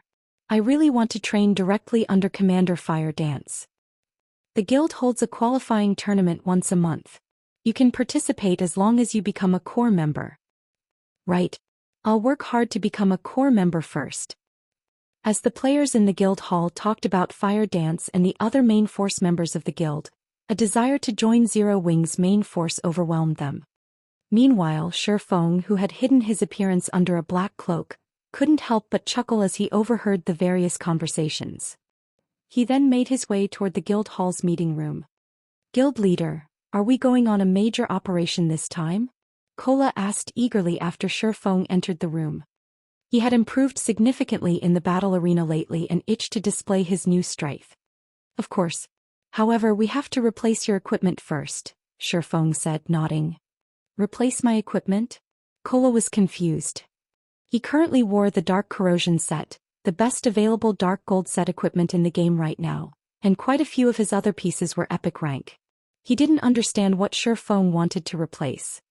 Give me your shield first, Shifeng said. Shield. Cola revealed an excited expression as he guessed, Could it be? That's right. We didn't have enough magic crystals before, but we do now, Shifeng said, nodding. Kola eagerly handed his Titan guard to Shifeng, anticipation filling his eyes. Although he had been saving his own magic crystals, it would take him forever to collect 100,000 on his own. Moreover, the guild always needed magic crystals, making it almost impossible for him to upgrade his shield. After Shifeng received the Titan guard, he immediately chose to upgrade it. Chapter 1838, Fragmented Legendary Shield's Hidden Effect inside the Resplendent Meeting Room. After Shifeng clicked to upgrade the Titan guard, the shield began to glow with a brilliant light that forced the players in the room to close their eyes. By the time everyone reopened their eyes, they felt a horrific pressure wash over them. Instinctively, these players took up a defensive stance. What's going on? What's with this powerful aura? Could it be from that shield? This can't be possible, right? This aura is as intense as that of a mythic monster. All of these players were experts, and they had experienced countless life-or-death battles. They had long since developed senses that surpassed that of a wild beast. If they hadn't known that they were absolutely safe in this meeting room, they would have pulled out their weapons and prepared for combat. Once the intensity of the Titan Guard's aura reached its peak, it began to fade. So this is a fragmented legendary shield? Shifeng was inwardly shocked as he felt the Titan Guard become lighter than it had been. Although the shield had never been particularly heavy, holding it still restricted his movement. Now, however, the Titan Guard was as light as a feather. It felt as if the cold, tough metallic frame were merely an illusion. The shield's hidden effect was truly frightening. It was common knowledge in God's domain that shields were so large so the MTs could effectively block a boss's attacks. In return, the shields were considerably heavy. Of course, there were lighter shields such as wooden or steel bucklers. Although a buckler was easier to use and gave MTs more freedom of movement, its flaws were apparent with a buckler's small size. Blocking attacks properly was strenuous. This was especially true during a high-speed fight. Hence, the various large guilds' MTs usually used large, heavy shields. However, now not only did the Titan Guard possess a huge defensive area, but it was also light. It was a dream shield for any MT. Moreover, compared to the Titan Guard's hidden effect, its new attributes were truly frightening. Titan Guard, Shield, Fragmented Legendary Rank. Minimum Equipment Level, 50 Equipment Requirement, Strength 1400 Attributes adjust according to user's level. Defense plus 9450, Level 50. Block Rate 39%. Strength plus 245, Endurance plus 224, Agility plus 190, Defense Skill plus 3 levels, Reaction Ability plus 2. Strength increased by 35%, Agility increased by 30%, and Endurance increased by 30%. Ignore levels plus 20. All item level requirements reduced by 5 levels. When equipped. All magic damage received reduced by 50%. Reaction speed increased by 20%. Paralysis effects reduced by 40%. Frontal damage received reduced by 30%. All resistances increased by 30%. Additional passive skill 1 dash. Guardian Shield. Automatically generates a layer of guardian energy, which can block an attack and absorb a portion of the attack's strength to recover user stamina every 10 seconds. Additional passive skill 2 dash. Iron Wall. Reduces the impact from incoming attacks by 50%. If attacks are of a lower tier than user, reduces damage by 70%. If attacks are of the same or higher tier than user, reduces damage by 30%. Additional active skill 1 dash. Titan's Heart. Generates 3 layers of protective energy that absorbs damage equivalent to 10 times of wielder's maximum HP. Increases physique by 30%, reaction speed by 20%, and movement speed by 20% for 45 seconds. During this period, battle recovery improved by 800%, and healing received increased by 100%. Cooldown, 5 minutes. Additional active skill 2 dash. Titan's Will. Becomes immune to all control effects. Reduces all damage received by 95% and weakens negative effects by 90%. Increases attack speed by 100% and movement speed by 30%. Starting movement speed set at 80% of maximum movement speed. Duration 30 seconds. Cooldown 3 minutes. Cannot stack with other defensive skills. Additional active skill 3-. Titan's Domain. Every non-friendly target within a 100-yard radius will increase wielder's basic attributes by 2%, reduces damage received by 1% and heals wielder by 0.1% HP every second. Duration, 1 minute. Cooldown, 2 hours. Maximum number of targets, 100. With these attributes, an ordinary MT could immediately become a peak MT by equipping the Titan Guard. Guild Leader, how are the attributes? Kola asked excitedly. Take a look for yourself, Shifeng said, chuckling. He then passed the Titan Guard back to Kola. When Kola received the Titan Guard, he noticed the change to the shield's weight. When he saw the shield's attributes, even his breathing became harsh. Guild Leader, can we go find a mythic boss? Kola asked, staring at Shifeng with desire in his eyes. He was like a swordsman that had just acquired a treasured sword and was eager to test out his new weapon. Kola had worn the best equipment in God's domain.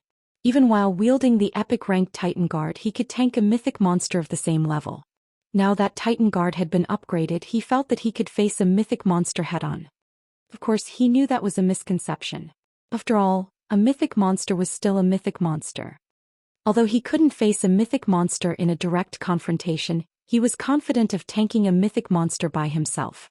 Whether or not he could kill the monster would depend on his team's DPS. Relax. You'll have plenty of opportunities later, Shifeng assured his guildmate, smiling. Shifeng had already been roughly 50% certain that he could complete his quest in the Flame Demon's Valley, but with the fragmented legendary ranked Titan Guard, his success rate had risen to 80% at the minimum. Following which, Shifeng had everyone switch to fire resistance equipment. He also allocated several all-round devices, Elven Silver, and the master-ranked fire resistance potion, which Silent Wonder had crafted. His teammates were confused. After equipping the fire resistance equipment, they had over 100 points in fire resistance. With so much, they shouldn't have any issues raiding the current large-scale team dungeons with high-temperature environments, yet Shifeng wanted them to use master fire resistance potions as well. Just where were they going? We're heading to the Flame Demon's Valley. Before we go, I have to remind you all that once we're in the valley, you must follow me closely. You absolutely must not get lost, Shifeng said. The Flame Demon's Valley? Isn't that a level 70+ danger zone? Aqua Rose, who was relatively familiar with God's Domain's maps, asked, shocked. The other players gasped when they heard Aqua Rose's question. While they weren't familiar with the Flame Demon's Valley, they knew what a danger zone was. The Black Dragon Empire had quite a few danger zones, as did Starmoon Kingdom. However, they had never heard of a guild successfully exploring either country's level 30 to 40 danger zones. At most, some guilds had played around in these danger zones' outer regions, but they didn't dare venture to the inner areas as death was almost certain upon entry. While part of the reason was the danger zone's extraordinarily harsh environments, the map's monsters were far more dangerous and extremely powerful. Not only did the danger zone's monsters have incredibly high basic attributes, but they also displayed very high combat standards. Even the weakest monster in danger zones had combat standards at the Trial Tower's 3rd floor. Meanwhile, as one ventured further into the zone, they'd face even stronger monsters. Near the inner regions, one would begin to encounter monsters that could reach the Trial Tower's 5th floor. Just thinking about a group of several hundred of such monsters would make any expert player shudder with fear. Yet Shifeng had so casually mentioned that they were about to head to a level 70+ danger zone. If Aqua Rose hadn't told them about the Flame Demon's Valley, they would have assumed that they were going to some ordinary map based on Shifeng's tone. Relax. I've already investigated the area. Once we enter, you just need to follow my lead. Naturally, Shifeng knew what kind of horrors to expect in the Flame Demon's Valley. Danger zones are also blessed maps. They are the best places to refine your skills. Don't you want to grow stronger? Hearing Shifeng's explanation, everyone's eyes glowed with excitement and anticipation. While they had fought in Silverwing Town's battle arena, they had realized how vast God's domain truly was. Although many of the challengers hadn't been famous, Their combat standards had been extraordinary. They had only managed to defeat these experts thanks to their superior equipment. Now that they had learned of a place where they could train and improve their abilities, of course they wanted to visit it. Shifeng then led his team to Starmoon City before teleporting to the Flame Dragon Empire and again to one of its border towns. In the end, Shifeng used the Seven Luminaries Ring's spatial gate to transport everyone across the remaining distance. After several hours, the team finally arrived before a valley that radiated waves of heat. Despite just standing at the valley's entrance, the area was hot enough to sting their skin. They did not even dare to imagine how high the temperature would be once they entered the valley. Guild leader, there seemed to be some people ahead. Minor Wind, who had used eagle eyes to observe their surroundings, suddenly reported as he pointed at the smoke-choked path ahead of them. People. Shifeng was astonished. Just getting to the Flame Demon's Valley was a difficult task for current players, not to mention fighting in such a harsh environment. Amazing. They're fighting a level 72 boss. And they're overwhelming it.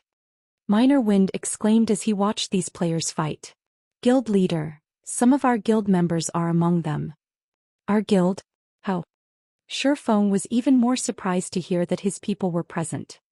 Following which, Minor Wind sent Shifeng a recording. Why are they here? As Shifeng watched the video, he discovered that there really were Zero Wing members among the group. One of them was the Elementalist Thoughtful Rain, and the other was the Cleric Blue Bamboo. Both wore Zero Wing's six-winged emblem.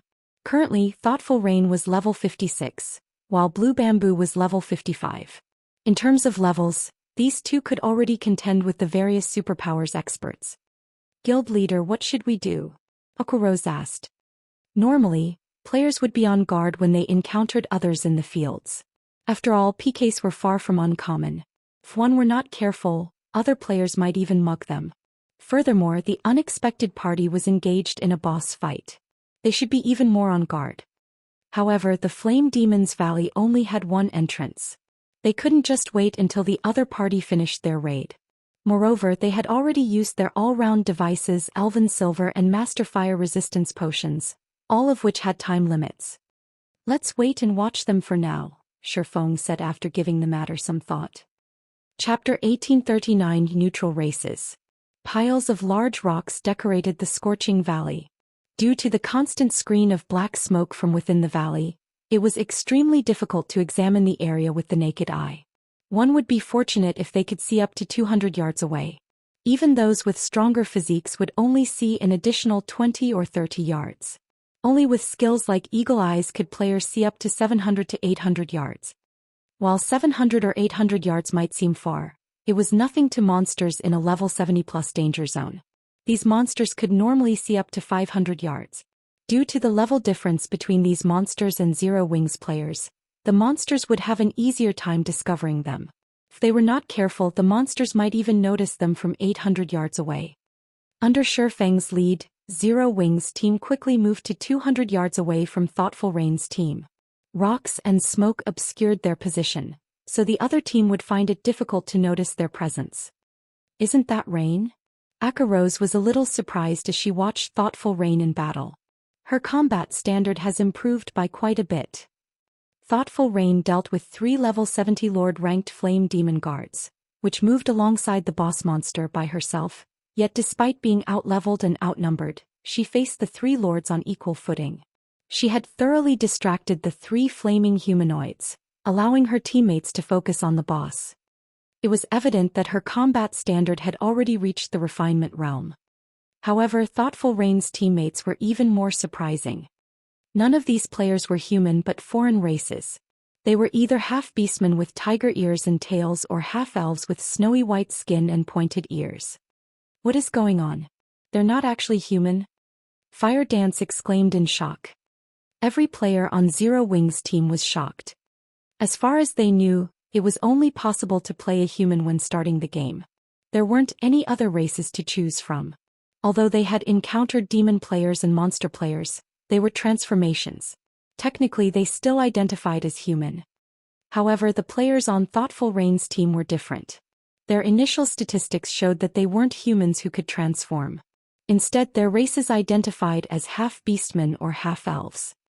While Feng found the situation surprising as well, he did not find it particularly strange. Moreover, he finally understood why these other players were here. In God's domain, players were only allowed to play as human at the start of the game. There were no other racial options to choose from. However, after reaching level 30 and beyond, players could head to neutral races' habitats to complete conversion quests, becoming half-beastmen or half-elves. Although players would gain some racial abilities after becoming half-beastmen or half-elves, they'd abandon their identities as human and lose the protection of God's domain's ruling race. These players would find it far more difficult to move about on the continent and in the game. Not all kingdoms and empires permitted entry to neutral races. Only a very small number of countries did so. Even so, there were still many expert players that willingly converted. Neutral races' racial abilities were very tempting, and although these abilities wouldn't improve one's basic attributes directly, they would improve one's physical abilities. For example, half-beastmen generally gained more mobility, reaction speed, and perception. Half-beastmen were natural-born warriors. As for half-elves, they were magic's favored children. They would find magic-related tasks far easier than the other races. Both the half-beastmen and half-elf races also provided higher innate resistances. As a result, neutral players could survive and fight in maps with harsh environments, such as danger zones. In addition, like demon players, half-beastmen and half-elves were differentiated based on their bloodline purity. The purer one's bloodline, the stronger their racial abilities would be. In exchange for these benefits, not only would players face racial discrimination, but they'd also have a more difficult time upgrading their tiers. With the same combat standards and combat power, a human might be promoted to Tier 3, but a half-beastman or half-elf might only reach Tier 2. This was one of the main reasons that the human race oppressed the various neutral races. The human race had far more apex members than the neutral races. This was the law of equivalent exchange in God's domain, and it would be up to players to decide which path they would take. Those who were confident in their strength could definitely challenge the limitations neutral races faced.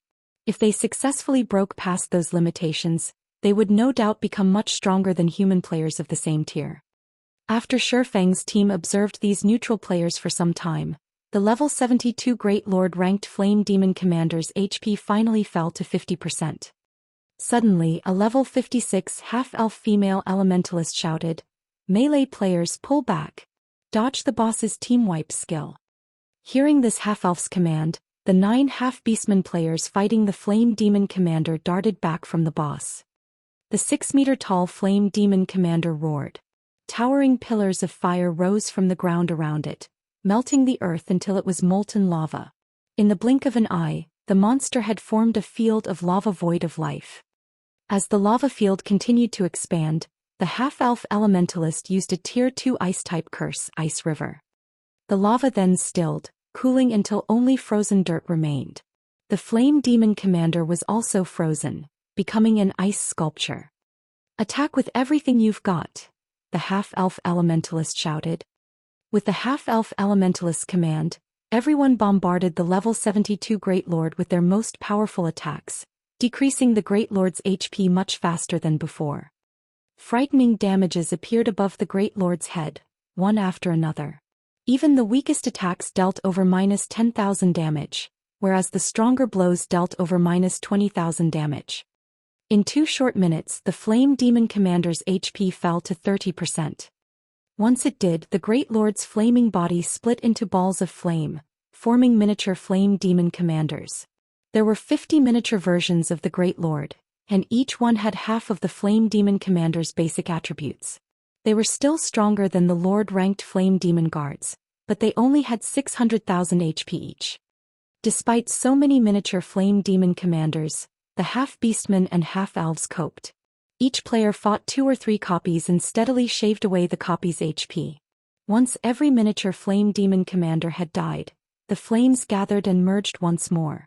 In the blink of an eye, the real Flame Demon Commander stood before the team. This time, however, it only had 10% of its HP remaining. It took less than 2 minutes for the team of neutral players to kill the Flame Demon Commander. As the Great Lord's flaming body dissipated, it left behind 5 items and flaming wreckage. Even a large guild's main force would be awed by how fast these players had dealt with a level 72 Great Lord. After watching these neutral players slay the boss, a voice called out to Shifeng as he prepared to lead his team over to greet the other players. "You guys have been watching us fight for quite some time now.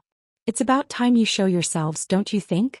The female half-elf elementalist asked coldly as she turned towards the rock Shifeng and the others hid behind. "If you refuse, we'll come to you." Hearing the female half-elf statement, the other half-beastmen and half-elves turned towards Zero Wings members with frosty expressions. Chapter 1840, No Need for Explanations. "Guild leader, it seems that we've been discovered," Aqua Rose said as she felt the killing intent radiating from the female half-elf elementalist. However, she did not reveal any signs of panic at being discovered. Instead, she calmly smiled and said, "It also seems that the other party doesn't appreciate our good intentions." "Forget it, since they don't, so be it," Shifeng said, shaking his head and laughing. "Since they've spoken, let's head over." Kill-stealing was a frequent occurrence in the fields. For such expert neutral players to come all the way to such a high-level danger zone, it was highly unlikely that they were just here to kill bosses. The only possibility he could think of was that these players were here for a high-ranked quest or had found a clue leading to one. Either way, they wouldn't like being discovered by other players. For example, Shifeng didn't want anyone to learn about his quest to unseal the Philosopher's Hand. If they did, it would definitely cause trouble for him and his guild. Even now, he hadn't told anyone about the quest, not even his teammates. Any players that had an important quest or were trying to pick one up would conceal their activities. When discovered, they'd greet the offending players with hostility. It wouldn't even be surprising if these players attacked without warning. Hence, to avoid a misunderstanding, Shifeng had decided to maintain his distance, hiding his team throughout the raid. First, he wanted to avoid unnecessary combat. Second, Thoughtful Rain and Blue Bamboo were members of this neutral team. If Zero Wings members suddenly showed up in this deserted area, the team would suspect Thoughtful Rain and Blue Bamboo of leaking information. Third, he didn't want others to know what Zero Wing was doing in the Flame Demon's Valley. However, the female half-elf elementalist's perception had exceeded Shifeng's expectations. He had never expected the woman to sense them 200 yards away despite her involvement in the intense battle. Even with his physique, he had barely seen the battle from this distance. The only other player that had seen the battle clearly was Minor Wind, who had activated Eagle Eyes. The other team's members had been busy with the fight, making it impossible to maintain Eagle Eyes. Hence, he hadn't expected to be discovered. However, since the team had noticed them, he had no choice but to reveal himself and see how events unfolded. Meanwhile, the half-beastmen and half-elves warily watched Shifeng's group approach. "Guild leader, our tracks have been discovered. Should we kill them?" A level 55 Tier 2 berserker, a half-beastman in armor and wielding a white bone spear, asked, lacing his words with killing intent. "Let's hear them out first.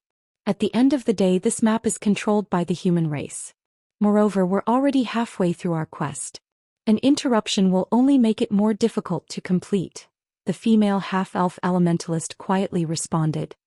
During the battle, she had discovered Shifeng's group, but she had remained silent about it to see what the other players intended at first.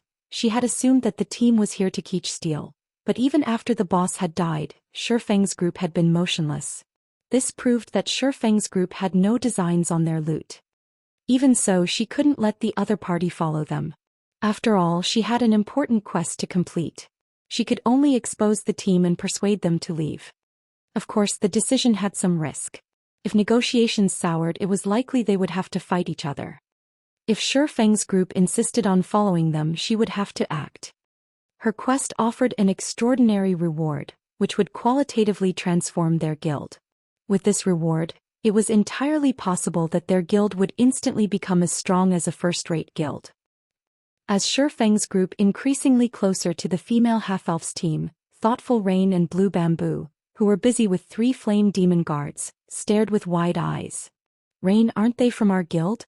Even Vice Guild Leader Aqua and Commander Fire Dance are here," Blue Bamboo said, stupefied. "What should we do? Will Big Sis Melody suspect us of leaking information?" The team they had joined on this expedition to the Flame Demon's Valley for a quest was extremely important to Melody, the guild leader of Ninth Heaven. This quest could even determine the life or death of Melody's guild. Hence, the woman had repeatedly forbidden them from telling anyone about the quest. Neither she nor Thoughtful Rain had spoken a word of their actions, yet their guild members had shown up here. At this point, avoiding a misunderstanding was almost impossible. We don't have a choice. We have to explain to Big Sis Melody and hope that she understands. But this is really a terrible coincidence, Thoughtful Rain, who kept the 3 flame demon guards busy, said helplessly. Unfortunately, as Shifeng's group approached, Melody and the other Ninth Heaven members noticed the 6-winged emblem on these players' chests. A 6-winged emblem? Isn't that the same one that Rain and Blue wear? Could they be Zero Wings members? Guild leader, we haven't said anything about this operation to anyone. How could Zero Wings members be here? Could it be? Did Rain and Blue? I knew outsiders couldn't. Suddenly, the half-beastmen and half-elves turned to Thoughtful Rain and Blue Bamboo. Although they did not question the two directly, they watched the women with questioning gazes. Enough. I'll handle this. Melody roared as she shot her team members a chilling look.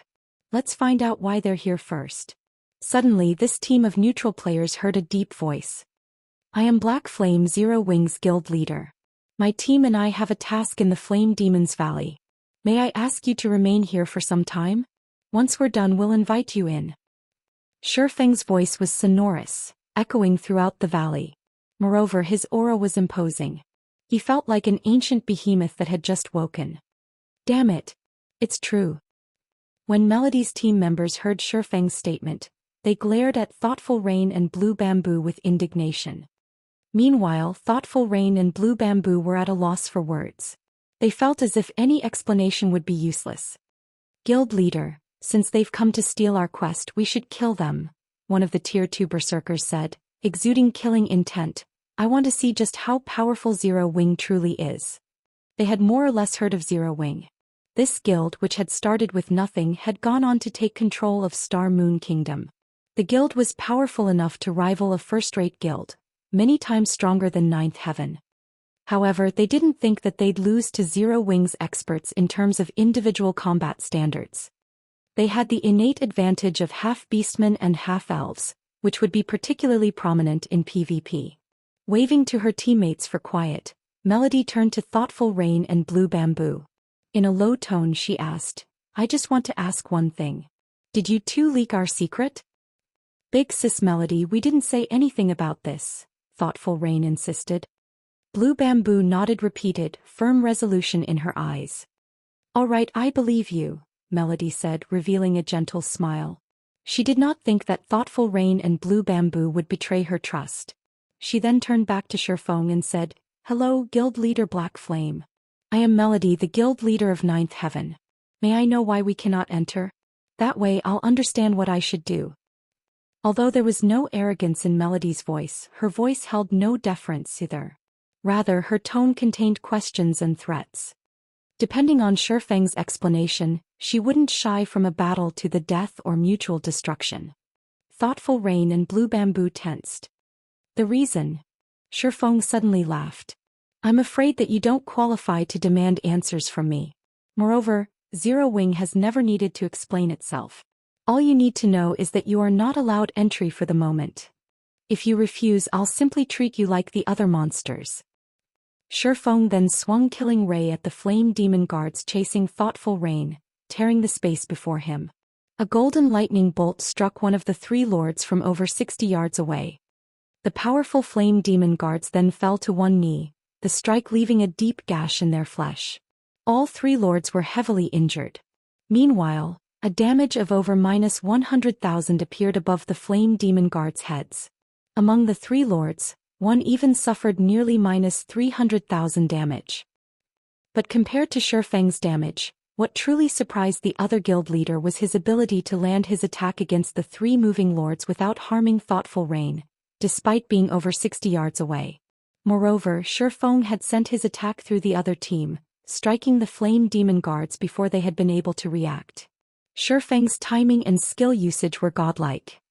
This stunned Melody and the Ninth Heaven members, who had planned to put up a fight. Without another word, Shifeng led his team into the Flame Demon's Valley, leaving the dumbstruck members of Ninth Heaven behind.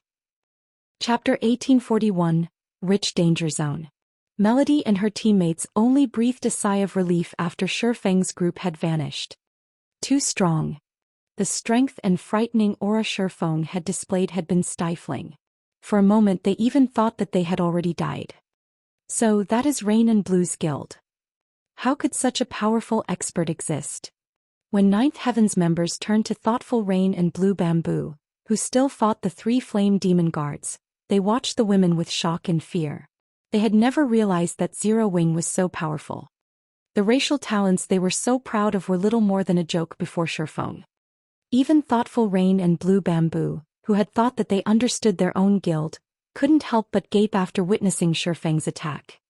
Not only had Shifeng's single attack alleviated the pressure they faced, but he had also shocked Ninth Heaven's experts, deterring them from attacking. Among the Ninth Heaven experts present, quite a few were even stronger than the 2 of them. This was especially true for Melody. Melody wore 3 pieces of epic equipment and had stronger combat standards than them, yet against Shifeng's attack, even she had failed to react. Melody also could not help but shake her head and smile bitterly as she looked at the 3 flame demon guards' wounds. She had intended on threatening Zero Wing and questioning Zero Wing's purpose in the Flame Demon's Valley. After all, both teams had roughly the same number of players. Even if their teams fought, she did not think that her team would lose. At worst, their teams would suffer mutual destruction. However, reality proved that her thoughts were laughable. Guild leader, what should we do? Are we going to give up just like that? A tall, robust Tier 2 Tigerman Berserker asked. Before he had seen Shifeng's power, he had been confident in defeating Zero Wing's members, but after he understood one thing. He absolutely must not clash with Shifeng. He would only find his death if he did. He hadn't only come to that conclusion because of Shifeng's superior basic attributes, but also because of the technique the swordsman had displayed. Why should we give up? We've gone to great lengths to find this quest, and Flame Demon's Valley is so large. Do you really think that they have eyes in every corner of the valley? A Tier 2 female ranger carrying an icy, crystalline bow said, clicking her tongue. She had no intentions of giving up on their quest. Moreover, she refused to believe that Shifeng's group would notice them sneaking into the Flame Demon's Valley. Forget it. Let's just wait here, Melody said, shaking her head. I don't think that Zero Wing is here for our quest anyway. They must be here for something more important. Otherwise, with Zero Wing's strength, they wouldn't need to waste words on us. They could have simply gotten rid of us before entering the valley. Hearing Melody's decision, the other members nodded in agreement, seeing the logic in her words. It would have been much easier and safer just to get rid of them, rather than asking them to wait at the valley's entrance. They had just witnessed Shifeng's prowess personally, and they doubted that he'd need long to annihilate their team. If Shifeng wished it, he could have killed several of them with that attack, and they would have been powerless to do anything about it. We should also thank Rain and Blue. Large guilds generally dislike others following them during a large-scale operation. Generally, they seal off the area. Even if they don't, they tend to get rid of any potential threats. Yet Black Flame had simply forbidden us from entering the valley rather than kill us. Let's not stir up any more trouble, Melody explained. When large guilds were on an important mission, they definitely didn't show mercy. The fact that they were still alive was all thanks to thoughtful Rain and Blue Bamboo's membership in Zero Wing. If not for these 2 women, she didn't dare imagine what kind of outcome her team would have suffered. Upon hearing Melody's explanation, her teammates gave thoughtful Rain and Blue Bamboo grateful and apologetic looks. They now felt that their decision to invite the women on this mission had been a wise one. Otherwise, they would have likely died an unjust death at the entrance of the Flame Demon's Valley. This turn of events had also bewildered thoughtful Rain and Blue Bamboo, who still tried to figure out how to clear up the prior misunderstanding. A moment ago, the team had been hostile towards them, but now their teammates seemed grateful and cordial. It felt like they had been dropped into hell before being thrown into heaven in the next moment. They had no idea how to react. Zero Wing is so strong, guild leader. And I've heard that Candlelight, the guild's trading firm, is doing quite well. Both Rain and Blue are Zero Wing's core members. If we can get acquainted with Black Flame through them and partner with Zero Wing, our guild's development in Forest City will definitely go more smoothly, the Tigerman Berserker quietly suggested as he looked at thoughtful Rain and Blue Bamboo. I get what you're trying to say. I'll ask them for their opinions later. However, I must say this. If they don't want to help us in that way or find it too difficult, you will let the matter rest. Melody nodded as she turned to the Tigerman Berserker in surprise. Previously, the Tigerman Berserker had been very opinionated about thoughtful Rain and Blue Bamboo's participation in this operation. She had never expected him to suggest that they cozy up to the women. The Tigerman Berserker nodded silently in response. Meanwhile, in the Flame Demon's Valley, Shifeng remained ignorant of the fact that his behavior had made thoughtful Rain and Blue Bamboo VIPs in Ninth Heaven. He simply led his team toward the Flame Demon's Valley's core region. Although the Flame Demon's Valley didn't house a lot of flame demons as a danger zone, its severe environment was incredibly uncomfortable for those who entered. Despite having equipped fire resistance items and drinking master flame resistance potions, Zero Wing's team sweltered in the heat. This prevented them from displaying their full strength. Although Shifeng had been very careful in selecting their path, due to Aqua Rose and the others' low levels, they still attracted flame demons. They had no choice but to engage in a few fights, slowing their advance considerably. However, killing the flame demons also granted a bountiful harvest. Although the monsters lacked equipment drops, they did drop enough fire-type materials to earn a small fortune. This was especially true for the flame crystal the flame demons dropped. These flame crystals could be turned into flame gemstones which could be equipped on weapons. When equipped, the flame gemstone gave the weapons an additional 10% flame damage. This was an excellent item for players like them who struggled to increase their combat power. Unfortunately, the flame gemstones were consumable items, unlike ordinary attribute gemstones which could be used indefinitely. Even so, the flame gemstones were an excellent item. After advancing for around 4 hours, Zero Wing's members finally reached the Flame Demon's Valley's core. Shifeng then contacted Thoughtful Rain and notified her that her team could now enter the Flame Demon's Valley. To current players, the Flame Demon's Valley's core was absolutely off-limits, even for half-beastmen and half-elves. Without the all-round devices, Elven Silver and sufficiently high fire resistance, players would die in a matter of seconds upon setting foot in this area. Hence, he was not worried that others would discover his activities. After another half an hour, Fire Dance, who scouted ahead, excitedly reported in the team chat, "Guild leader, I found something. Something good." Shifeng muttered, curious when he heard Fire Dance's trembling, excited voice. The Flame Demon's Valley was a danger zone. It had many valuable things to offer. She shouldn't have sounded so excited. "Guild leader, you won't guess what I found. I actually found an Orvane," Fire Dance proudly proclaimed. Chapter 1842, Attributed Orvane. Upon hearing Fire Dance mention an Orvane, everyone's eyes glowed with excitement. Orvanes were extremely rare in God's domain and particularly in Starmoon Kingdom. This was because Starmoon Kingdom was a relatively balanced kingdom. While the kingdom had no lack of herbs, ores, wood and food materials, it did not specialize in any of these resources. Hence, Orvanes were very rare in the kingdom. Whenever one was found, it would be highly contested over. "An Orvane? What type is it?" Shifeng asked curiously. He wasn't particularly surprised by the fact that an Orvane had appeared in the Flame Demon's Valley. After all, this was a mountainous region. It was also a danger zone, a map famed for abundant resources. However, although Orvanes were generally quite valuable, they were also differentiated by rank. For example, the difference between a bronze vein and a magic crystal vein was like heaven and earth. Although a bronze vein could tempt ordinary large guilds, it wouldn't be particularly helpful to Zero Wing. At the very least, it wouldn't be occupying if it were in the Flame Demon's Valley. The Flame Demon's Valley was a danger zone and home to very dangerous monsters. The map's harsh environment would only make it even more difficult to mine the vein. Even super guilds had a hard time setting up mining operations in danger zones within kingdoms and empires, and the Flame Demon's Valley was both a neutral map and a danger zone. Normally, superpowers ignored Orvanes in danger zones. The rewards simply weren't worth the effort. "A source fire vein," Fire Dance exclaimed. When Fire Dance reported the vein's identity, her teammates let out a gasp. In their opinion, finding a copper or mithril vein was already exciting, yet they had stumbled across a source fire vein. Source fire. Shifeng's heart raced upon hearing this. A source fire vein was a bona fide grade 2 vein. Unlike ordinary grade 2 veins, a source fire vein was also an attributed ore vein. It was extremely rare even among grade 2 veins.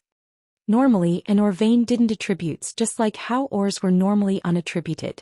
However, if an ore had an attribute, its price would increase by several fold. For example, frost steel ore was an ice-type ore. When using this type of ore to forge weapons, the weapons produced would deal additional frost damage. When used to produce equipment, the equipment would have additional ice resistance. This was why attributed ore veins were far more valuable than their non-attributed counterparts. Superpowers would even fight over a grade 3 attributed vein, not to mention a grade 2 vein. If the various superpowers found out about this source fire vein, they would do everything they could to acquire it. The vein might not be as valuable as a grade 1 vein, but it would greatly help their members when raiding dungeons or exploring new maps. Even if the price were great, they would pay it to secure the source fire vein. However, Shifeng had never heard of an attributed ore vein in the Flame Demon's Valley in the past, leaving him a little confused. Had such a vein existed, the Flame Demon's Valley would have been a battlefield for the various superpowers, rather than some obscure map that no one cared about. Send the coordinates. We'll head there immediately. Thinking up to this point, Shifeng wanted to verify the authenticity of the vein. If the source fire vein were real, it could help Zero Wing's rapid advance in both ship and weapon production. After Fire Dance relayed her current coordinates, Shifeng led the team, slowly approaching the assassin's location. Fire Dance was situated before a canyon that was surrounded by mountains and lava. The canyon was clear of black smoke, so visibility was excellent. Only the terrain was extremely dangerous. There were also a large number of giant lava beasts in the area. Moreover, laying at the canyon's entrance was a gigantic level 80 mythic ranked beast. Lava Hound elemental creature mythic, level 80.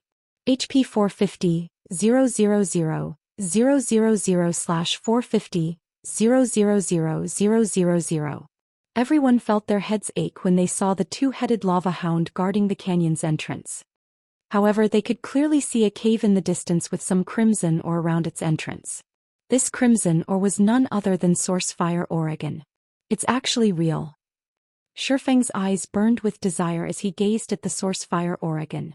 Although the vein seemed small, it was definitely a source fire vein. How unfortunate.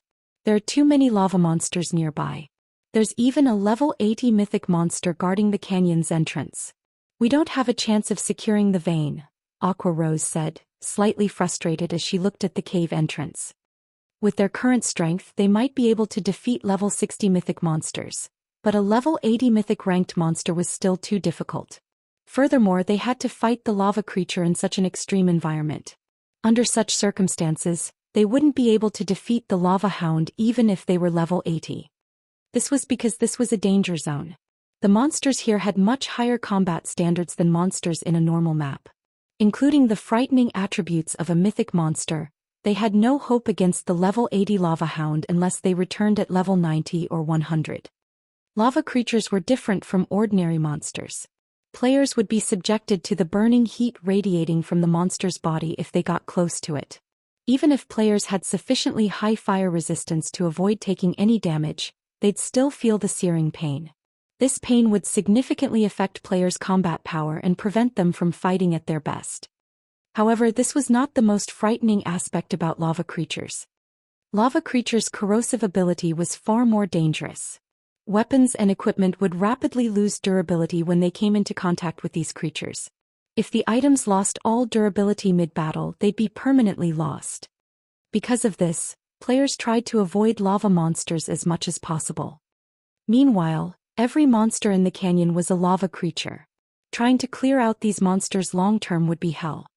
Not only would they fail to acquire the vein, but they would also sacrifice a large number of weapons and equipment. If they tried to construct a mining base here, a large number of monsters would assault the base during its construction. If the mining base were destroyed, all resources they had invested would be lost. On the off chance that they managed to construct a mining base here, there was also the problem of manpower. Zero Wing simply couldn't afford to station a lot of players here. This was the Flame Demon's Valley's core. Its harsh environment could easily kill the guild's players. Players needed sufficiently high fire resistance to survive here. They were only able to explore this area because they were fully equipped in fire resistance equipment and had consumed master fire resistance potions.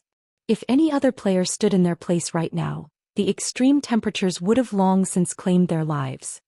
The rest of the team agreed with Aqua Rose's assessment, a little disappointed. While the source fire vein before them was a priceless treasure, they could only afford to view it from afar. Meanwhile, as Shifeng examined the roaming lava monsters, he fell deep into thought. Not many people knew the true value of an attributed or vein in God's domain yet. However, he did. The source fire vein would be particularly valuable to the current Zero Wing. Not only did the vein produce source fire ore which could be used to increase the guild's overall combat power by a significant margin, but the vein also produced the super rare byproduct, flame source crystals. Flame source crystals were incredibly useful to master alchemists, but they were also one of the main materials to produce the epic set equipment, Broken Steel, a set exclusive to his Blade Saint class. Lava creatures? After carefully observing the terrain and the wandering lava monsters, Shifeng said, while it would be impossible to set up a mining base here, it isn't entirely impossible to harvest the ore. Guild leader, can we really mine here? Anticipation burned in Aqua Rose's eyes as she looked at Shifeng. Nowadays, fire resistance weapons and equipment were in high demand since the various large guilds had realized how necessary these items were to their development. If Zero Wing could harvest the source fire vein, it would definitely increase the guild's development speed. Given enough time, Zero Wing's members wouldn't be limited to operating near Silverwing town. They could freely explore the Ore Empire and cross swords with the Ore Empire's evil god's temple. They had long since grown tired of the evil god's temple's antics by this point. Chapter 1843, Titan's Might. When Zero Wing's members heard that it was possible to mine the source fire vein, their eyes glowed with excitement. They all had a certain understanding of ore veins, so they knew that the source fire vein was a grade 2 ore vein. This meant that there was a certain chance to obtain magic crystals when mining it. This was something the various large guilds sorely lacked right now, especially Zero Wing. Currently, Zero Wing was expanding and recruiting more members. This meant that the guild needed to nurture far more players. Although Zero Wing had training locations like the Battle Arena, the guild members still had to train in the Divine Colosseum's Trial Tower. Zero Wing's battle arenas simply couldn't accommodate enough people. The Trial Tower also provided comprehensive training, testing players' limits. If Zero Wing could acquire a large number of magic crystals, the guild would be able to transform the new recruits into usable combat power. Right now, the majority of Zero Wing's members wouldn't be useful in large-scale combat. This was also why Zero Wing's members couldn't venture far from Silverwing town, and the guild couldn't develop properly in the Ore Empire. We'll have to give it a try before we'll know if it's truly possible. I can only say that we have around a 30% success rate, Shifeng said, shaking his head. He wasn't particularly confident in his plan. While it was common knowledge that lava monsters were extremely difficult to deal with, not many knew that lava monsters also had obvious weaknesses: ice and water-type attacks. In addition, an ice or water-type environment would dull the lava monster's reactions to an extreme. Once the lava creature's reactions dulled, they'd become far easier to deal with. However, lava monsters filled the canyon before them. In addition, they were nowhere near the monster's levels. If they tried to lure a single lava monster, they'd likely attract a large group instead. They also had to worry about the level 80 mythic lava hound. Moreover, this was the Flame Demon's Valley. The environment was extremely hot. Even after equipping fire resistance equipment and drinking master fire resistance potions, the heat still affected them considerably, and they couldn't fully exhibit their combat powers. Picking a fight with the lava hound would be suicide. Hence, he wasn't confident in success. A 30% success rate? It's so high. Some hope is better than none at all. Guild leader, just tell us what you need us to do. When they heard their chance of success, the team grew excited rather than disappointed. Even the various superpowers weren't likely to occupy this source fire vein, but if Zero Wing could, it could grow into a super first-rate guild within a short time. Zero Wing would then be able to compete for dominance over God's domain. It would no longer be limited to its status as a kingdom's #1 guild. Aqua Rose, who had once been an honorary elder in the veteran first-rate guild Twilight Echo, had never thought that Zero Wing would one day have a chance of becoming a super first-rate guild. Despite so many years of development, Twilight Echo had never reached the point where it had the potential of becoming a super first-rate guild, yet Zero Wing already had. Alright, since everyone is in agreement, Aqua and those with the Sea God's legacy, ready your spells. You should have learned quite a few water-type spells. As for the remaining elementalists, prepare to use ice-type spells. Try to use as many AoE spells as possible. I don't need you all to attack. I just need you to transform this canyon into a world of ice and water. As long as you can change the environment, the lava monsters will weaken and become much easier to deal with. If you succeed, we'll have a chance of getting the vein. Cola, Turtledove, and Yi Wumian. Once Aqua and the others begin, you three need to do everything you can to lure the monsters away from the canyon's entrance. Cola, you'll be responsible for tanking the lava hound. All you need to do is lure it away. Everyone else will use the ice and water-type magic scrolls I'll distribute in a moment. I don't need you to buy a lot of time. 5 or 6 minutes will be enough. No matter what happens, do not use Power of Darkness. We'll need it later. When Shifeng finished explaining his plan, his teammate gulped as they glanced at the 8-meter-tall lava hound. They had no confidence of defeating the mythic monster. The other level 70+ lava monsters shouldn't be an issue, but distracting a level 80 mythic monster for 5 or 6 minutes would be a massive challenge. An unsuppressed level 80 mythic monster would most likely kill them with a single slap, and they weren't allowed to use their berserk skills. Surprisingly, however, Cola brimmed with fighting spirit. If nobody has any problems, let's begin, Shifeng said.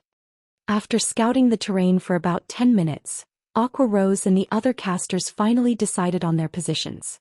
Meanwhile, after Cola, Turtledove, and Yi Wumian prepared to pull every monster's aggro in the canyon. Good. Let's begin. Shifeng commanded once everyone was in position. Immediately, Aqua Rose and the others started to chant incantations and draw runes, drawing a large amount of water and ice-type mana towards them.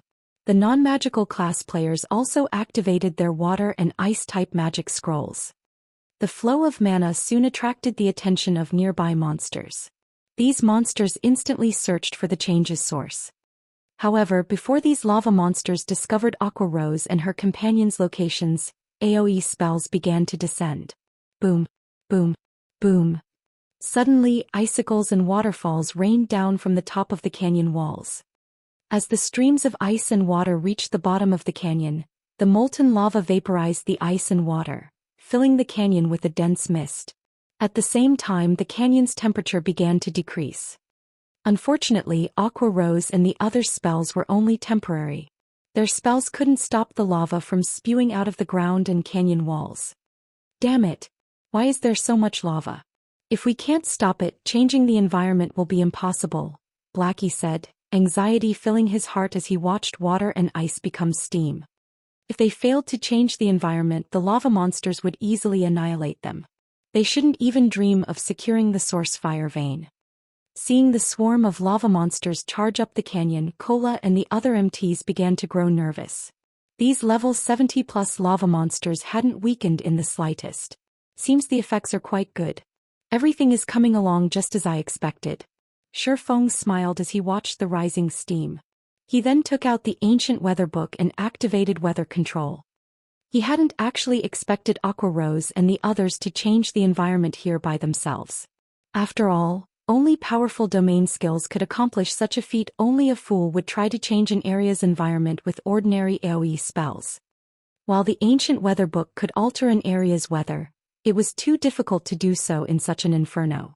It would take a very long time for the ancient weather book to alter this environment enough to impact the lava monsters.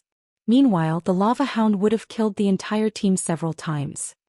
Hence, he needed Aqua Rose and the others to create enough steam in the valley to hasten the ancient weather book's alteration process. Suddenly, a powerful storm began to brew above the canyon, dark clouds forming in the sky. After 5 seconds, rain began to fall, showering the lava monsters.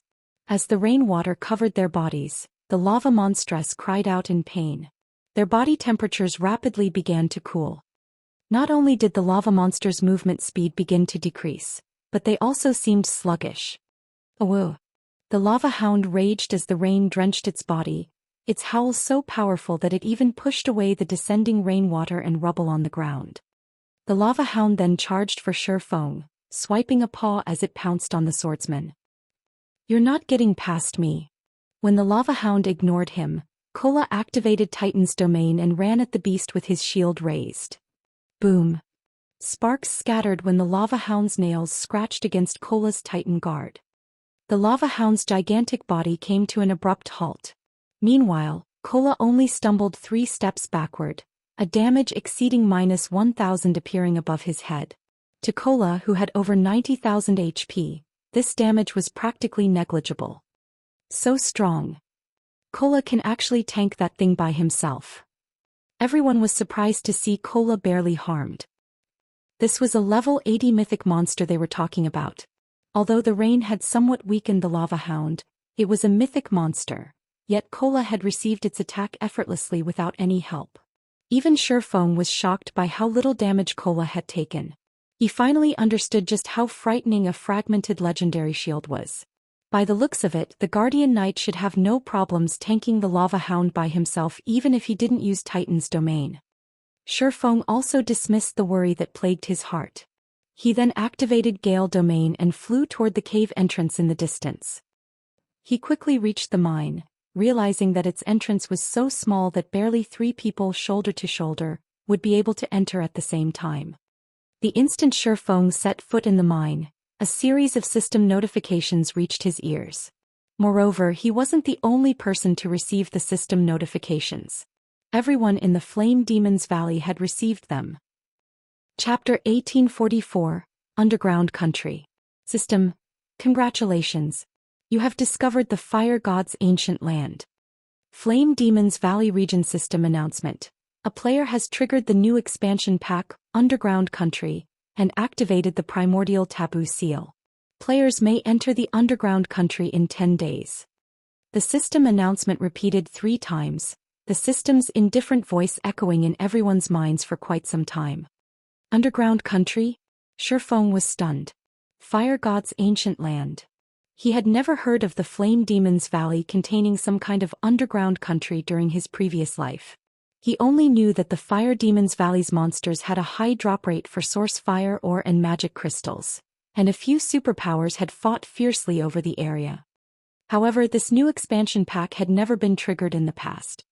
Although he had never heard of the Fire God's ancient land before, he was very familiar with ancient lands.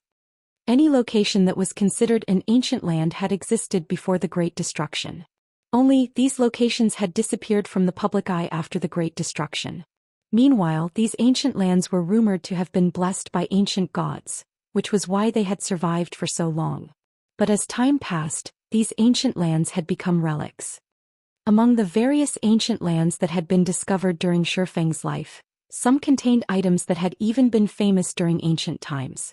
These items had all been highly sought after by the various superpowers. Hence, the various superpowers had fought desperately to claim any discovered ancient lands in the past. Shifeng had never thought that the source fire vein they had found was actually an entrance to the Fire God's ancient land. This rendered Shifeng speechless. Now that the system announcement had been made, the underground country in the Flame Demon's Valley would be exposed sooner or later. The source fire vein would definitely be discovered as well. Meanwhile, the Flame Demon's Valley was tens of thousands of miles away from Star Moon Kingdom. If the Fire Dragon Empire's superpowers wanted to claim the vein, he'd be powerless to stop them. Fortunately, it wasn't easy to reach the Flame Demon's Valley's core. Players would need high enough fire resistance to do so. Triggering this new expansion pack also excited Zero Wing's members. Although they didn't know what the underground country was, they knew that this expansion pack represented a huge opportunity.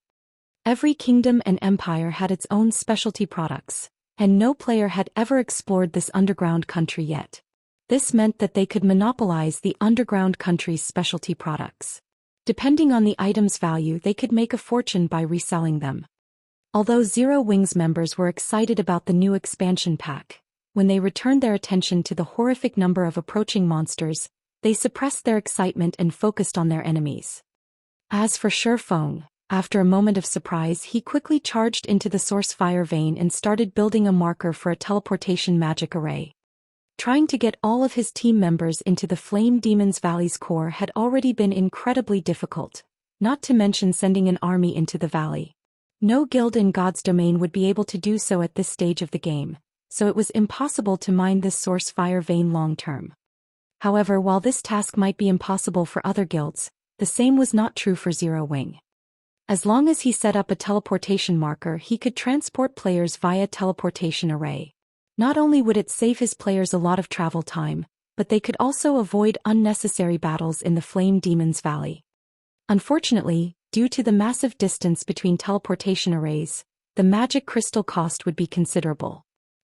But compared to the source fire vein's value, the teleportation fees were almost negligible. Aside from the fact that magic crystals could drop from the source fire vein, the source fire ore was incredibly valuable. It also had a small chance of dropping flame source crystals. Meanwhile, in a hot, sandy area in the Flame Demon's Valley's inner region, Melody and her team worked on clearing out the monsters in an ancient ruin. When Shifeng entered the source fire vein, they too had heard the regional announcement regarding the new expansion pack. Amazing! Someone actually triggered a new expansion pack in the Flame Demon's Valley. That should be Zerowing's doing. Is it the matter they mentioned earlier? Although I don't know what the underground country is, it must have a lot of valuable items. Our ninth heaven has struck gold. The only other guild that should be in the Flame Demon's Valley is Zerowing. Our two guilds should be the only ones who know about this underground country. We'll make a fortune by reselling the items from it. Excitement flashed in the eyes of the Ninth Heaven's members when they heard the system announcement. Traveling into human kingdoms and empires was intensely difficult for neutral races, so any items they purchased in Forest City were far above market price. Now that they had discovered the underground country, they could sell its unique items in Forest City. They'd be able to make a fortune and rapidly develop their guild. So this is Zerowing's strength? Melody revealed a bitter smile when she read the system announcement. She had been smug and satisfied because she had accepted a high-ranked quest with an extraordinary reward. In contrast, Zerowing had triggered a new expansion pack in the Flame Demon's Valley. The difference between them was immense. Previously she had still suspected Zerowing of targeting Ninth Heaven. But now her suspicions were laughable. To Zerowing, her high-ranked quest wasn't likely worth a second glance. While Ninth Heaven's members envied Zerowing for activating a new expansion pack, Shifeng frantically set up the teleportation array's marker. Setting up a teleportation marker was not an easy task. Players needed a considerable understanding of magic arrays to succeed. The procedures were extremely complex, and normally, a player would need a lot of time to set up the marker and connect it to a teleportation array. However, to Shifeng, who was adept in drawing advanced magic arrays, this task was easier. He swiftly etched magic arrays on one crystal after another before placing the crystals on a large magic array he had carved into the ground. Very quickly, the mana in the mine started to gather in the magic array. Shifeng could feel the mine's dense mana begin to dwindle. Oh! Suddenly, Shifeng heard a furious howl from outside of the mine, echoing on the mine's stone walls. Guild leader trouble. The lava hound went berserk and is charging towards you. It's ignoring aggro completely. Aqua Rose shouted in the team chat when she saw the enraged lava hound rush back to the canyon. To current players, a berserk level 80 mythic monster was an absolute nightmare. Kola had tried to stop the lava hound with his shield but had instantly lost over 30,000 HP when the boss had responded with an angry swipe. The lava hound's strength was terrifying. If anyone else had taken that attack, they would have likely died instantly. As soon as Aqua Rose fell silent, the lava hound arrived before the mine's entrance. Fortunately, the mine entrance was too small for the lava hound, so the boss couldn't get in. Seeing this, Aqua Rose and Kola breathed a sigh of relief. However, something then happened that stupefied Zerowing's members. The gigantic lava hound split into 3 miniature copies. Each copy was still a level 80 mythic monster, but they did have slightly lower basic attributes. Before Zerowing's members could react, the 3 lava hounds charged into the mine. Hurry! Hurry up! Shifeng could already hear rapidly approaching footsteps. It was obvious that the lava hound was almost to him. Meanwhile, he only needed to insert one last crystal into the ground to set the spatial coordinates. Unfortunately, the loading bar, which had swiftly filled before, felt extremely slow to Shifeng. It was only 70% full. While conducting the merging process, Shifeng couldn't do anything. He couldn't even activate a skill. When the loading bar reached 90%, 3 1-meter-tall lava hounds appeared before Shifeng. Despicable mortal. You dare violate this sacred ground. You'll pay for your crimes with your soul. The 3 lava hounds spoke in the human language, rage flaring in their eyes as they spat 3 scorching white beams at Shifeng. Like lasers, the white beams vaporized everything in their path. Chapter 1845, Evil God's Sword. Just before the 3 scorching beams slammed into Shifeng, the loading bar before him finally reached 100%. When the beams were less than 10 yards away from Shifeng, a barrier of divine runes appeared. When the 3 beams met the barrier, it shook violently. As for Shifeng, he shot backward like a cannonball. Boom! Shifeng crashed into one of the mine shaft's sturdy walls. What power! Shifeng was shocked as he stared at the mine shaft's deformed terrain. He had never thought that the lava hound would possess such frightening power even after dividing itself into 3 copies. They were currently inside a source fire vein. The walls surrounding them were sturdy and fire-resistant, especially the source fire. Oregon ordinary flames wouldn't melt it, let alone vaporize it. One could easily imagine how high the lava hound's flames were.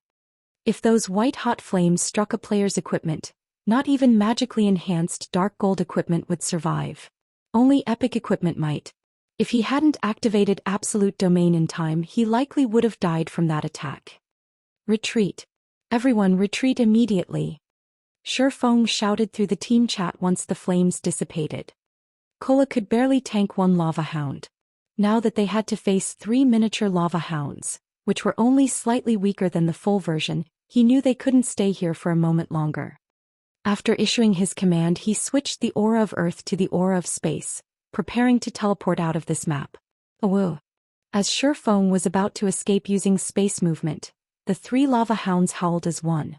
3 light red ripples radiated from the beasts, and as if space had frozen, the 7 luminaries' ring failed to open a tear in space. Spatial lockdown? Shifeng's expression darkened when he saw the growing spatial tear before him disappear. A monster with such peerless strength and the ability spatial lockdown were a nightmare for players. Coming across one such monster almost guaranteed death. Monsters that possessed the spatial lockdown ability were extremely rare in God's domain. Normally, only NPCs at the peak of God's domain could execute the ability. Shifeng never thought that an elemental creature like the lava hound would be able to use it as well. You have touched on the almighty fire god's taboo. Sacrifice your soul to beg forgiveness from the fire god. The 3 lava hounds spoke in a chilling tone before charging at Shifeng. Although the 3 lava hounds were small, their movements were so powerful that space itself trembled in their wake. Their strength could even rival the complete lava hounds. As the 3 lava hounds approached Shifeng, they split up and assaulted Shifeng from 3 different directions, transitioning into a battle formation as smoothly as NPCs. Is this a god's guardian? Shifeng's expression turned somber as he watched the 3 lava hounds approach. It was normal in God's domain to find treasures guarded by powerful monsters, and there were some incredibly powerful existences among these guardian monsters. These guardians had been created by the gods. Normally, gods only created such powerful guardians to protect their wealth. Not only did these guardians have an eternal lifespan, but they were also undying. In addition, they commanded extremely powerful skills and spells. They were even more difficult to deal with than archaic species of the same rank and level. I can only give it a try. Shifeng gritted his teeth and used Heavenly Dragon's power before activating Divine Steps. In the next moment, 10 doppelgangers with the exact same aura and attributes as Shifeng appeared. Shifeng and his doppelgangers then charged at the 3 lava hounds. Although the lava hounds were powerful, Shifeng managed to nullify their attacks by constantly switching positions with his doppelgangers. Using this opportunity, Shifeng quickly made his way towards the mine's exit. Normally, guardian monsters would give up the chase once they were a certain distance away from what they were supposed to protect. As long as Shifeng moved out of range, he could shake off the lava hounds. However, the lava hounds were incredibly difficult to get away from. Not only was their strength incredibly high, but their speed was also impressive. They constantly interrupted Shifeng's advance and left very little space for him to move forward. By the time Divine Step's duration ended, Shifeng had only crossed a little over 50 yards. He was still over 100 yards away from the mine's entrance. The instant Shifeng's doppelgangers disappeared, a lava hound swiped its paw at Shifeng so fast that it was impossible to dodge. With no other choice, Shifeng raised Killing Ray to block the attack. Ping! The instant the lava hound's paw met Shifeng's sword, he felt his entire arm go numb. The impact sent his body flying backward over 20 yards, dealing over -40,000 damage. What incredible strength! This should be close to rivaling a high mythic strength, Shifeng thought as he stared at the lava hound that hit him. His encounter with the lava hound had been brief, and the beast hadn't used any skills, yet he had lost so much HP. He had already activated Heavenly Dragon's power as well, drastically increasing his strength and defense. Right now his defense was even higher than Kola's, although he didn't have the passive skills that provided damage reduction. Even then he had still lost over 40,000 HP. The current lava hound before him definitely had much higher strength than the original. Meanwhile he had to face 3 of these lava hounds. Before Shifeng could figure a way out of this situation, another lava hound pounced at him. Hurriedly, Shifeng activated parry to block its attack. Ping! Once more Shifeng flew backward by over 20 yards. Not only hadn't he moved closer to the mine's entrance, but he was actually further from it. This was clearly what the lava hounds had intended to do with their attacks. These lava hounds' combat standards were in no way inferior to expert players. Am I going to die here? Shifeng could not help his bitter smile as he watched the third lava hound pounce at him. It would seem that he had taken on too large of a risk to set up the teleportation marker. While he did not mind losing 1 level of EXP, he carried multiple tools that would drop on his death. Moreover, these items would not simply remain on the ground after being dropped. After a certain time had passed, these valuable items would disappear. Meanwhile, when players died, they'd only resurrect after half an hour unless someone resurrected them with a skill or special tool. By the time he returned to this mine, his dropped items would be gone from this world.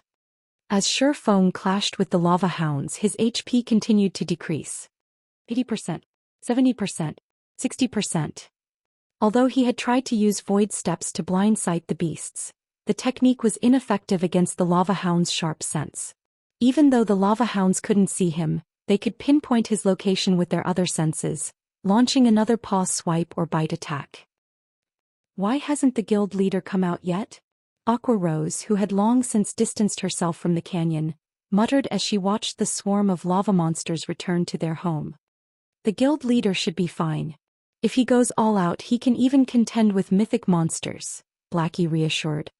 It's been so long though. Moreover, there were 3 lava hounds. I think it's best if I go take a look, Fire Dance said worriedly.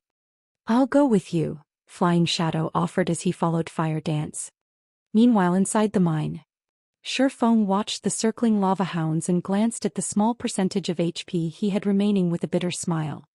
Despite activating twofold Berserk, which temporarily granted him the power to contend with Tier 4 mythics, he still couldn't come within 100 yards of the mine's entrance.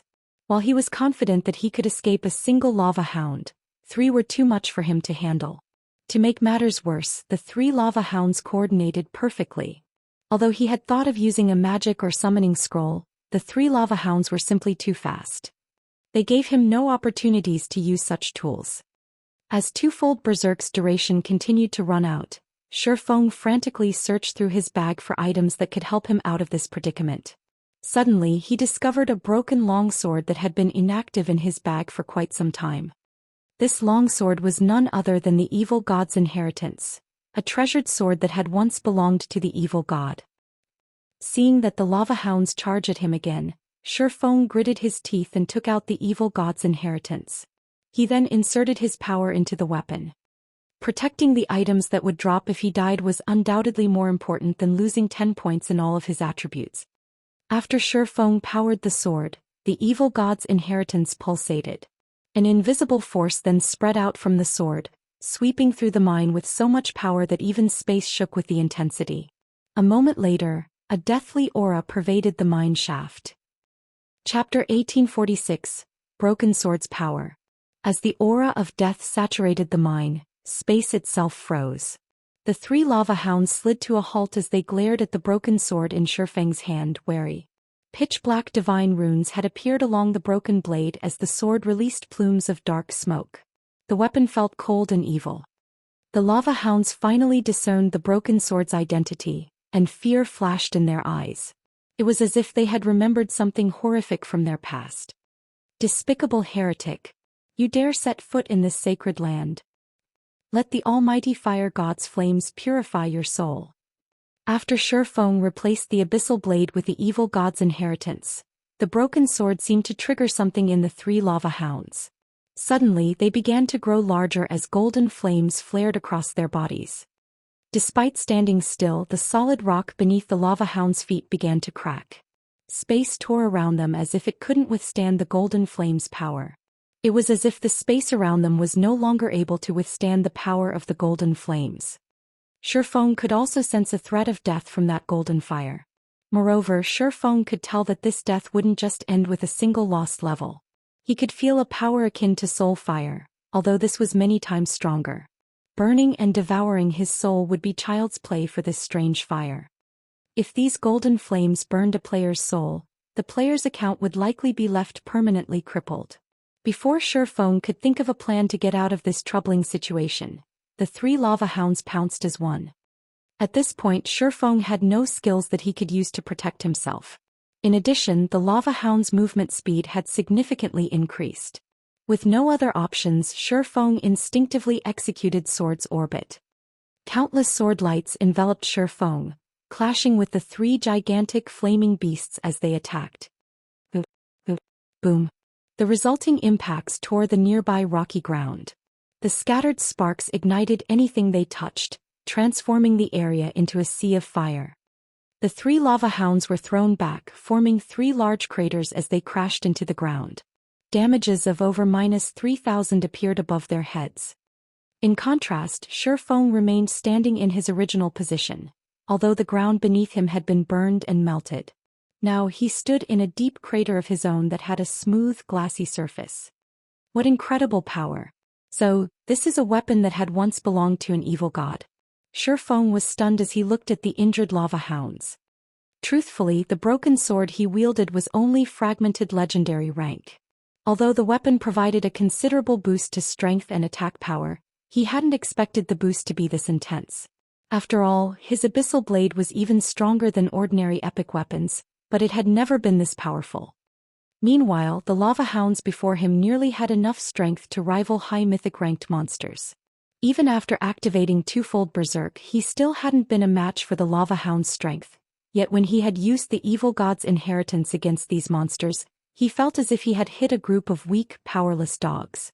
He hadn't felt the intense impact that he had experienced during his prior clashes with these beasts. Although he had seen weapons that could weaken an opponent's power in the past, he had never seen one as strong as the evil god's inheritance. The weapon had actually decimated Tier 4 mythic monsters' strength to such a great extent. That wasn't all. When he had clashed with the lava hounds, he had felt his own strength skyrocket. It was as if the broken sword had absorbed the monster's strength, transferring it to him. As Shifeng tried to get a better grasp on the evil god's inheritance's power, a lava hound stood up. This time, however, it did not charge at Shifeng. Instead, it howled with anger and formed a golden threefold magic array in front of itself. A moment later, a beam of fire shot out from the magic array, moving so fast that Shifeng couldn't dodge in time. This beam was the result of the lava hound's Tier 4 spell, Red Lotus Breath, the same spell that had vaporized the source fire or earlier. In response, Shifeng simply swung the evil god's inheritance at the approaching beam of fire. Boom! The broken sword sliced the crimson beam in half, the flames disintegrating the stone wall behind Shifeng. Shifeng stumbled 5 steps back as a damage of over -10,000 appeared above his head. Sure enough, Feng was indescribably shocked, glancing down at the evil god's inheritance in his hand. As he had guessed, the evil god's inheritance could absorb an enemy's power, converting it into his own. Moreover, he had received far more power from this attack than the last. Not only had he gained 20% more strength, but his fire resistance had also increased by 30%. This ability was simply frightening. Due to this ability, his combat power had instantly soared. Moreover, he could sense that this still wasn't the evil god's inheritance's limit. Although he couldn't see the evil god's inheritance's exact attributes, when he wielded the weapon, he felt that he hadn't fully grasped the broken sword's power. The broken sword could grant him even more boons depending on the strength of the attack he received. However, the provided improvements were not without a flaw: their short duration.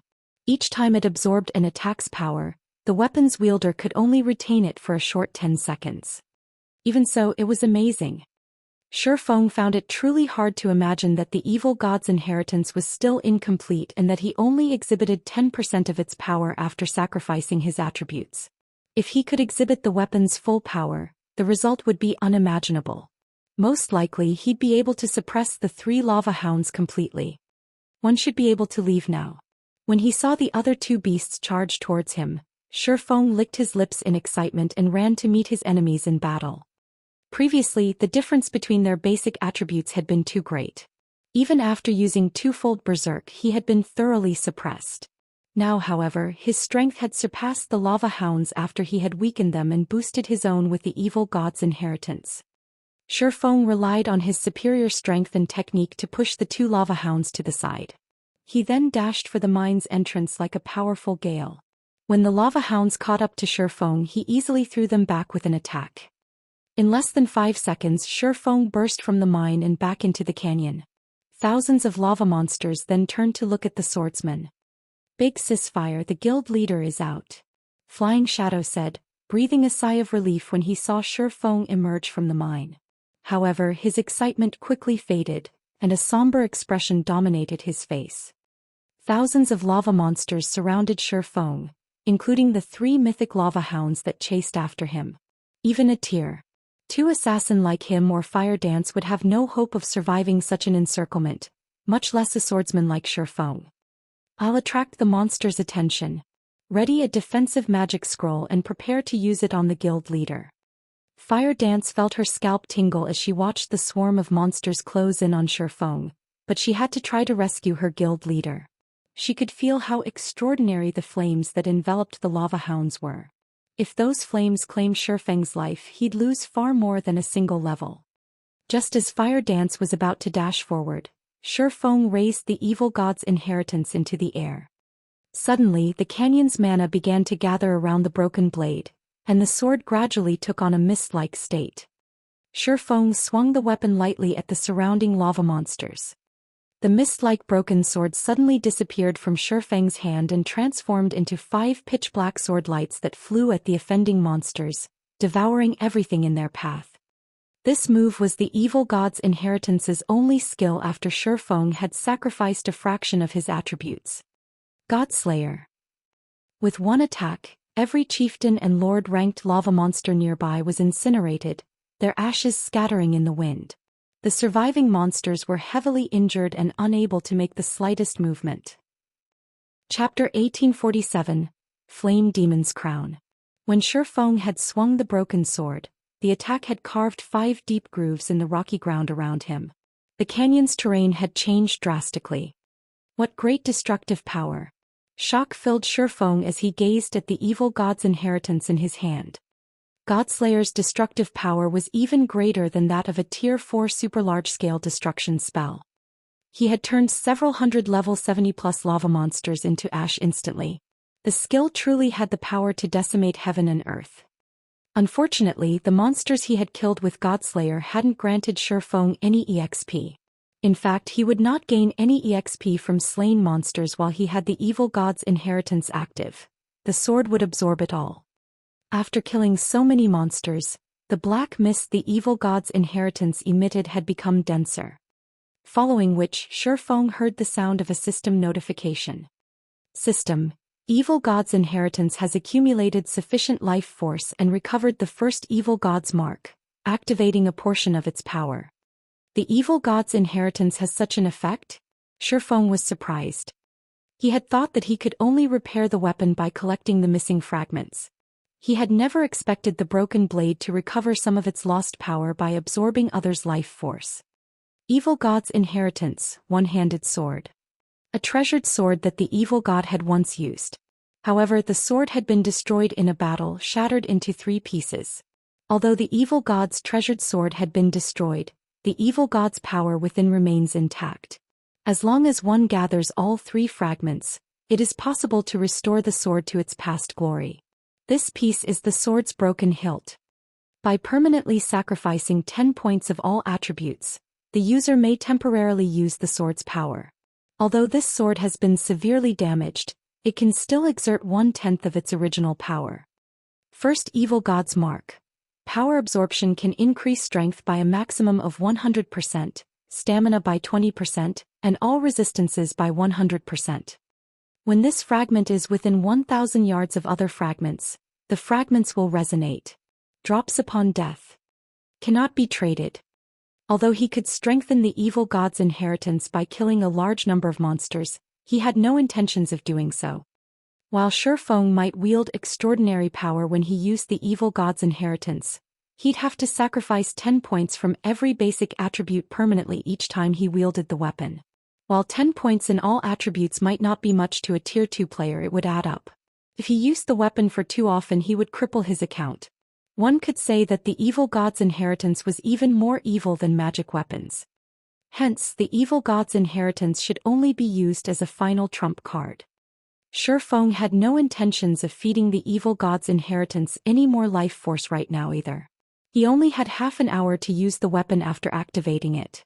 How much life force could he possibly accumulate in half an hour? However, the ability to strengthen the Evil God's inheritance had truly been an unexpected boon. Following which, Shifeng charged out of the hole he had opened in the monster encirclement. Now that the Evil God's inheritance had grown stronger, he had a much easier time dealing with the 3 lava hounds that chased after him. Is this the guild leader at his full strength? Flying Shadow, who watched from the valley's entrance, was astonished as he watched Shifeng take on 3 level 80 lava hounds without trouble. Even Fire Dance, who prepared to move out, was stunned. She had assumed that after so many battles and adventures, the distance between her and Shifeng had shortened. Looking at it now, however, it would seem that the gap was larger than ever. What the 2 assassins did not know was that Shifeng fully relied on the Evil God's inheritance to command such power. Without it, he might not have survived even after activating twofold Berserk. Shifeng quickly escaped the lava hound's grasp, and although this further enraged the mythic monsters, they didn't dare leave their domain by as much as a centimeter. They could only watch until Shifeng left their sight. Despicable heretic. The almighty fire god will not let you get away with this. After Shifeng had vanished, the lava hounds released furious howls, the sounds echoing throughout the valley. At the same time, a system notification reached Shifeng's ears. System, you have incurred the RRE god's wrath. As long as you enter the fire god's territory, its guardians will hunt you to the death. How ruthless. Shifeng could not help his astonishment as he read the system notification. He had only set up a teleportation marker in the fire god's ancient land, yet he was now prohibited from entering any location the fire god sheltered. This penalty was truly severe. After all, the fire god was a god who had left behind many areas in God's domain. The fire god had even been responsible for creating a number of other worlds. This penalty basically warned him that he could lose his life if he entered any of these locations. Unless he was strong enough to defeat the area's guardians, he shouldn't even consider exploring the locations. But after giving the matter some thought, Shifeng didn't mourn the loss. Now that he had constructed a teleportation marker in the fire god's ancient land, he could lead a team to mine the source fire or without revealing themselves to the lava hounds as long as he prepared properly. In 10 days he could also visit the so-called underground country, possibly obtaining another significant harvest. Overall, he considered this transaction quite profitable. After leaving the canyon, Shifeng regrouped with Zero Wing's other members. He then briefed Aqua Rose about the teleportation marker and had her contact her subordinates to prepare. They would need enough fire resistance to survive in the Flame Demon's Valley's core region. Moreover, only intermediate miners or higher could mine the source fire ore. They'd only be able to revisit the mine after fulfilling these two conditions. It would take quite some time to prepare. After the team rested for a short moment, Shifeng led his team into the heart of the Flame Demon's Valley. Although they came across quite a few monsters on their way and Shifeng was currently weakened, the team advanced relatively quickly with their powerful MTs like Kola and Shifeng summoned Tier 3 demons. As no one had explored the Flame Demon's Valley thus far, it was home to a lot of monsters which fortunately, provided far more EXP than normal. Moreover, a large number of treasure chests hid in the area. After venturing through the core region for 4 hours, some of the team's level 56 members had risen to level 57. Fire Dance and Flying Shadow had also discovered 6 treasure chests in the area. They had found 3 bronze treasure chests, a mysterious iron treasure chest, a secret silver treasure chest and a fine gold treasure chest. The discovery surprised both Fire Dance and Flying Shadow, who frequently searched for treasure chests in the fields. It was common knowledge that treasure chests were extremely rare in God's domain. Normally, a map only had 2 or 3 at one time, yet after wandering in a small section of the core region, they had discovered 6. Moreover, one was a fine gold treasure chest. Past level 50, a bronze treasure chest would contain loot that could rival the items a High Lord dropped, while mysterious iron chests items were on par with a Great Lord, and secret silver treasure chests dropped items on par with a Grand Lord's loot. As for a fine gold treasure chest, its loot could rival that of a mythic monster. However, in the Flame Demon's Valley, both the monsters and the treasure chests offered weapons and equipment that were all level 70 or higher. Unfortunately, current players couldn't use these items unless they had weapons and equipment that could reduce level requirements by 15 levels or more. As Shifeng activated the fine gold treasure chest, it released a light that illuminated the gloomy sky above the Flame Demon's Valley. Even players several thousand yards away could see the glow. The Flame Demon's Crown? Shifeng was flabbergasted when he saw the exquisite flaming crown inside the treasure chest. Chapter 1848, Ancient Demon. Guild Leader, did you find something good? Aqua Rose asked curiously as she watched Shifeng's blank expression. The rest of the team turned to look at Shifeng as well, anticipation flashing in their eyes. They all wanted to know what kind of treasure a fine gold treasure chest had to offer. A fine gold treasure chest was almost impossible to find in level 50+ maps. The best players normally found were secret silver rank. Meanwhile, even mysterious iron treasure chests could cause a heated struggle between guild teams.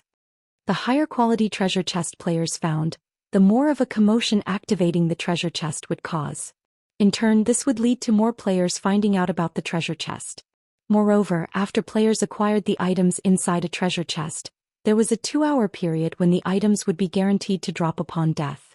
Hence, whenever a treasure chest appeared in the fields, a slaughter would soon follow. Fortunately, Zero Wing's team didn't have to worry about being attacked. After all, this place was the Flame Demon's Valley. The only other players that might see the glow from the fine gold treasure chest were the 9th Heaven members. Even if other players with hostile intentions discovered them, they had no fear that anyone would try to rob them. Something good has dropped, Shifeng said, laughing. He then retrieved the Flame Demon's Crown and shared its statistics in the team chat. Flame Demon's Crown, Head Fine Gold Rank. Equipment requirement: Strength 800, Agility 800 and Intelligence 800, Defense plus 100 additional passive Skeech Dash. Flame Demon's Body. Allows the wearer to gain the body of a flame demon, increasing fire resistance by 200 and becoming immune to burning effects. Additional active Skeech Dash. Flame Avatar. Becomes immune to all flame damage for 1 minute. Cooldown, 10 minutes. After reading the Flame Demon's Crown's details, the team lost their prior excitement. Guild Leader, this crown is a scam. Not only does it have such a high equipment requirement, but it doesn't actually offer any basic attributes. The only good thing about it is its high fire resistance, but it isn't worth sacrificing everything else. I feel the same. The monsters in harsh environments are generally very powerful. Although this crown can provide sufficient fire resistance to survive in these maps, without the basic attributes, you'll have a difficult time dealing with monsters. It would be much better to equip several pieces of equipment that provide less fire resistance but have significant basic attributes. Its defensive properties are even more important. No matter how I look at this crown, it doesn't seem to have any. Everyone quickly discerned the pros and cons of the Flame Demon's crown. Even level 50 common cloth armor had more than 100 defense. The Flame Demon's crown's defense was practically a useless decoration. In addition, losing the basic attributes from a piece of equipment would reduce a player's attributes by around 10%. This would cause at least a 20% reduction in combat power. Moreover, due to the lack of defense in the head section, others would have a weakness to exploit. If one were struck in the head, it was entirely possible that they'd suffer a fainted state. As God's domain continued to update, the equipment players wore would have greater importance. Equipment would play a role in a player's defense beyond basic attributes. Take two players with the same defense, for example. If one of these players wore chest armor while the other player did not, the player without a chest piece would receive more damage when struck in that area and suffer additional negative effects. If a player took a blow to the head, they would feel dizzy and powerless, and their reactions would become sluggish. If one were stuck in the arm, it would go numb and become difficult to move. There were subtle differences in the negative effects depending on the materials of their equipment as well. An attack's impact was one such example. During the early stages of the game, these negative effects were barely noticeable, but as players took on higher-leveled monsters, these negative effects would become more prominent. As a result, players would have to choose their equipment carefully. It wasn't enough to prioritize basic attributes. Players also needed to focus on their equipment's compatibility and defensive properties. Meanwhile, the Flame Demon's crown, made of fire with a pitiful 100 points in defense, clearly didn't have any. It was a costume piece at best. If one equipped the Flame Demon's crown during battle, they'd be asking for an early death. Feng simply revealed a bitter smile as he stored the Flame Demon's crown. He had to admit that his guild members' standards had significantly improved. Their understanding of weapons and equipment was no longer limited to basic attributes. Unfortunately, they were still somewhat ignorant. This didn't particularly surprise Feng. His teammates were still relatively low-leveled after all. They still didn't fully understand resistances. They did not know just how valuable a piece of equipment capable of increasing fire resistance by 200 points was. Among the items in the fine gold treasure chest, the Flame Demon's crown was easily more valuable than the other items combined. By the time mainstream players had reached level 100 and beyond in the past, a Flame Demon's crown had sold for a whopping 5,000 gold. With that amount of money, one could purchase an epic equipment with poor attributes. Even so, players rarely sold their Flame Demon's crowns. Equipment that added 200 fire resistance was extremely rare. Most importantly, the Flame Demon's crown's Flame Demon's body allowed its wearer to become immune to burning effects. In other words, no matter how hot an environment was, players would not suffer any negative effects. They could maintain their combat power at its peak. Of course, due to the Flame Demon's crown's glaring weakness, it was only suitable for expert players. Ordinary players would be better off wearing several pieces of equipment that provided both basic attributes and fire resistance. Ordinary players already fought to get their basic attributes up to standard and as a result, struggled against monsters and in team dungeon raids. They would be asking for trouble by using a piece of specialized equipment like the Flame Demon's crown. However, expert players were different. They would easily have enough basic attributes even without wearing a headpiece. When fighting in sweltering environments, it was far more important for expert players to have high fire resistance. Hence, during the later stages of the game, the various large guilds' main force members had stopped focusing on basic attributes. Instead, they had prioritized resistances and physique. Moreover, the Flame Demon's crown was like an entry pass to the Flame Demon's Valley.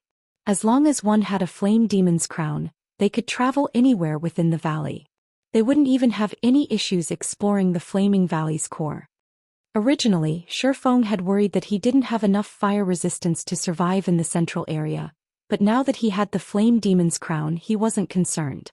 Now only the Flame Demon King himself would be a problem. In God's domain, the Flame Demon King was categorized as a world boss. Counter to most expectations, world bosses were not much stronger than ordinary field bosses. The system did not grant world bosses any special traits either.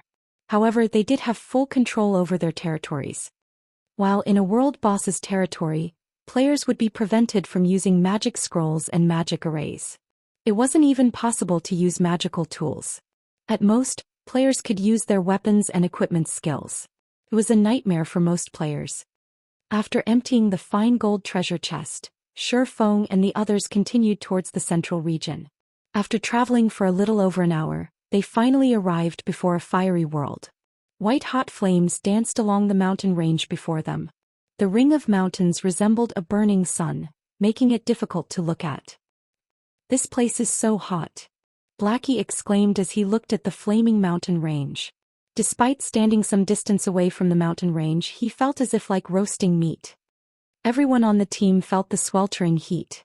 Even walking exhausted their stamina. Meanwhile, a gigantic figure wielding a trident patrolled the center of this mountain ring. Every one of this figure's movements stirred the flames around it as lava rose into the air. Even from several thousand yards away, Zero Wing's team could feel the figure's fierce aura. When they saw the Flame Demon King's true appearance, they couldn't help their gasps. Even Feng was shocked. Flame Demon King, Elemental Creature, Ancient Fiend, Mythic, Level 83. HP 720, 000, 000/720, 000, An Ancient Fiend. How is this possible? Feng was indescribably shocked when he saw the Flame Demon King's statistics. Shouldn't it be an archaic species?